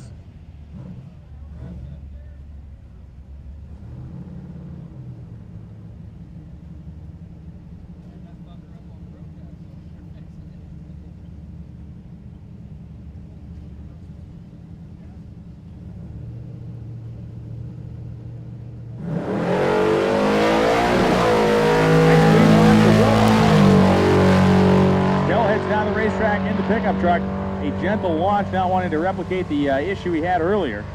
Wilmot goes 1085.9, 124.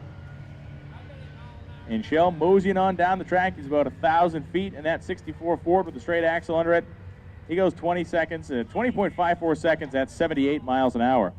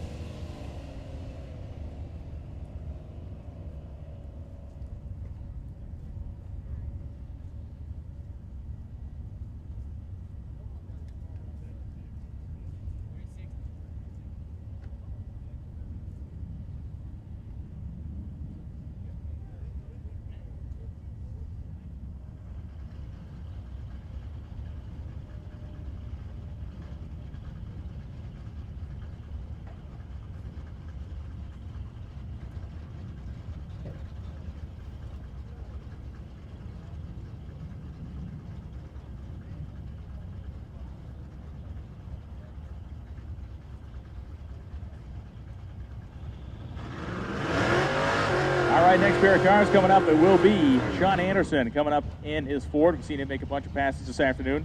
And George Browning and the Colt.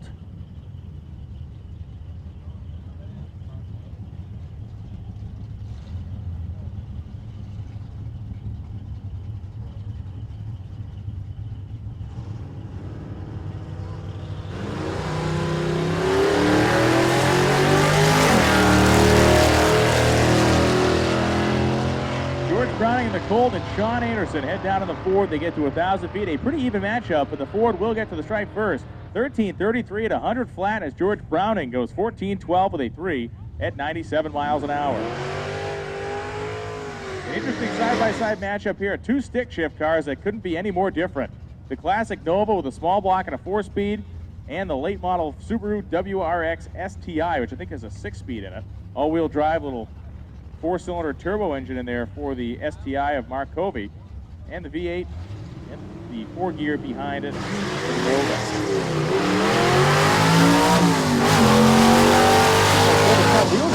Grab second.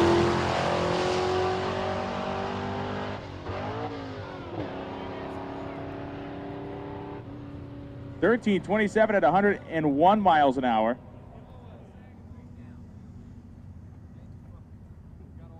$13.27, 101 as here the Nova struggled at 3-4 shift, but Eden getting handy with the 4-speed out there in the Nova. 13:44, 103 for Covey in the Subaru.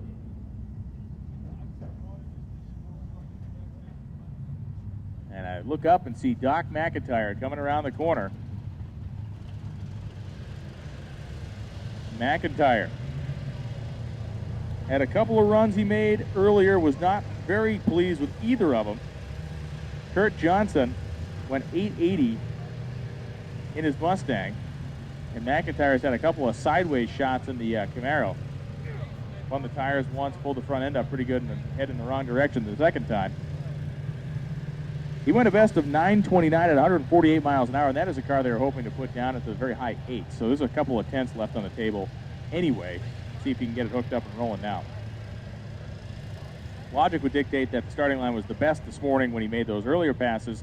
Now that we've had a lot of street cars up here, just and especially stick shift street cars, tearing the starting line to shreds, he may not have as much to work with as he did.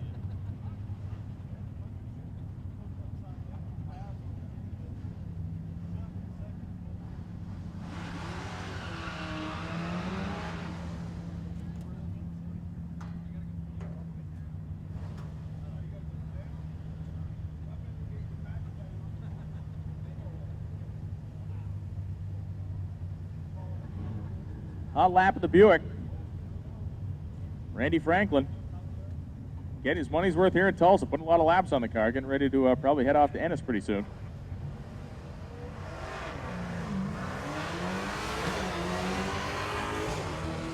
The man can shift the 4-speed though.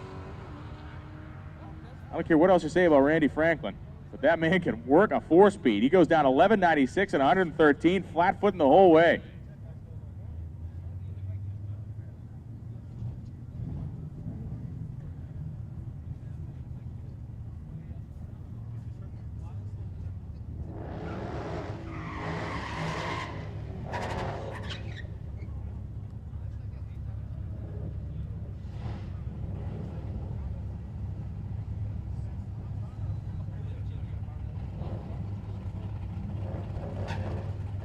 So John Gatliff comes up in the Grabber Blue Mustang. A couple of dry hops there at the starting line.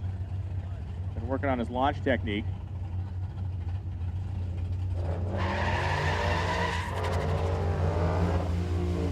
Got aggressive on it there. Pulled the tires pretty hard through first gear. Grabbed second. And Gatliff now get on the throttle about the 8th mile at 80 miles an hour. 5-liter Mustang goes 1393 at 106 miles per hour. Doc McIntyre gonna make what I can assume will be his last lap of the day, good, bad, or indifferent. This will be his 3rd pass on the car. Not to say it is a fragile piece, because it certainly isn't. A very robustly built first-generation Camaro.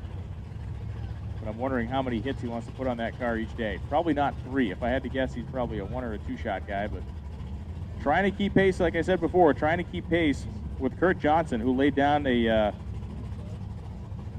very impressive 880 earlier in the day.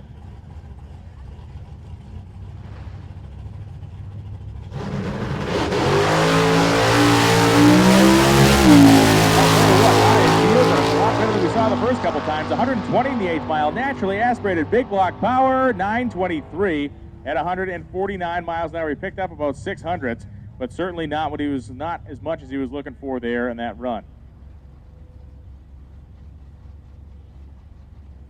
Randall Burns comes up, late 70s Buick Skylark. A 455 and a 5-speed swapped into this car. Overdrive, I think it's like a TKO or something in there.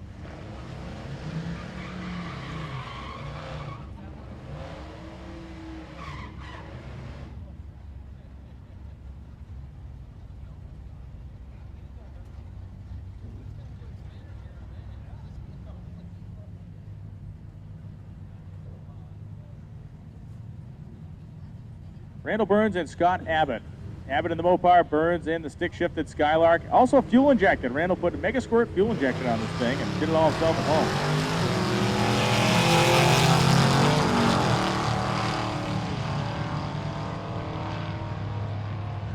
Scott Abbott in the Mopar goes 11:58 at 119 miles an hour as a hush falls over the crowd. 14:70 at 97 for Burns, and Jeff Lutz pulls the 57 Chevrolet through the water.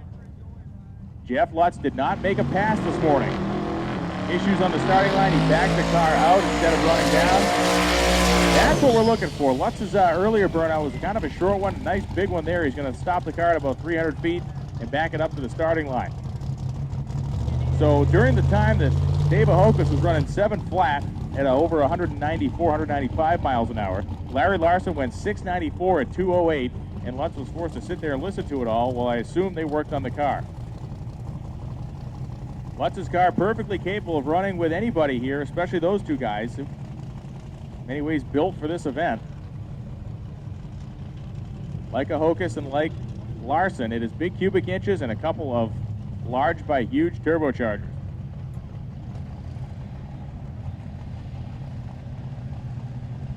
going to justify that car, move that car to the right side, try to get him in that rubber he just laid down.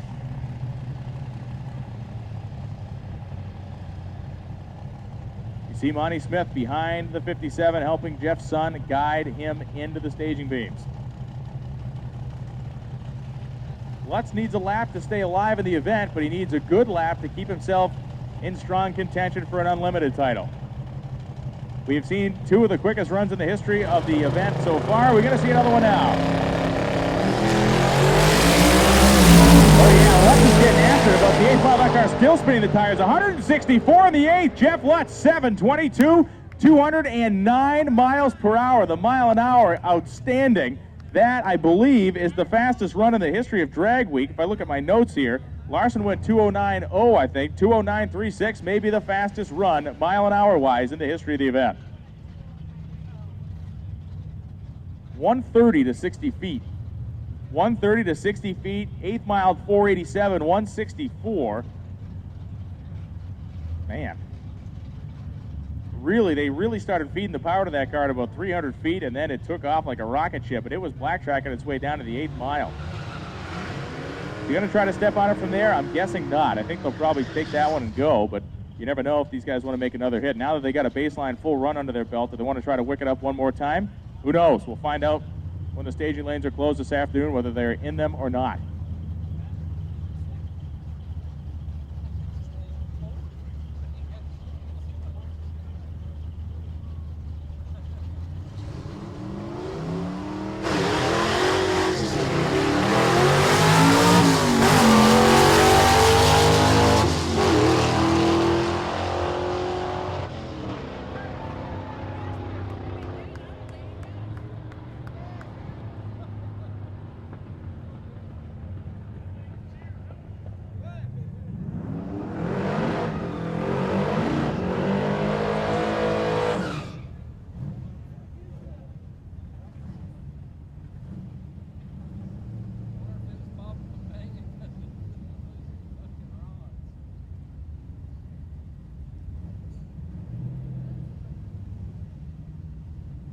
Tyler Wilmot and the primered Camaro. Good looking, mean running small tire car. Got his trailer hitch ready. He's pulling a little utility trailer behind him. Late launch, front end came up a little bit, set it down nicely. About 100 miles an hour in the 8th.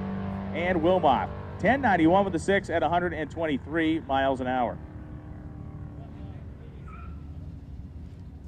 There was a time in the not-so-distant past when you had, if you were a guy that had a legitimate 10-second street-legal car, you were like the dude. You were somebody to walk around with your chest puffed out.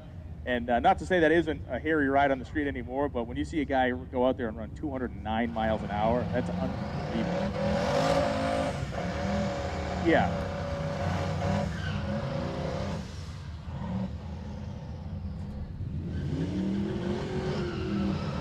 For the tens of thousands of people that tell everybody, oh, my car goes 12s that have never been down a racetrack and are probably driving a 16-second car. Like, if you put someone in a legitimate, if you put someone in a legitimate 12-second car on the street, that is a very fast car. A 12-second car on the street is a very fast car. So you get someone like Wilmot just went down 1090.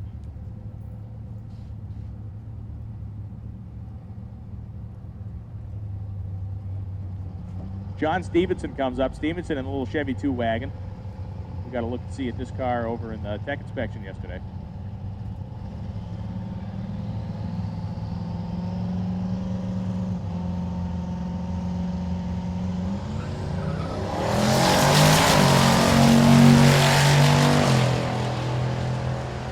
And Stevenson in the wagon, 106 miles an hour in the 8th. And he goes down 1070 at 133 miles an hour. And Scotty South in the Bullet Mustang will stop the clocks. 1481 at 84 in the Hodge Ford lane.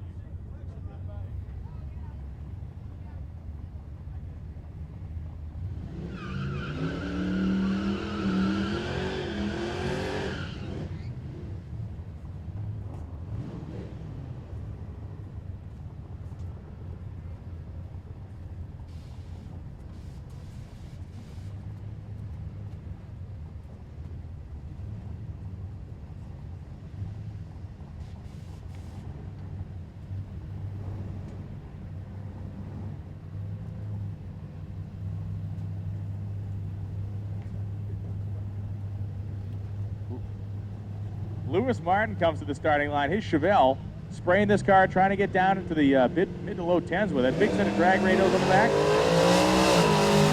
Other tires last time, looks like he waited just a hair on the spray this time, got the car launched, and it really perked up the life. 108 the 8th mile for Martin, and Martin goes down 1074, 125 miles an hour in that great look at Chevelle. One of our other Major League Unlimited competitors is Joe Barry, and yet another turbocharged car. This is a 56 Chevrolet. Barry now going to complete his burnout.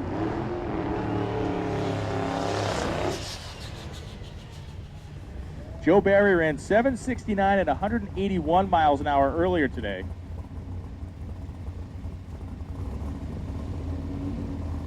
I thought the car might have lost fire, but it did not. He's backing up to the starting line. The turbo car, certainly those turbos knock down all the noise, so you can't even hear it, for us anyway, up here in the tower, you can't really hear if the thing's running. Unlike a couple of our blown entries that you could, there are people in the next county that are wondering what's going on over the drag strip today.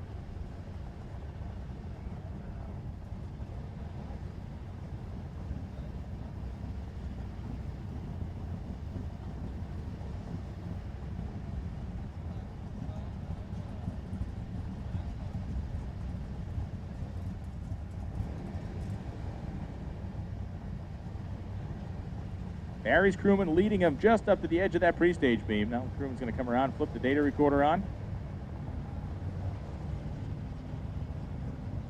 Big Joe Barry trying to make some big hay here in the 56 Chevy. He's going to pick up a whole bunch. That 86 is a great number, but it ain't good enough here in a 100 week. Oh man, that was... They walked the very fine line. That was very close to an incredible run. He went 56 at 202. That's no joke, but if that car had stayed and not shook the tires like it did, I think that was probably a very, very, very low 7-second run. 202 miles an hour with a pedal job, that would have been up over probably 210 if he had been able to keep into it. Yeah, that was close to not being able to hang on to it, but it's funny, it's you watch it run like that, and you're just going, come on, come on, come on, and then it kicks sideways, it's all over with. But man, if he had been able to hang on to it, that would have really been something. Rick Prospero comes up in one of my favorite cars we've seen so far today. Pay attention, those of you on the webcast, or those of you watching the grandstands, watch the front end of this thing. When the boost really comes on, those front tires are barely skittering along the ground for the first 600 feet of the racetrack. Pretty wide. Prospero now at 145 at the 8th mile. The small tire wagon goes 8 flat at 181. 181 miles an hour through the lights, 8 flat with a 2 for Rick Prospero. It was going 145 at the 8th. Man. Jeez Louise.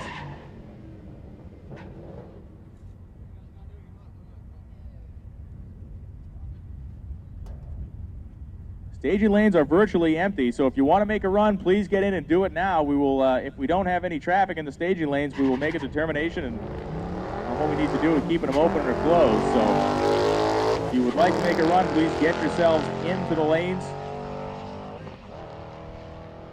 As John Gatliff heads down the racetrack in the Grabber Blue Mustang, 1326 at 109 miles an hour in the late model Ford.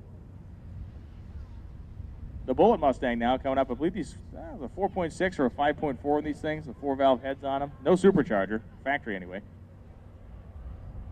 Somewhere around 300, 305 horsepower rating. And of course they came with the Highland green paint job like the car that was used in the original Bullet movie, and the shifter and the nostalgic looking gauges and all that whole deal. I think Freiberger actually owned one of these for a while. I think he actually had a Bullet Mustang. I don't know if he'll admit to that though. That doesn't seem to be Dave's MO.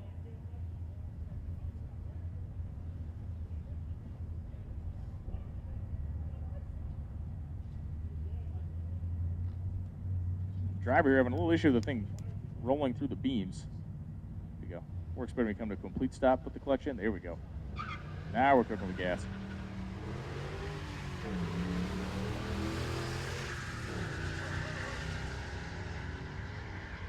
Well, Scotty South at 76 miles an hour at the half track in the Bullet.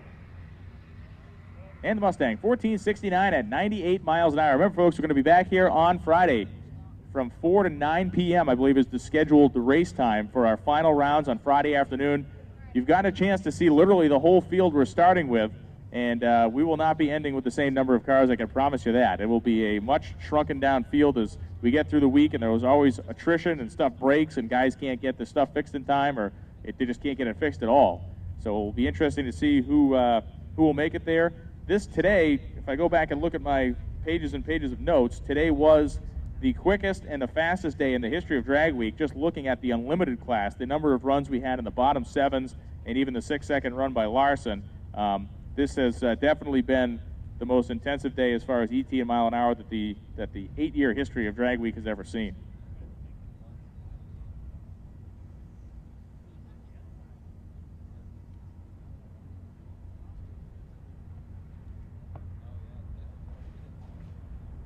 And word on the street is that Jeff Lutz is going to make another run in that 57 Chevrolet, so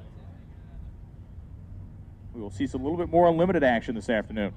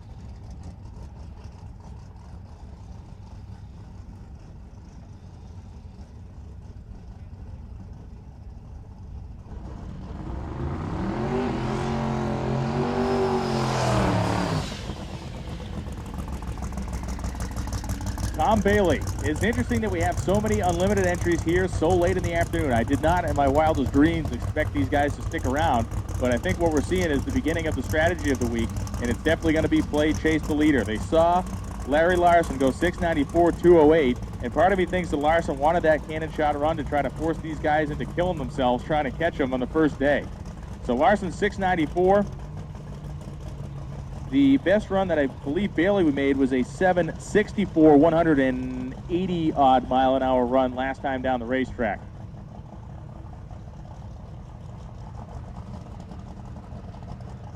Their hopes probably buoyed by the nice clean run that Lutz made. 209 mile an hour shot that he made down the racetrack. Liking all these big horsepower, short wheelbase door slammers, low gear is the key to everything. If you can get the car through low gear without shaking the tires or getting sideways, you can normally hang on to it. Of course, the turbocharged cars are different because of the way the boost comes on. These cars make enough horsepower now to spin the tires at virtually any point at the racetrack at any speed.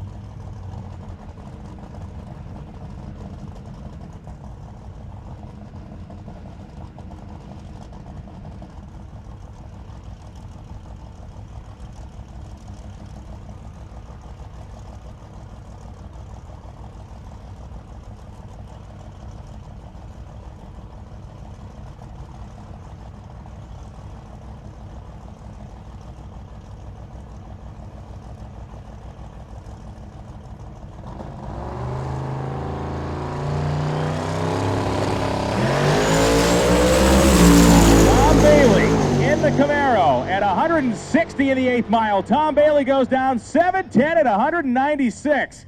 Welcome to the party, Tom Bailey. Yeah. 196 miles an hour through the trap, 7:10 with an 8 behind it. Looking good.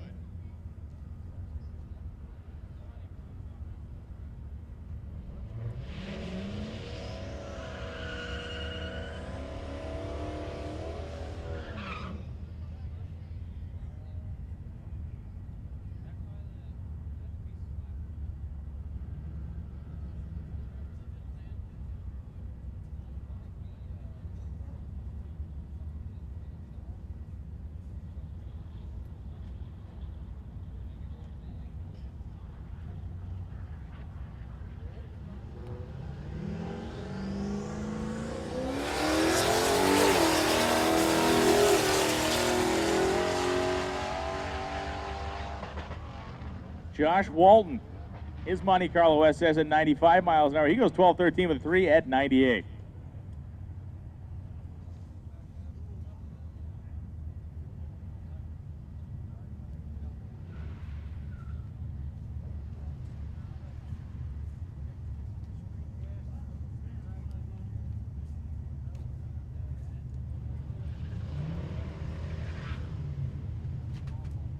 Here comes Randall Burns again in the Buick Skylark 455 EFI and a 5-speed.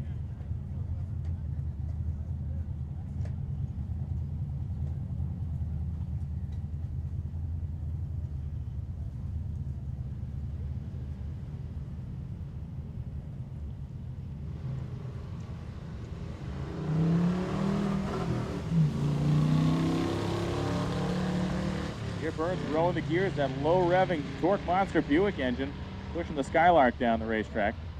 Making a couple of mid-13-second runs now. Let's see what it does now through the traps. A little bit of wisp of a smoke. Goes 1592 at 88 miles an hour.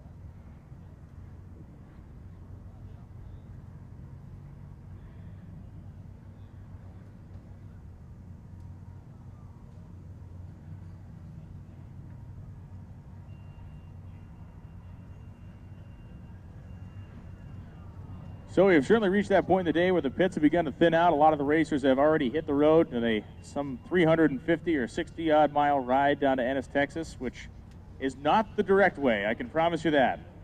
We have some folks that live in the area looking at the directions, and they cannot decipher. These directions may lead people to China for all the looks that we're getting. Looking at the direction sheet, I don't know where everyone's going to end up, and it may be a miracle if we get to Ennis at all. So a lot of back roads, a lot of scenic Oklahoma and Texas countryside.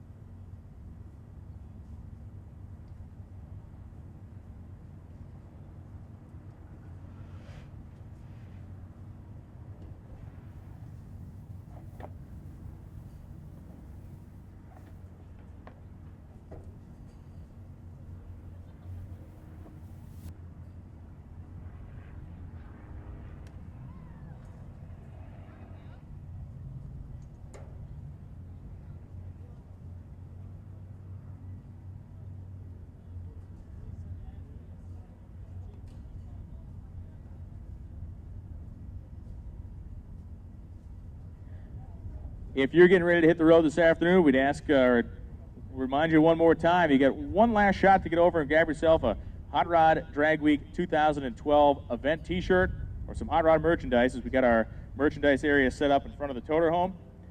We've sold out of this stuff.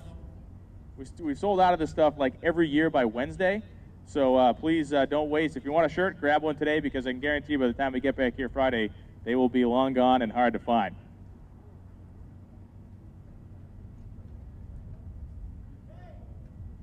Concession stand's still open. You want something cool to drink or hot to eat, make sure you get down behind the main grandstand and grab some food. Certainly a hot day out there. Make sure you stay up on your fluids. Don't want anybody getting overcome with heat exhaustion or dehydration, any of that stuff. There are several racers that'll be suffering the effects of very hot cars, and it should be a very interesting deal to see how many of these guys make it to Ennis.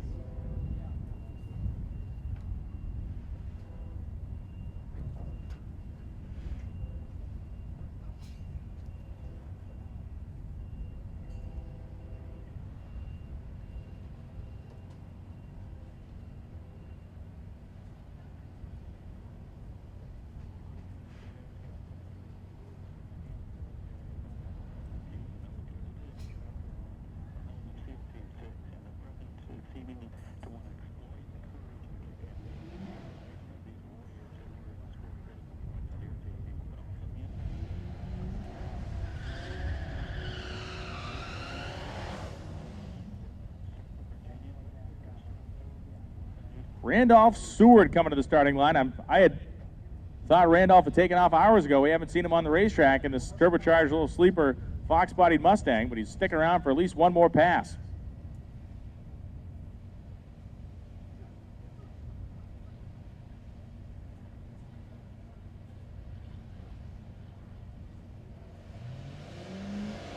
Seward, the turbocharged small block. Oh, he hooked it this time. Dead hooked the car, picked the front tires up there, not an ounce of wheel spin. 126 in the eighth, and watch this. 872 at 158 miles an hour from a Mustang you would have walked past in a used car lot. That thing, man, it doesn't look like anything special, but he uncorks 873 at 158 miles an hour. That is an awesome little car. That is you peel that little Garrett sticker off the rear quarter panel and show up to a couple of late night contests out here in the prairie somewhere, you can make some dough. You can make some dough until somebody try to kill you for snooking everybody out of their money. Yeah.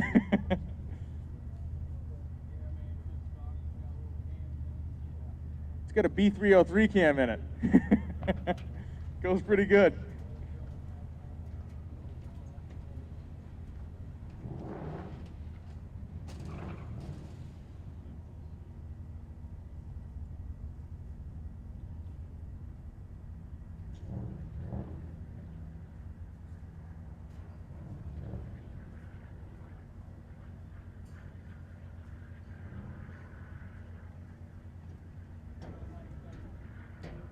John Gatliff comes up. He's renamed this car the Wheel Hop Special. He's got it written in shoe polish on the back window.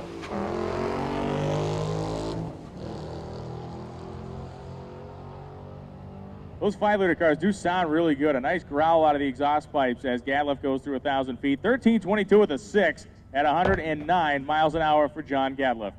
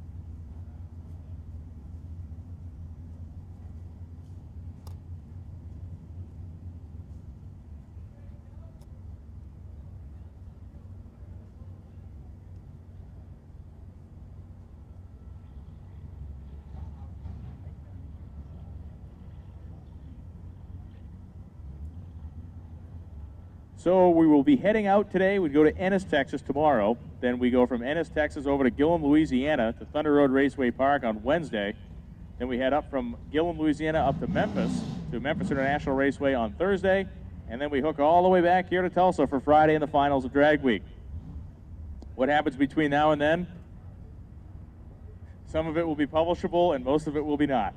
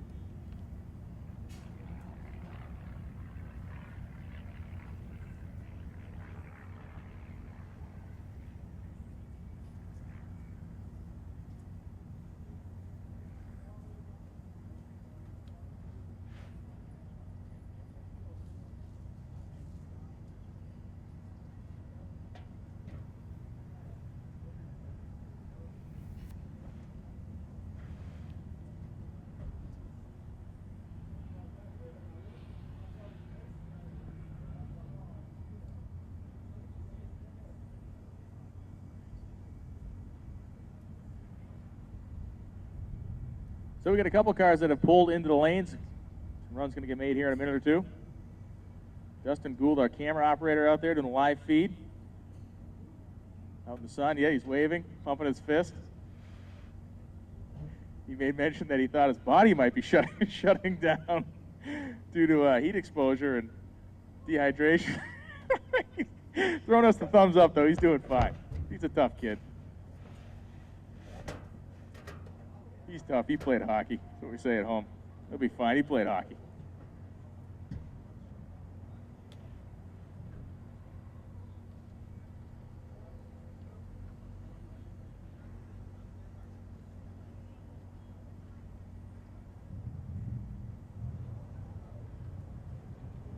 Okay, due to the fact that our staging lane traffic has slowed way down, here's what we're going to do.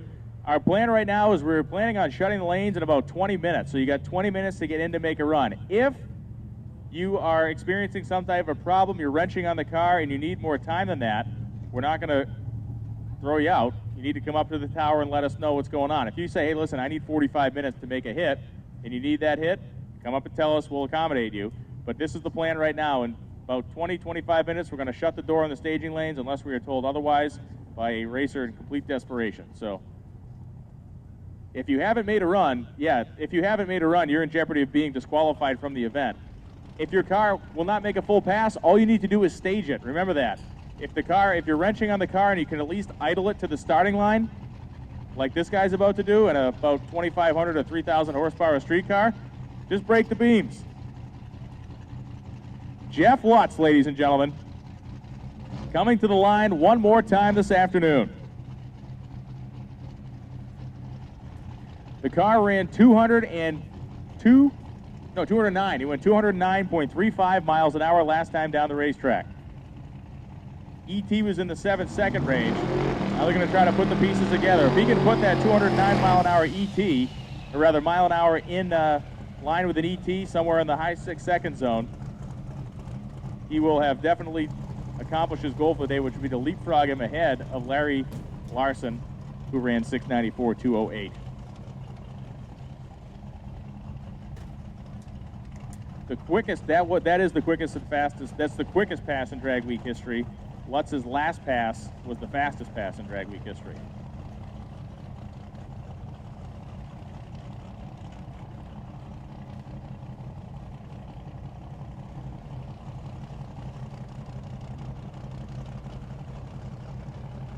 So currently, Tulsa Raceway Park is the official home of the two fastest streetcars in the United States, because Andy Frost over in England has technically the quickest one.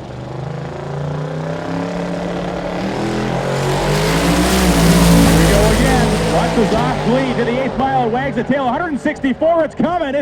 Oh, 760, but 212. 212 miles an hour through the traps. Goodness gracious. At the 8th mile, that thing was 164.45, and it was wagging the tail like a dog. Lutz hang on to it. It went 716, 212 through the lights. Man. Whoa. He did not wait at all. There was no waiting.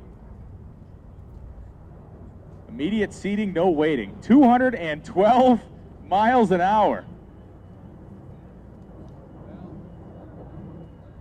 Yikes. Blessed mother of acceleration, don't fail us now.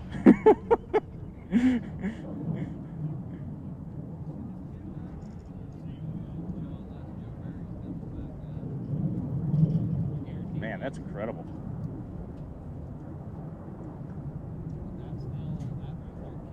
Rick Johnson last night mentioned that he thought we'd see a run. We were talking to him in the parking lot. He mentioned he thought we'd see a run like verging on in the 220 zone this year. And I thought he'd spend a little bit too much time in the midday sun. But after we had, the day we've had today, we got guys up throwing the bar up on each other. We're now past 210. We didn't even waste time on 210 or 211. We just went straight from 209 to right to 212 in the record books.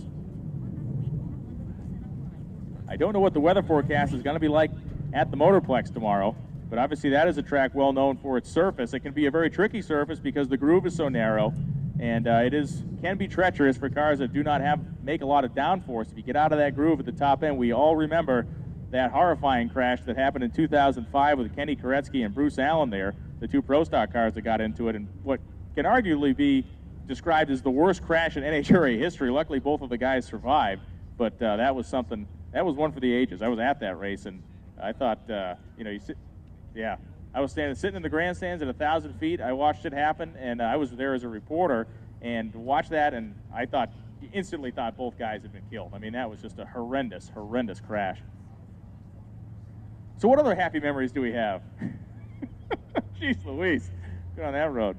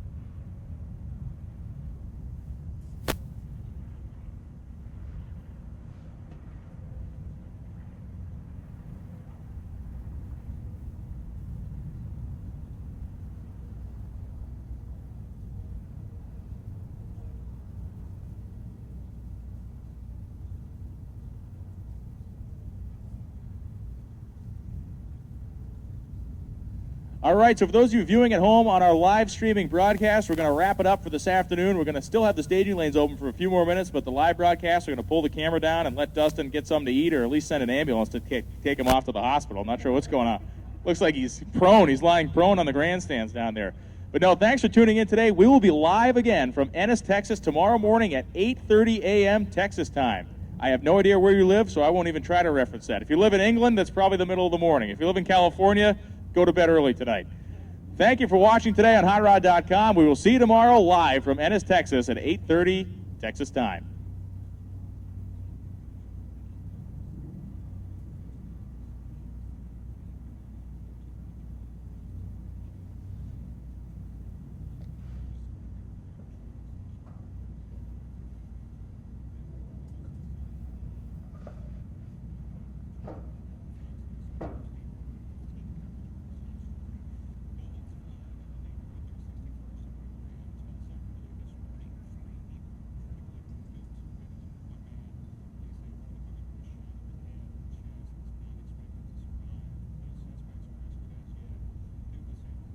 We have not heard from any racers in need of another hit in a desperate mode, because we're now closing in on about 15 minutes till we shut the staging lanes. We're looking at 15 minutes till we close the lanes, unless you come up and tell us you're in hurry mode trying to get that first hit of the day in, or you will be disqualified.